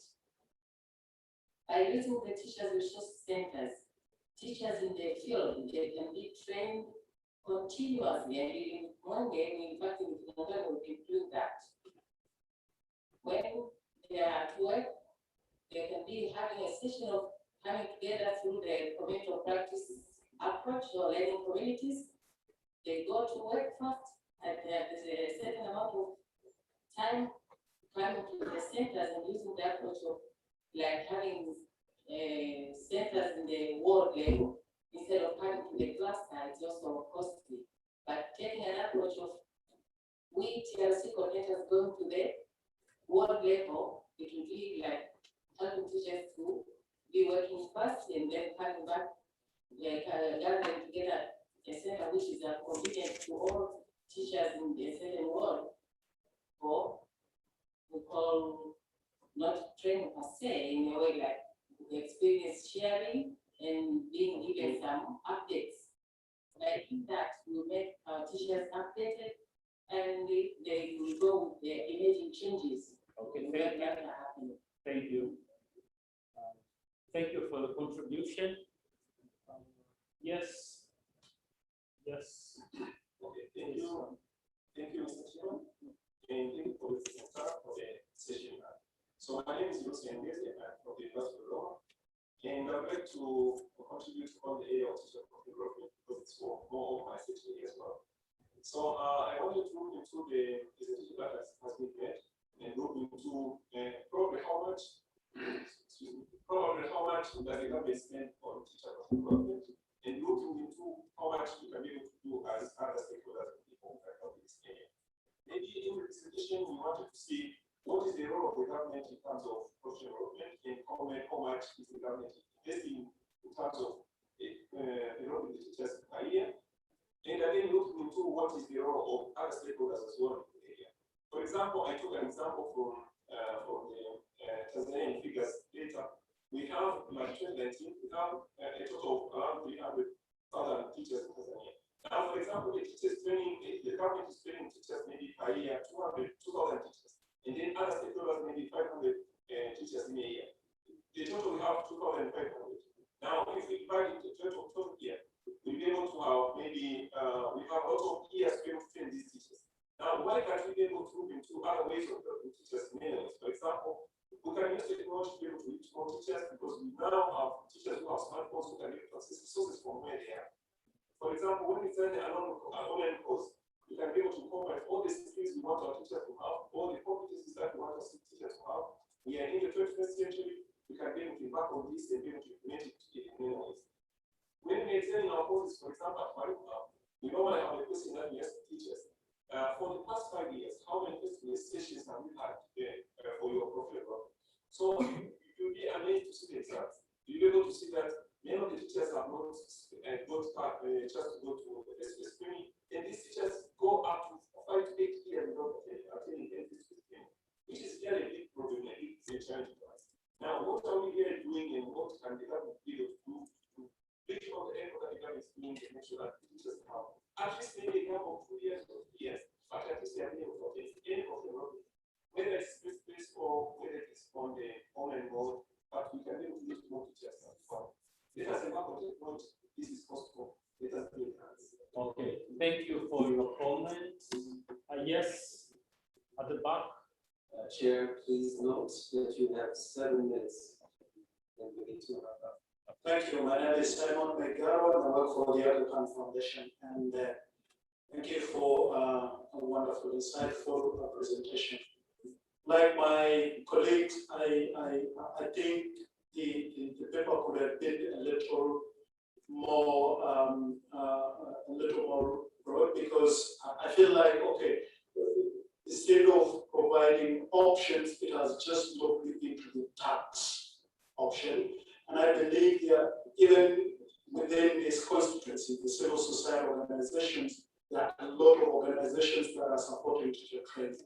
And there is also increasingly an involvement of methodologies and approaches that are much more easier, much more scalable and cheaper, and so on and so on.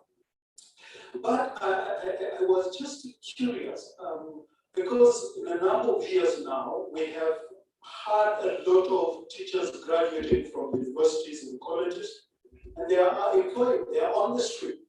A lot of qualified, competent teachers out there, and they have not been employed. So why are we even discussing about teacher training rather than the possibilities for the government to actually employ those that are on the street and are qualified from a diploma to bachelor level? I know a lot of them have graduated from colleges, and increasingly people are even now questioning whether they should actually study education or not. And yet we have a lot of gap, very few teachers in the schools because of so many children at all levels. So that is one. And secondly, could we also be realistic when we are looking on tax options? Because taxation, there is a negative effect of increasing taxation. If you tax on wealthy people, and you expect that you're taking that money from high income, or where it is more efficient in terms of increasing productivity, and you're taking it to less productive options, there are consequences in terms of how it can facilitate more economic growth in the economy. And then the costs are associated to the collection of that taxation and so on and so on. Thank you. Okay, thank you, members, for your comments and questions. May I take this opportunity to welcome Dr. Mahangila to respond to the question and comment that have been raised, because we are running out of time, so I'll give you a maximum of 5 minutes.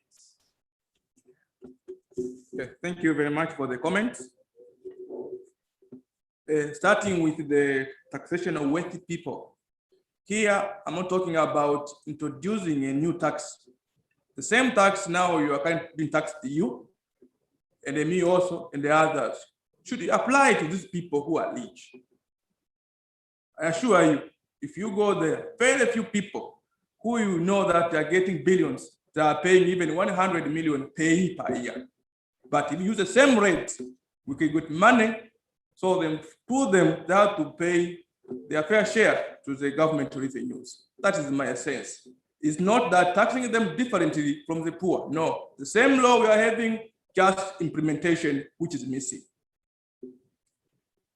Then the issue of training, my colleague there said, Grace, the issue here training, we want to train teachers who are already on job training. It's not a new teacher. No, you qualified, yes, you get employed, but you have to be sharpened now and then as things changes. Now we're speaking about IT.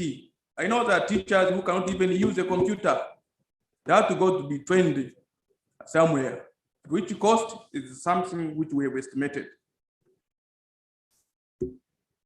It's true, I agree, someone from UDOM, it's true. We try to collect data to see how much the government is spending on training teachers.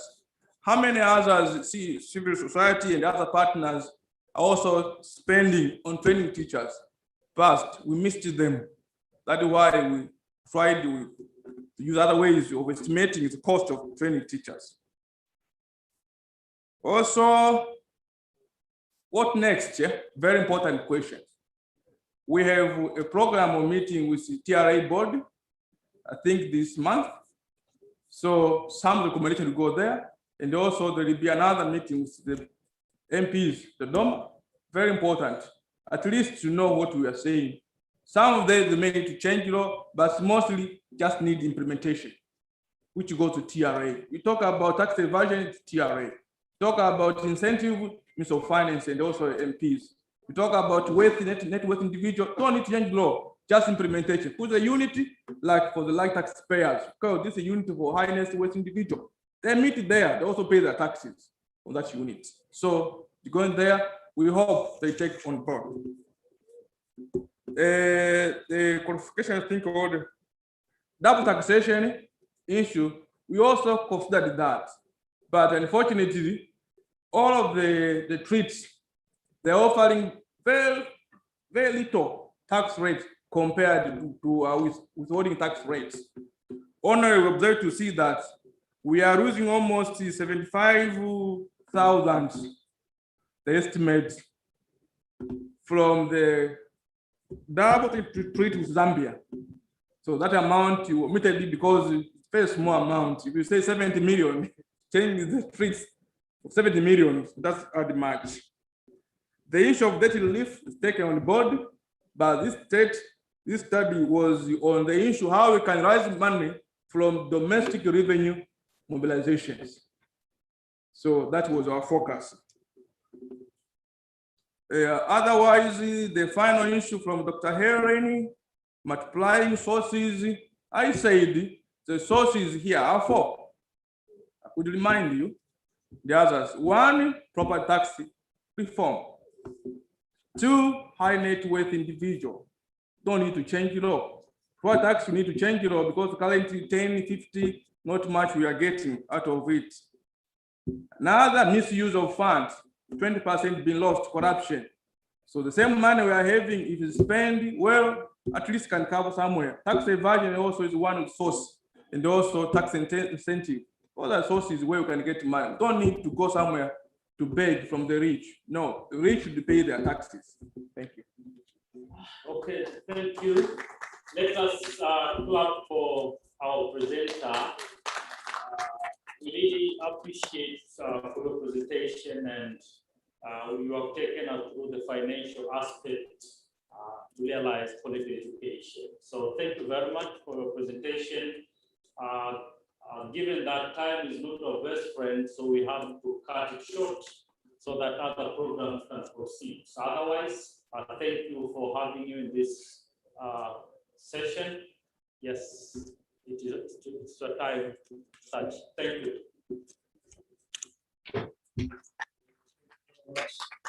We want to start our closing ceremony in the next 15 minutes, or let's give it about 10 minutes. And so if you have anything to do, if you want to stretch in the next, refresh in the next 5 minutes, please do so now, and then let's be back within the next 5 or 6 minutes or so. So that we're very much on time. We're very much aware of this Thomas pressing work demands, and also how much honor is given this particular meeting. As you can see, he's sitting, listening, participating, and learning as well. And so we're also looking forward to hearing from you as part of the closing proceedings. See you in the next 5 minutes or so. I'm going to get the other group to come and join us.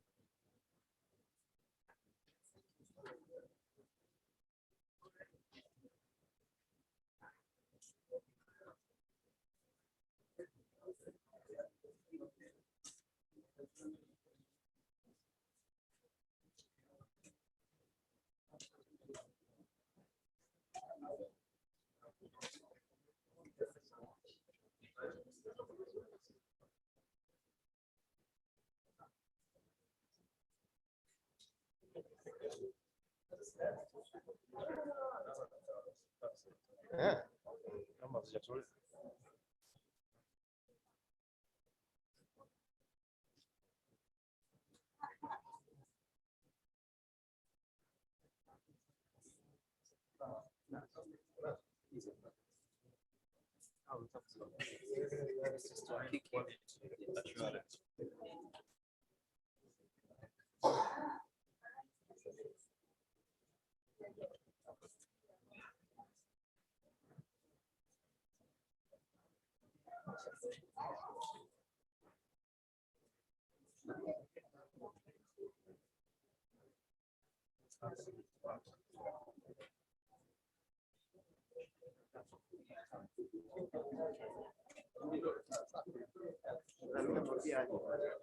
Mwambie aje kwa sababu huyu ana organize tu hapo, alafu mheshimiwa anaingia, sio atapanda hapa tena pamoja na kijana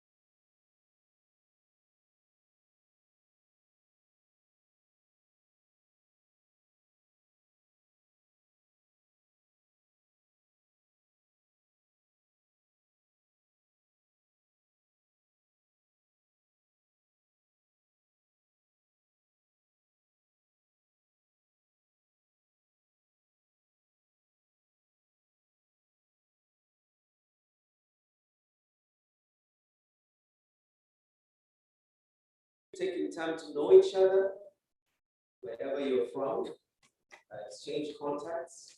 You're on the app. So if you wish to reach out to someone, just simply use the app and write a message. Hopefully they will see it. If you wish to condense your ideas, your take, any suggestions that you have, the app allows you to do that. From the Secretariat, if there are any logistical issues, please let me know. Kenneth, any issues that we want to address now? Kenneth, any issues to the delegates?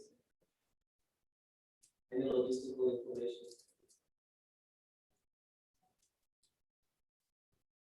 If you didn't register today, if you didn't scan, please make sure as we're going for lunch, you're scanning. Please go scan yourself so that we can count your therapy.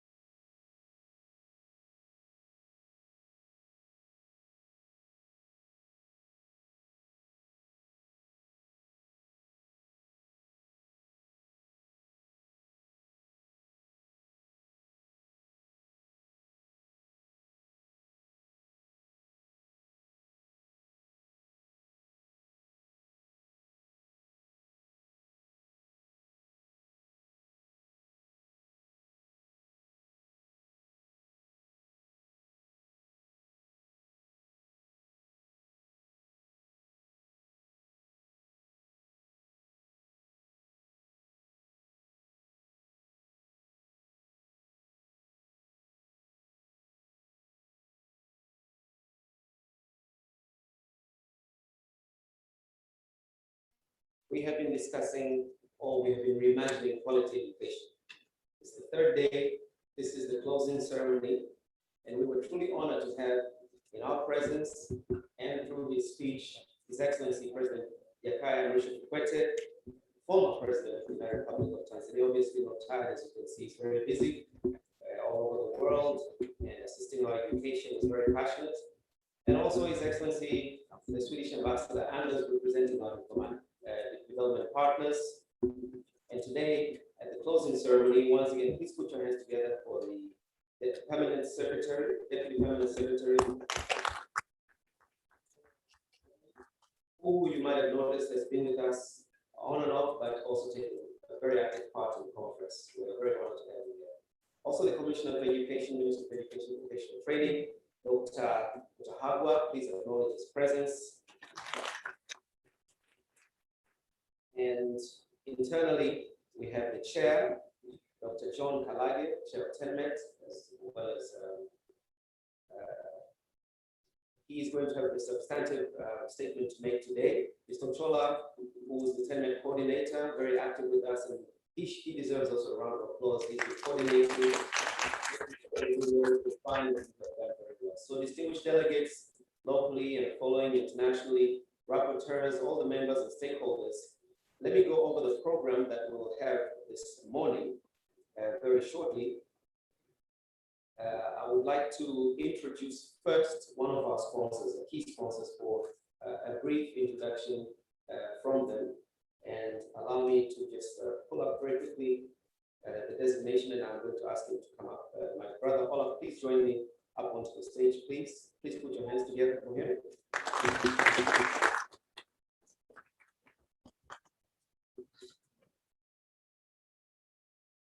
Please join me.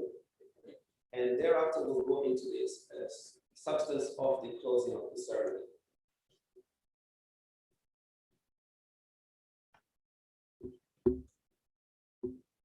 So Mr. Olaf Bumburi is the Director of Legal and Regulatory Affairs, Vodacom Tanzania, and also board member of Vodacom Tanzania Foundation. Karibu, sir.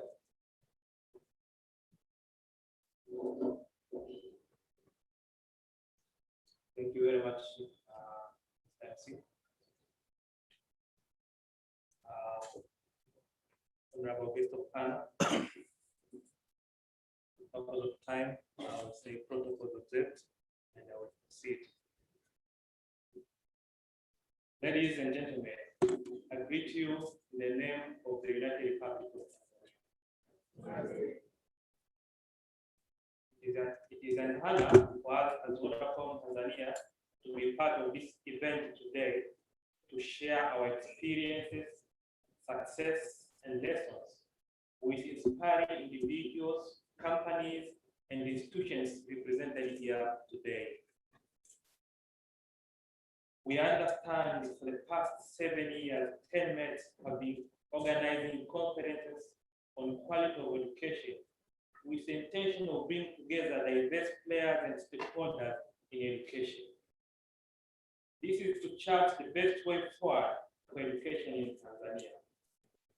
We are honored to be part of the conversation this year, and we commend you for your effort and forward thinking in this field.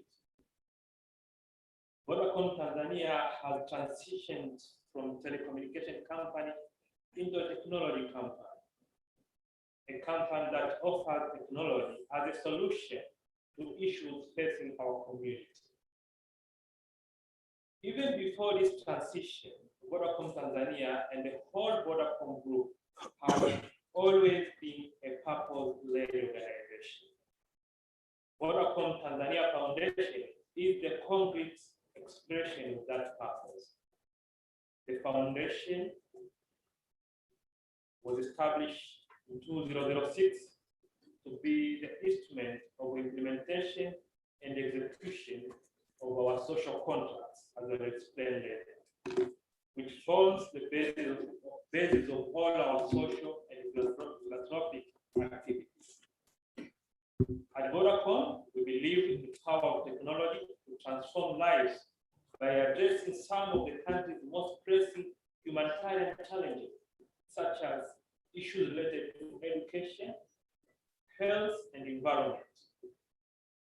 Our responsibility is to utilize our exceptional technology resources to mobilize social change and improve people's lives today, tomorrow, and a sustained positive change in the future.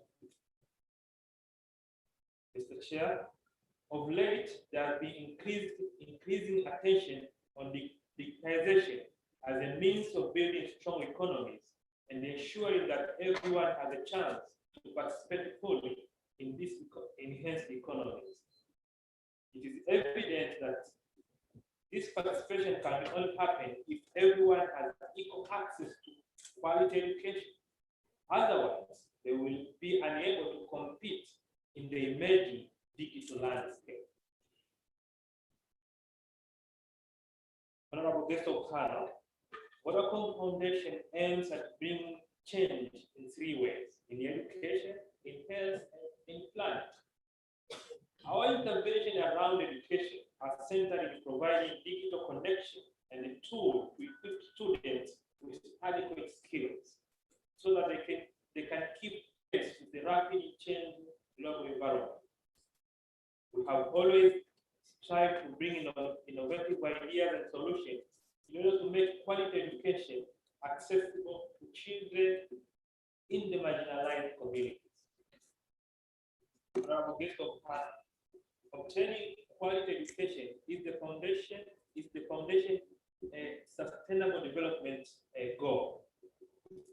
In addition to improving quality of life, access to inclusive education can help to equip locals with the tools required to develop innovative solutions to the world's greatest problems. Today, around 103 billion youths worldwide lack basic literacy skills, and more than 60% of them are women. Our education program provides increased and improved access to quality education through our smart school project.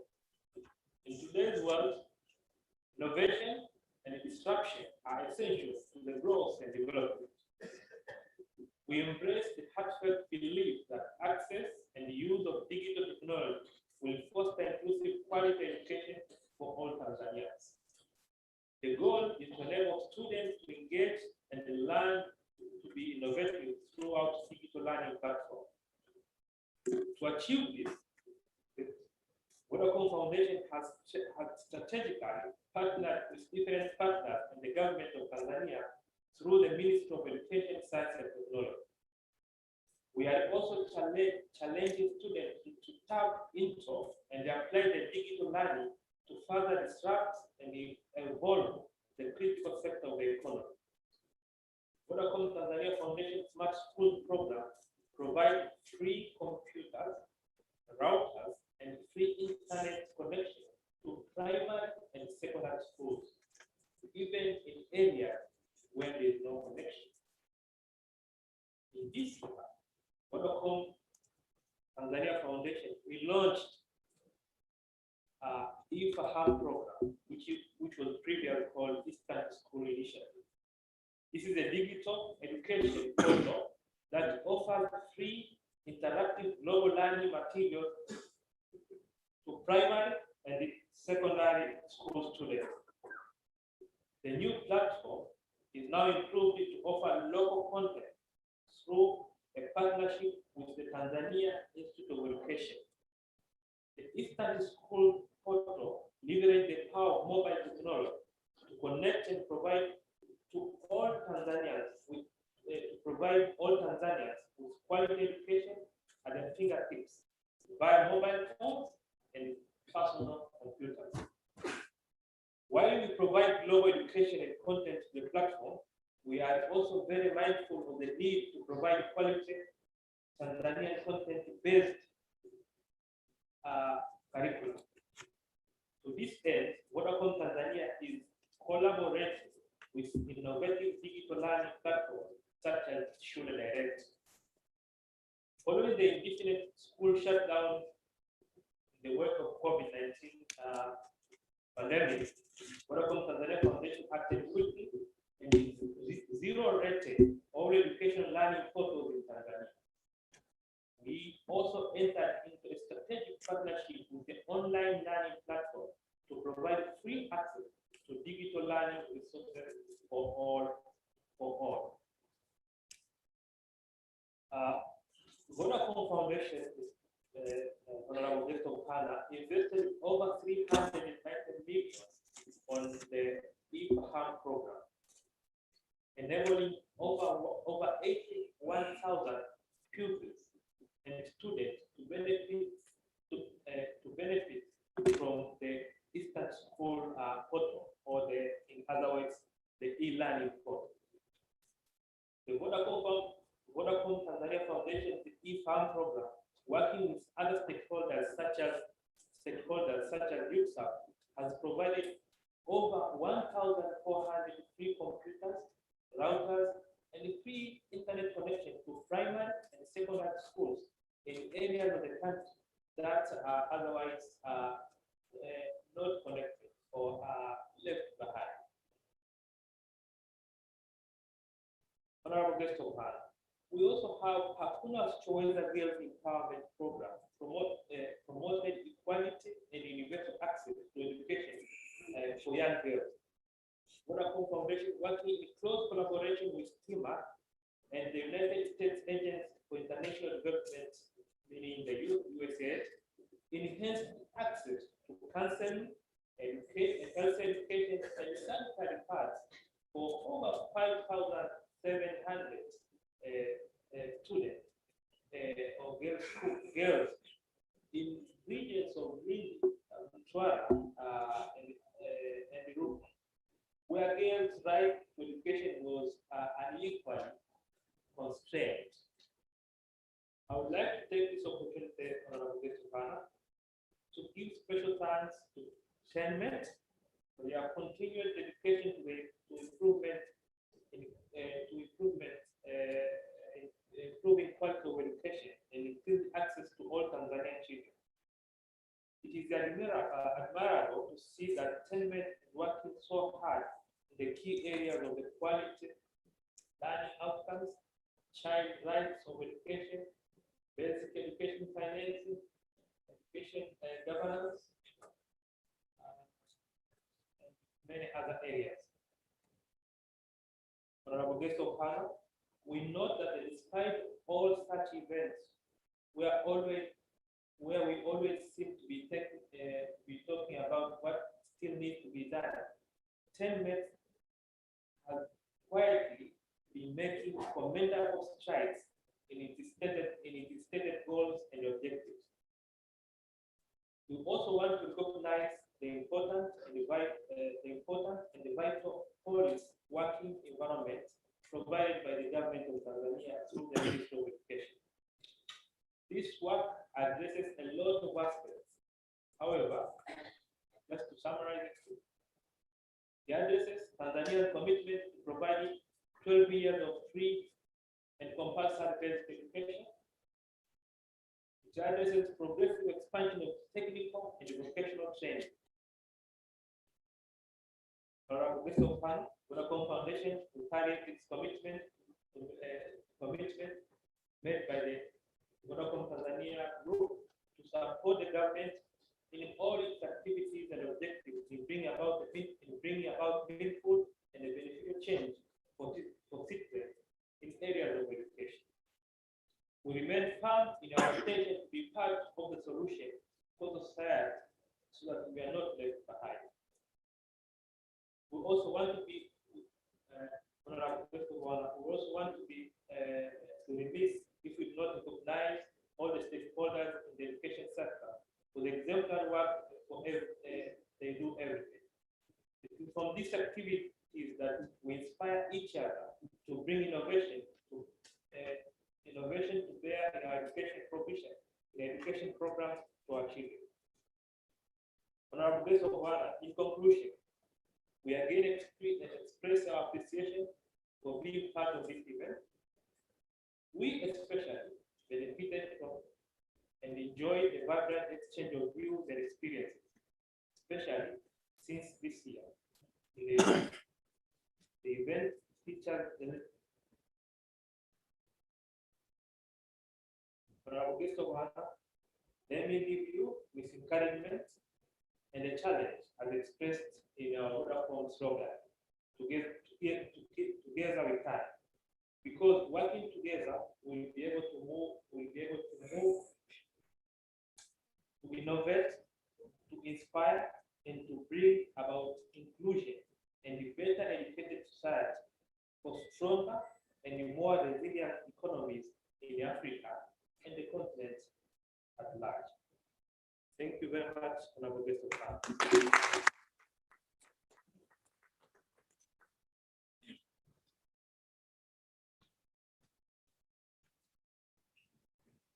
Mr. Olaf, we thank you very much for supporting this conference, and we are encouraged by your words that you will continue to do so. And now let's get into the substantive matter of the closing of the service. Dr. Olaf, please, if you join me. One.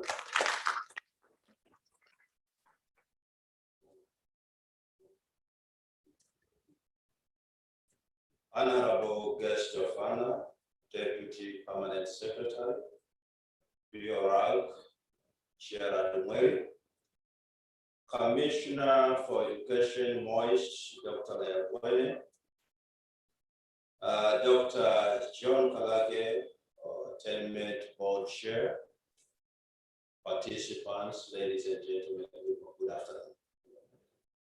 I'm so humbled tonight to stand before you, especially at this particular hour, where we have spent at least 3 days exchanging information, having dialogue on first International Quality Educational Conference that has been held here in Dar es Salaam. Honorable Guest of Honor, the Deputy Permanent Secretary, my role here is to bring forth what we have realized in the past 3 days in terms of outcome statement. The first International Quality Educational Conference, with the theme of collective accountability for financing quality education, reimagining quality education. The participants of the first International Quality Educational Conference gathered here in Dar es Salaam from 18th to 28th, 2021, on the theme of collective accountability for financing quality education, reimagining quality education. After 3 days of dialogue, we reaffirm our commitment to United Nations 2030 Agenda for Sustainable Development, in particular SDG 4, and its recognition of education as a fundamental human right and a life transformational tool. We also recognize the need and urgency to provide inclusive and equitable quality education for all, from early childhood care and education through compulsory schooling, youth and adult learning and education. But also we reaffirm the importance of tertiary education and lifelong learning. We share the redefinition of quality education in its holistic form that embodies a number of workable concepts to ensure access and participation in quality learning opportunities for all children and learners in Tanzania and across Africa, respecting rights and valuing leaving no one behind. From these 3 days of reflection, we noted that financing quality education requires a concerted and joint effort by government and all stakeholders in the sector. Clearly, there was a recognition of the strong political will to support quality education in the country. However, slow progress are noted in areas such as inadequate financing, increasing inequality in access, especially during emergency times, and we all know during COVID, leading to multiple exclusion. But also we have seen an area to do with curriculum, which does not address the demand of labor market. Furthermore, inadequate of coherency and the coordination among line ministries. Challenges associated with rapid growth of technology and innovation, which bring a lot of digital divide. But again, our educational system does not match with the pace through which the technology is changing. In line with the ongoing political will to make education relevant for young boys, girls, and youths in Tanzania, we call for a major transformation of the education sector by calling for a bolder reform in education and training policy to ensure the realization of a world where all children, youth are empowered with relevant knowledge, skills, competence to become productive citizens and compete in the global labor market and realize their full socio-economic and cultural potentials in their societies.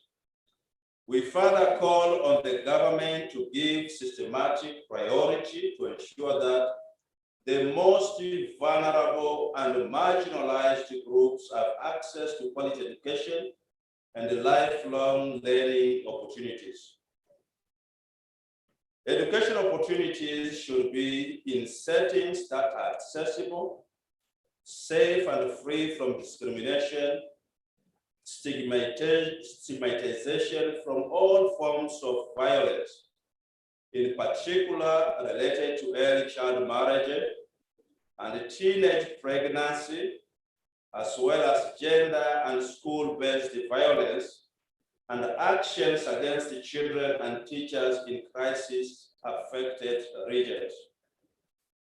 While we express our deep appreciation about the commitment to fee-free education, basic education by the government, we are still concerned with the quality of teaching and learning environment and education outcomes. We urge that the government increase commitment on budget spending and allocation on educational systems. Drawing from this conference proceeding, we agree on key action to strengthen quality of education from pre-primary to tertiary level, and furthermore call on our government as the duty bearer to strengthen collaboration and recognize the critical role of civil society in ensuring that the right to education for all. This implies setting in place institutional mechanisms for meaningful civil society participation and engagement at all levels of education, decision-making, leveraging commitment of donors, private sector, communities, and families to take action. And therefore, we further call the government and stakeholders to embark on robust initiatives for innovative and sustainable financing mechanism, managing and minimizing waste in education spending, and focusing on budget allocation to meet SDG 4's targets. But this also is a call for private sectors in terms of their sustainable corporate social investment, donors' commitment, and explore more of multilateral financing facilities, as we were told by the guest of honor, the former president, Dr. Jakaya Kikwete. We further called all stakeholders and the government to invest in addressing the needs of those who are likely to be left behind, by promoting alternative skills for children living with disabilities, scale up the government initiative for back-to-school mechanism for girls and boys who are victims of GBV, child labor, abuse, and exploitation, and teen pregnancy, but also ensure inclusive learning environment, alternative education for out of school, and gender-focused budgeting. We further also call upon government and stakeholders to review and implement the competence-based curriculum that will enable school knowledge to match demands of the jobs of tomorrow, address teaching of languages of instruction, review assessments to become competence-based. Number 4, we also call upon the government and stakeholders to invest in modern science and technology to ensure school connectivity and access, ensuring continued learning among children and address the digital divide among rural schools. We also call coordinated effort around education in emergency, put in place framework for education preparedness and resilience in times of emergency to promote continued learning, support WASH investment in schools. We also call upon the government and stakeholders to embrace, embody, and support innovation and creativity. Job automation is likely to affect the world of work. Talent and skills development should be a focus in our training and learning. Investing in teachers' training and development, offer motivational packages, build the capacity of teachers on competence-based teaching and ICT literacy.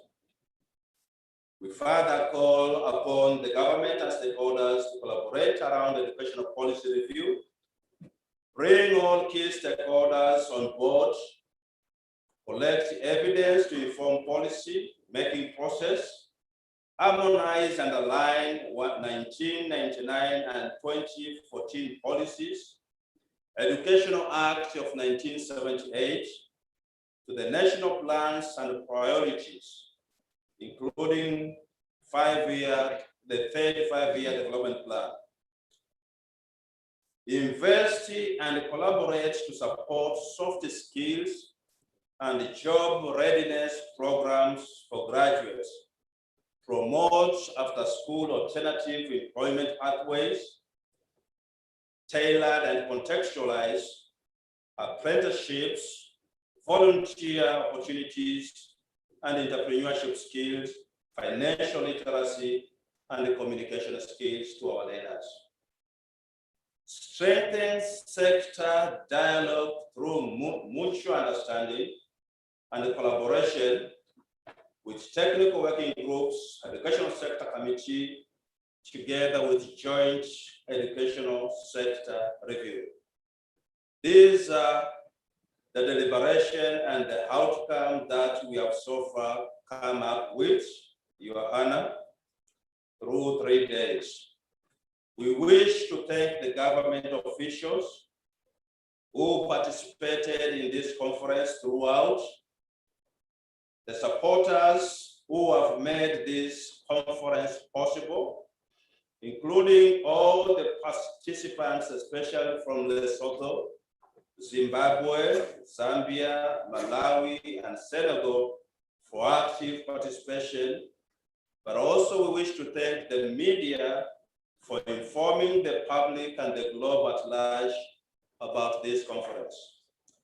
Finally, I want to extend my sincere appreciation for our beloved 4th President, Dr. Jakaya, the former 4th President, Dr. Jakaya Mrisho Kikwete, for officiating this conference, but also for adding a lot of value to the discussion, but also he gave us a food for thought. Now we should consider how to transform our education to match that of quality education. You are Hannah, guest of honor. Allow me to end up here and thank you also for your time, listening, but also we wish these deliberations will be taken further for future engagement and future discussion. At this moment, may I invite Dr. Kalage to invite the guest of honor, and may God bless Tanzania, may God bless our country.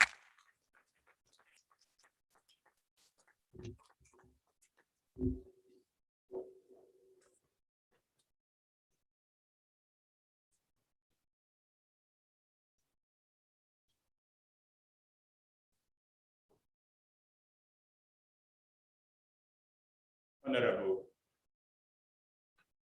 guest of honor, Mr. Gerard Mweli, the Deputy Permanent Secretary, DRI, who is here this afternoon on behalf of the Minister for President Office, Regional Administration and Local Government, Honorable Mwai. The Commissioner for Education, Dr. Yambwene Mutaharu, 10-minute coordinator, Mr. Ochola Wayoga, participants of the conference, moderators,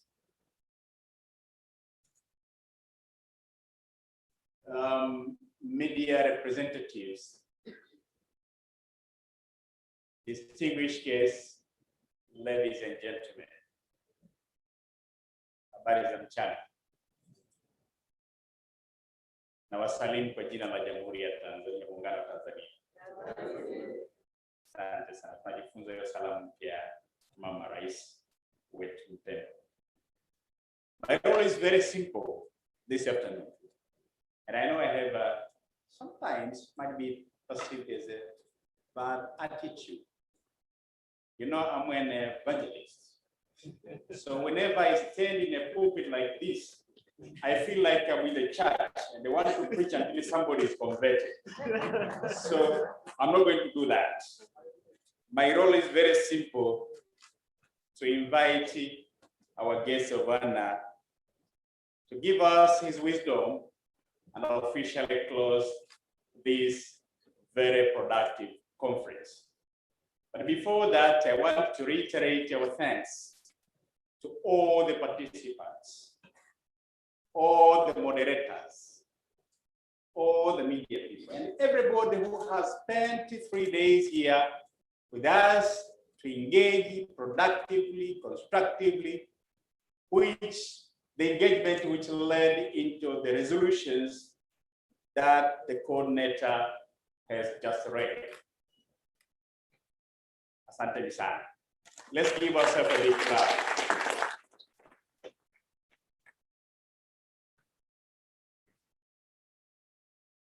Our guest of honor, allow me now to give you the floor to give us your wisdom, your guidance, and probably your few reaction to some of the deliberations which have been put forth. And before he comes in, I would like to invite everybody to stand up so that we can give him a big clap as he takes over the floor.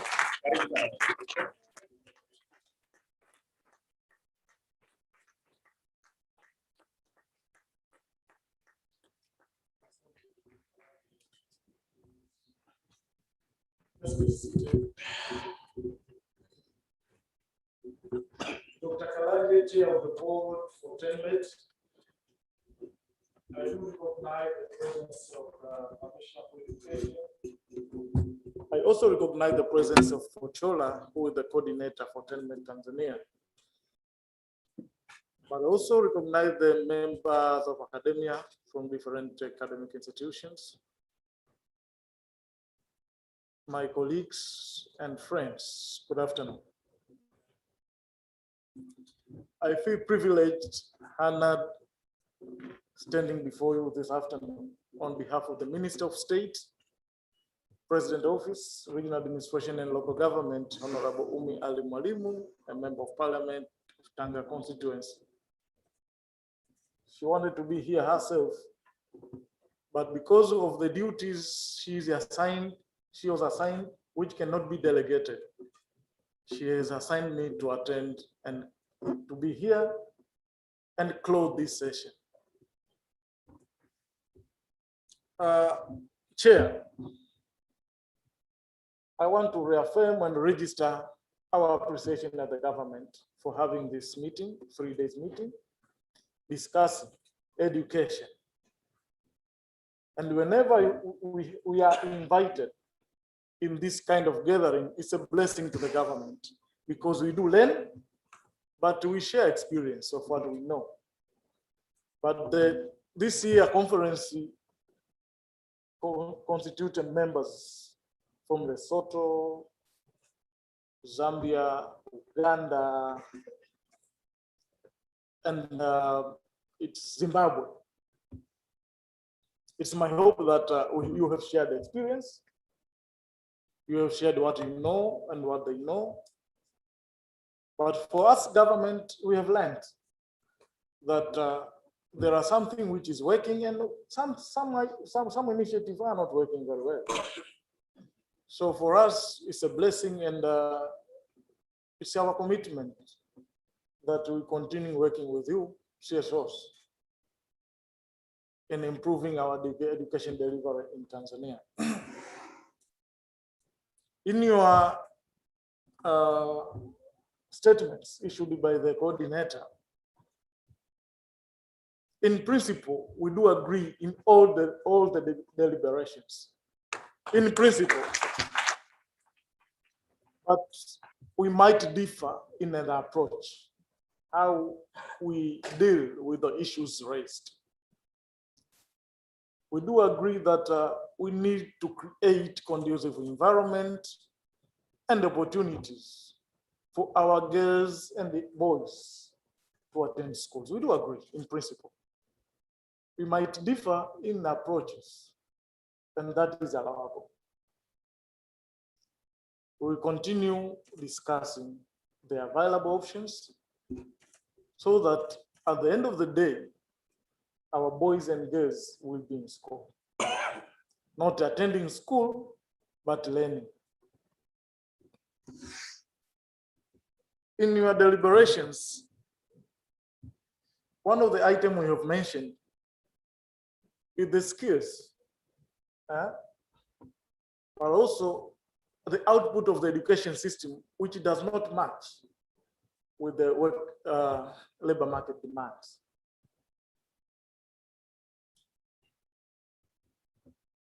But you have also mentioned that one of the reasons, maybe it's a curriculum, but one of the challenges we have facing in education for quite a long time is the readiness of the employers to allocate enough spaces for apprenticeship, internship for our students. And later, we are saying that they do not have skills we want. But when they are looking for the internship, apprenticeship, it has become too difficult for the employers to allocate such an opportunity. So in this gathering, I've heard that we have Vodacom and others. Please, in your plans, allocate enough spaces for our students to be prepared for the job market. That will be very important. Since this year theme is the collective responsibility and accountability, we are expecting to see that in actual sense. And in the real sense, that we are all accountable in creating a pool of skilled manpower in future. But also, there's a mention of the quality of education, which is a very broad term. I was asked by my friend one day that we were discussing, and I was wondering, he was wondering that because we sent some students to China and Russia and other countries for higher learning, and they all came back with the flying colors. They are from our schools, and we were wondering whose quality is bad. They graduated, and those who were contributing here since the first day, they graduated from our colleges. And they managed to give a very productive comment of our quality of education, which we really appreciate. We do really appreciate. So I do call for the detailed analysis, and we're expecting to get the comments. What should be improved and what should be improved? By assessing ourselves as a product of this system, our colleagues, so that when the government start to review its curriculum, we do have practical comments and inputs as well. We have a number of graduates from abroad. They are doing very well. They started standard 1 here to Form 6. They went outside, came back with the flying colors. For the past 4 or 5 years, we have been receiving an award in the essay competition for SADC and East Africa. But still, improvement is a continuous process. We do accept that we need to review our curriculum, but we should have a practical inputs. When we announce that we want to review our curriculum, we really appreciate to have those comments from the researchers. Very precisely what we are expecting and whose role is this? Because sometimes maybe that's the role of the parents, lacking of confidence, because maybe you are not allowing our students to our children to express themselves when they are home or when they are at home. Maybe it's a role of the community. Maybe it's a role of the education system. Let's have the practical inputs, and we will be much happy to do so. Because there is a huge difference between the curriculum and the content of the document and the curriculum implementation. I do call for members of academia, CSOs to do such an analysis. Do we have a problem with the content of the document, or we have a problem in the implementation? Because my friend one day mentioned that, my students speak very good English because they are attending a certain school. It's one of the very good schools in Dar es Salaam here. So please go and review your curriculum. But what is really happening is a matter of implementation. That private schools has enough teachers, books, and the other school which do not have such a good environment, they're implementing same curriculum, but with enough resources, and another one with the inadequate resources. So please, I do call for you to go and do a detailed analysis, because it was already mentioned by the Minister of Education, Science and Technology that we intend to do a review of our curriculum, so that after 4 years, we should, I don't expect another SSOs that we need to review again our curriculum, because we see the problem is existing after even reviewing that curriculum. So when we come back, we come with the practical inputs, we really appreciate it, and we will accommodate them. That is a commitment from us. Together with the curriculum, we are going to review the policy. 2014 policy, because we do not have a 1995 policy, because it was reviewed. And from 2014, we had a new policy, which is existing now. Again, we are humbly asking you to do an analysis, and when we announce for the inputs, we'll be having a well-organized and coordinated input from the VSOs. Dr. Kalage, you do know that when even you say so, sometimes you have different interests, and you tend to have different comments and different approaches as well. Others will go to media to announce their comments. Others will come to the government to submit their comments. It's normal, and we accept that. But we will help the government if we have a coordinated and organized comment from you. You might use these kind of forums, collect your comments, put together, and precisely say in this area, maybe in enrollment or in registering students, or in the years for registering our standard 1 student, we recommend this, and this is the reasons, which is well researched. So those are the few things I would like to react from what you have mentioned, but in principle, we agree with all the comments. After these few remarks, on behalf of the Minister of State, Honorable Umi Mwalimu, may I adjourn this meeting. Thank you so much.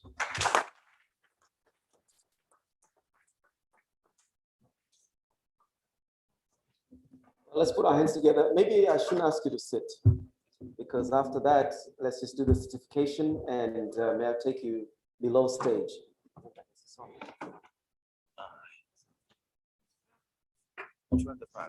Yes, let's go to the front of the stage.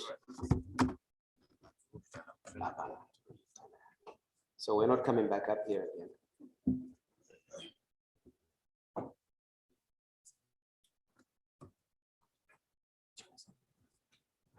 Right where, yes, right there facing the audience, our delegates.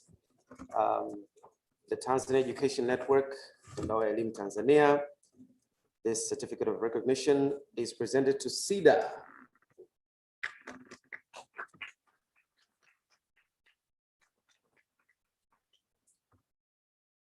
All right, on behalf.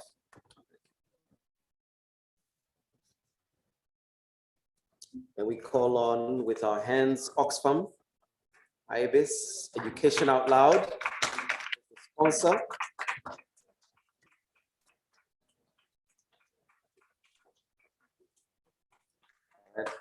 Oxfam here. Yes, thank you.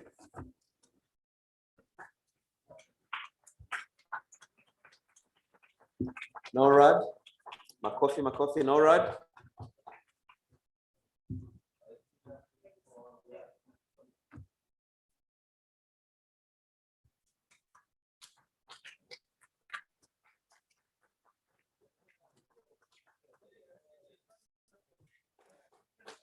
HDIF.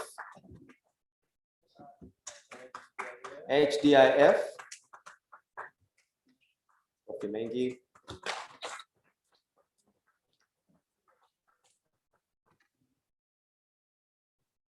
Pestalozzi Children's Foundation.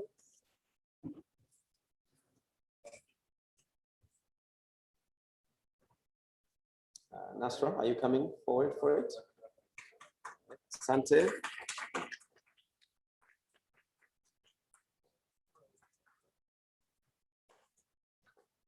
CatsNet Limited.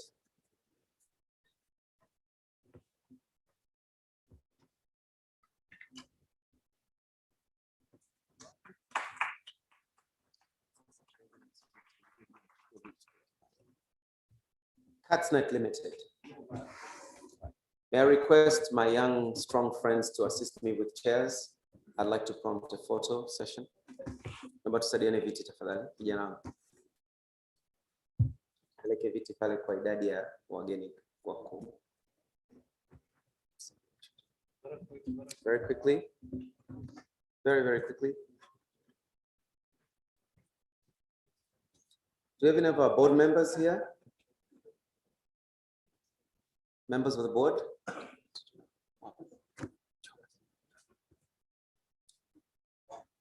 Sogeze viti mbele kidogo.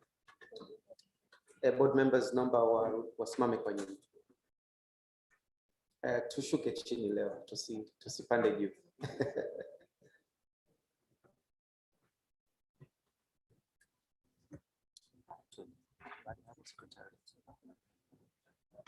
Tungepiga nafikiri na sekretari ili kupunguza kuongeza alafu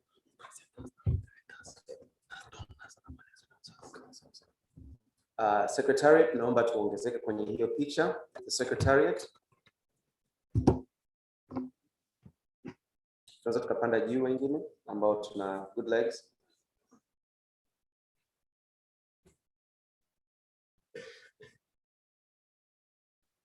Tupige makofi mengi sana.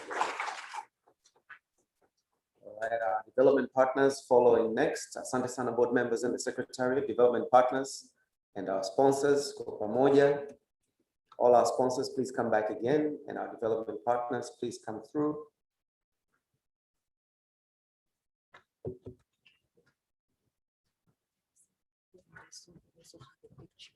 Okay, now the foreign delegates. Condition kama sisi networks from Africa kusoma Zimbabwe. Okay, so. All right. Here they come.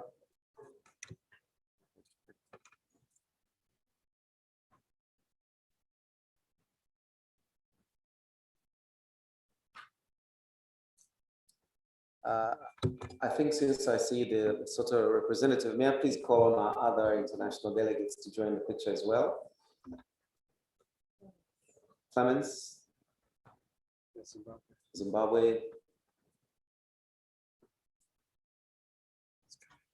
All right, very quickly. Okay. Presenters and moderators, please stand left and right.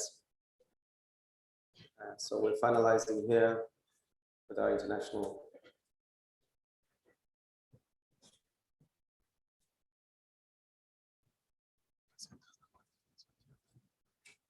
All right, asante sana. We're going to call. Oh, hold on a second, just moja baba Ellen. Or am I having our presenters coming through? Right? And moderators. All right, I'm going to request the sponsors to retire. Asante. Nashukuru sana. Presenters and moderators.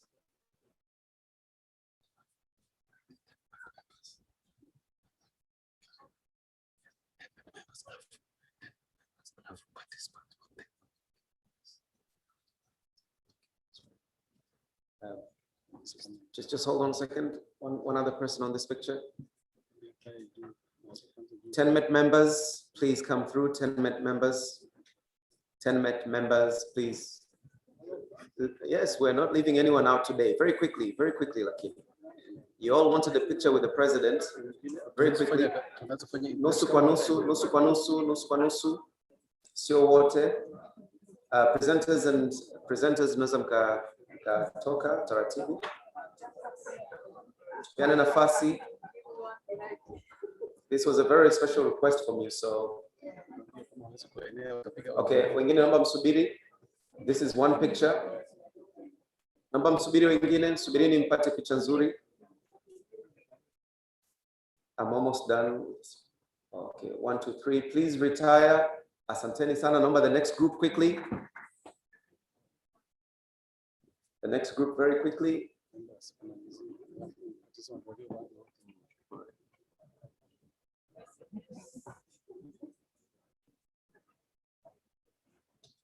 Tupishane very quickly. The guest of honor has to leave. Take a picture of the last group. Yes. Left and right, left and right.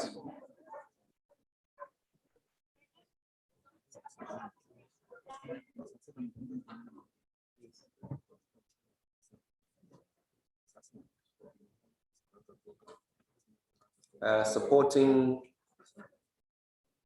picha ya mwisho hii pamoja na mimi. itakuwa quite famous kwa sababu I'm going to spread it very wide. Asanteni sana. Please join me for all others who haven't taken a picture. Pamoja na support staff, tafadhali naomba wote tuje tupige picha hii. This is the final picture. Yes, students who can come through.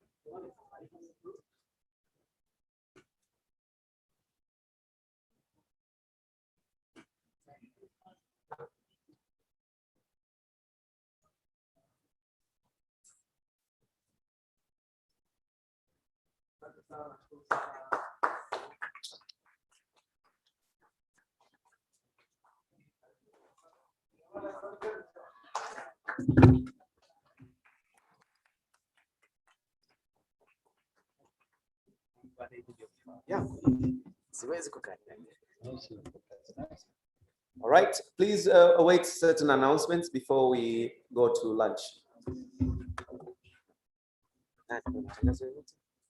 Okay.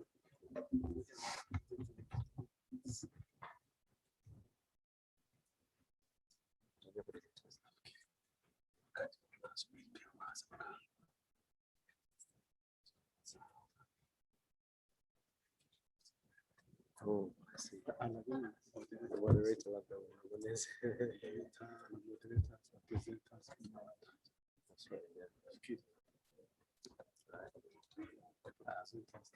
From the Secretariat, any announcements before the coordinator comes back to close it off?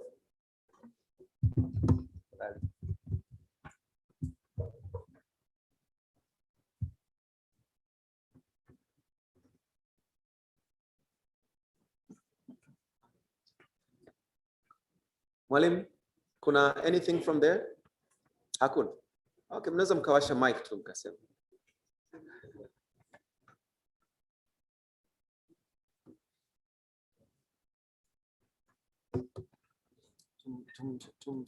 Tumfuate Uchola. Yes, yes. Tumfuate. Hata kuja bila kuambia. Yes, yes. I'm sorry. Don't be sorry, sir. Lakini ungewaambia audience watoe neno la shukrani. Naambia tumeingia hapa tumefanya vizuri, tumepesha kukua vizuri, lakini ungewapa nafasi watoe maoni kama nimekosea kabisa. Yes, sawa sawa. Sawa. Karibu uwe wa kwanza. Jitambulishe vizuri. Na labda wa kwanza na wa mwisho labda. Kwa sababu ni vizuri kuwa na mtu mmoja atakayewakilisha wengi. Lakini njia za kuwasiliana, za kupeana maoni, nadhani tumekuwa tunashauriana vizuri sana. We are all members of one umbrella organization. Lakini naomba utoe vote of thanks tafadhali. Basi mimi kwanza tumshukuru Mwenyezi Mungu. Amen, amen.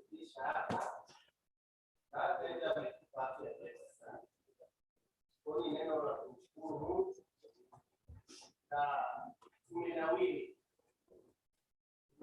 kiakili, tumenawiri kiroho na hata hivyo kimwili.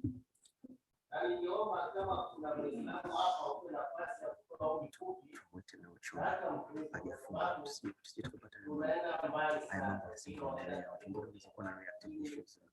Mambo yote ni kwa ajili ya Mwenyezi Mungu. Fursa hii kumshukuru mtandao wa elimu Tanzania.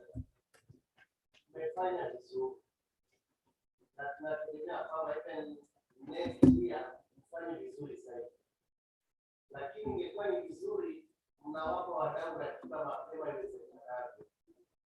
Naona mwaka huu ndo kama ilitoka lini, lakini ni vizuri kupewa ratiba mapema, almost schedule ya mwaka kwamba itafanyika lini, ili watu waweze kuwa na maandalizi ya kufanya nini ya kutosha.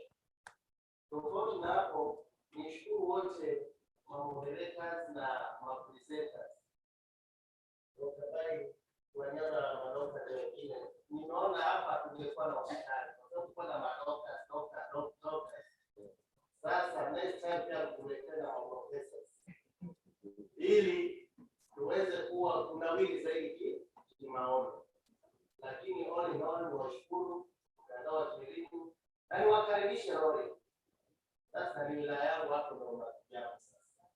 Lakini kuna samaki na jamani nzuri na tuko karibu sana na Kenya, tuone hata mambo yetu wa Kenya.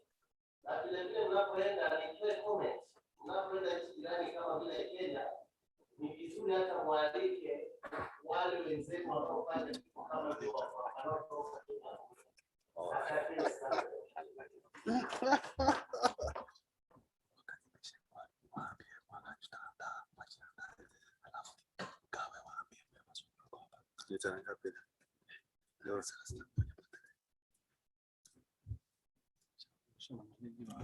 Habari za mchana tena. Kwanza ni washukuru wote ambao mmeweza kuwepo kwa siku 3. Lakini pia ni washukuru wale wote ambao mmefanikisha shughuli hii kufanyika kwa siku 3 hizi. Na tumefikia mwisho. Lakini every time the end of one session is the beginning of another session. Tutakuwa na international conference, quality educational conference next year. Wakati na muda kama huu. Lakini what I would want us to understand ni kwamba wote ambao mmeshiriki mwaka huu, tuna emails zenu, tuna simu zenu, tuna contacts zenu, tuna WhatsApp zenu and so on and so forth. Tutawaomba next year mshiriki katika kudevelop a theme, lakini pia tutawaomba kushiriki kudevelop topics. Mnalionaje hilo? Kwa hiyo tukiwatumia information kwamba we're in the process of coming up with the topics, the theme, burning issues and so on and so forth, please respond back ili to incorporate his idea na tuweze kuwa na conference ambayo ni jumuishi. And this will be extended beyond Tanzania, because there are those who have been following us across the globe, and we will share those information with them. Lakini TENMET does not only do quality education conferences. We have a global action week for education, ambayo it is forthcoming kuanzia tarehe 30 mwezi huu mpaka tarehe 4 mwezi wa 6. Na mwaka huu Global Action Week for Education inafanyika Rorya, katika maeneo ya Shirati pamoja na vitongoji vingine vya Rorya. Kwa hiyo wale ambao mnatokea Rorya, nadhani muwe maambassadors wetu kule. Lakini wewe ambaye una Twitter, una Facebook, una whatever the case, tunaomba uanze kututangazia, kwa sababu tunakwenda maeneo hayo simply because we want to contribute positively katika kuinua viwango vya education katika maeneo haya. Na la mwisho, TENMET iko open. Ukiwa na mradi unataka tushirikiane, bring it on. Ukiwa na publication unataka kupublish au umesha publish unataka tushirikiane, we also encourage you to bring it on. Ukiwa na issue yoyote ambayo nadhani kuna wengine ambao mfahamu kwamba serikali imetoa opportunity, kwamba una issue unataka kupresent serikalini, kuna opportunity. Ministry ya PRA TAMISEMI kila Ijumaa. You want us to coordinate that for you? Una mradi, una information you want to share with the government. Mbona jana tumeambiwa kwamba unaanzisha mradi ndipo unakwenda kuambia wa endorse, si ndio? they don't like that. Lakini it is possible kwamba before you initiate your project, you want to go and talk to the government at any level, local level, regional level, national level. Tuhusishe, we can coordinate and we can encourage, na tunaweza tukanetwork tukakurahisishia maisha vile vile. Niwatakie mchana mwema wale tunaosafiri. May the journey message goes with you. I know some will be flying tomorrow.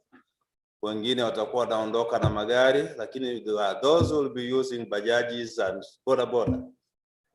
May the journey message goes with you. Ofisi zetu kwa wale ambao hamjafika, tuko Mikocheni opposite Regents Hotel, mtaa wa Lwehabura. I think that is it. Nyumba namba 300 na ngapi? 301? Something like, hata ukienda kwenye Google map, ndika tu 10 meters utatufuata through. Kwa hiyo karibuni sana, namba zetu ziko wazi, email zetu ziko wazi, na secretariat itakuwepo hapa for almost 2 more hours in case you have anything to discuss with us. I know my friend there has something to discuss. We'll be around and we can accommodate. Otherwise, natumaini hawajapata lunch. We have a fantastic lunch tonight. Eat as much as you can. And a good afternoon.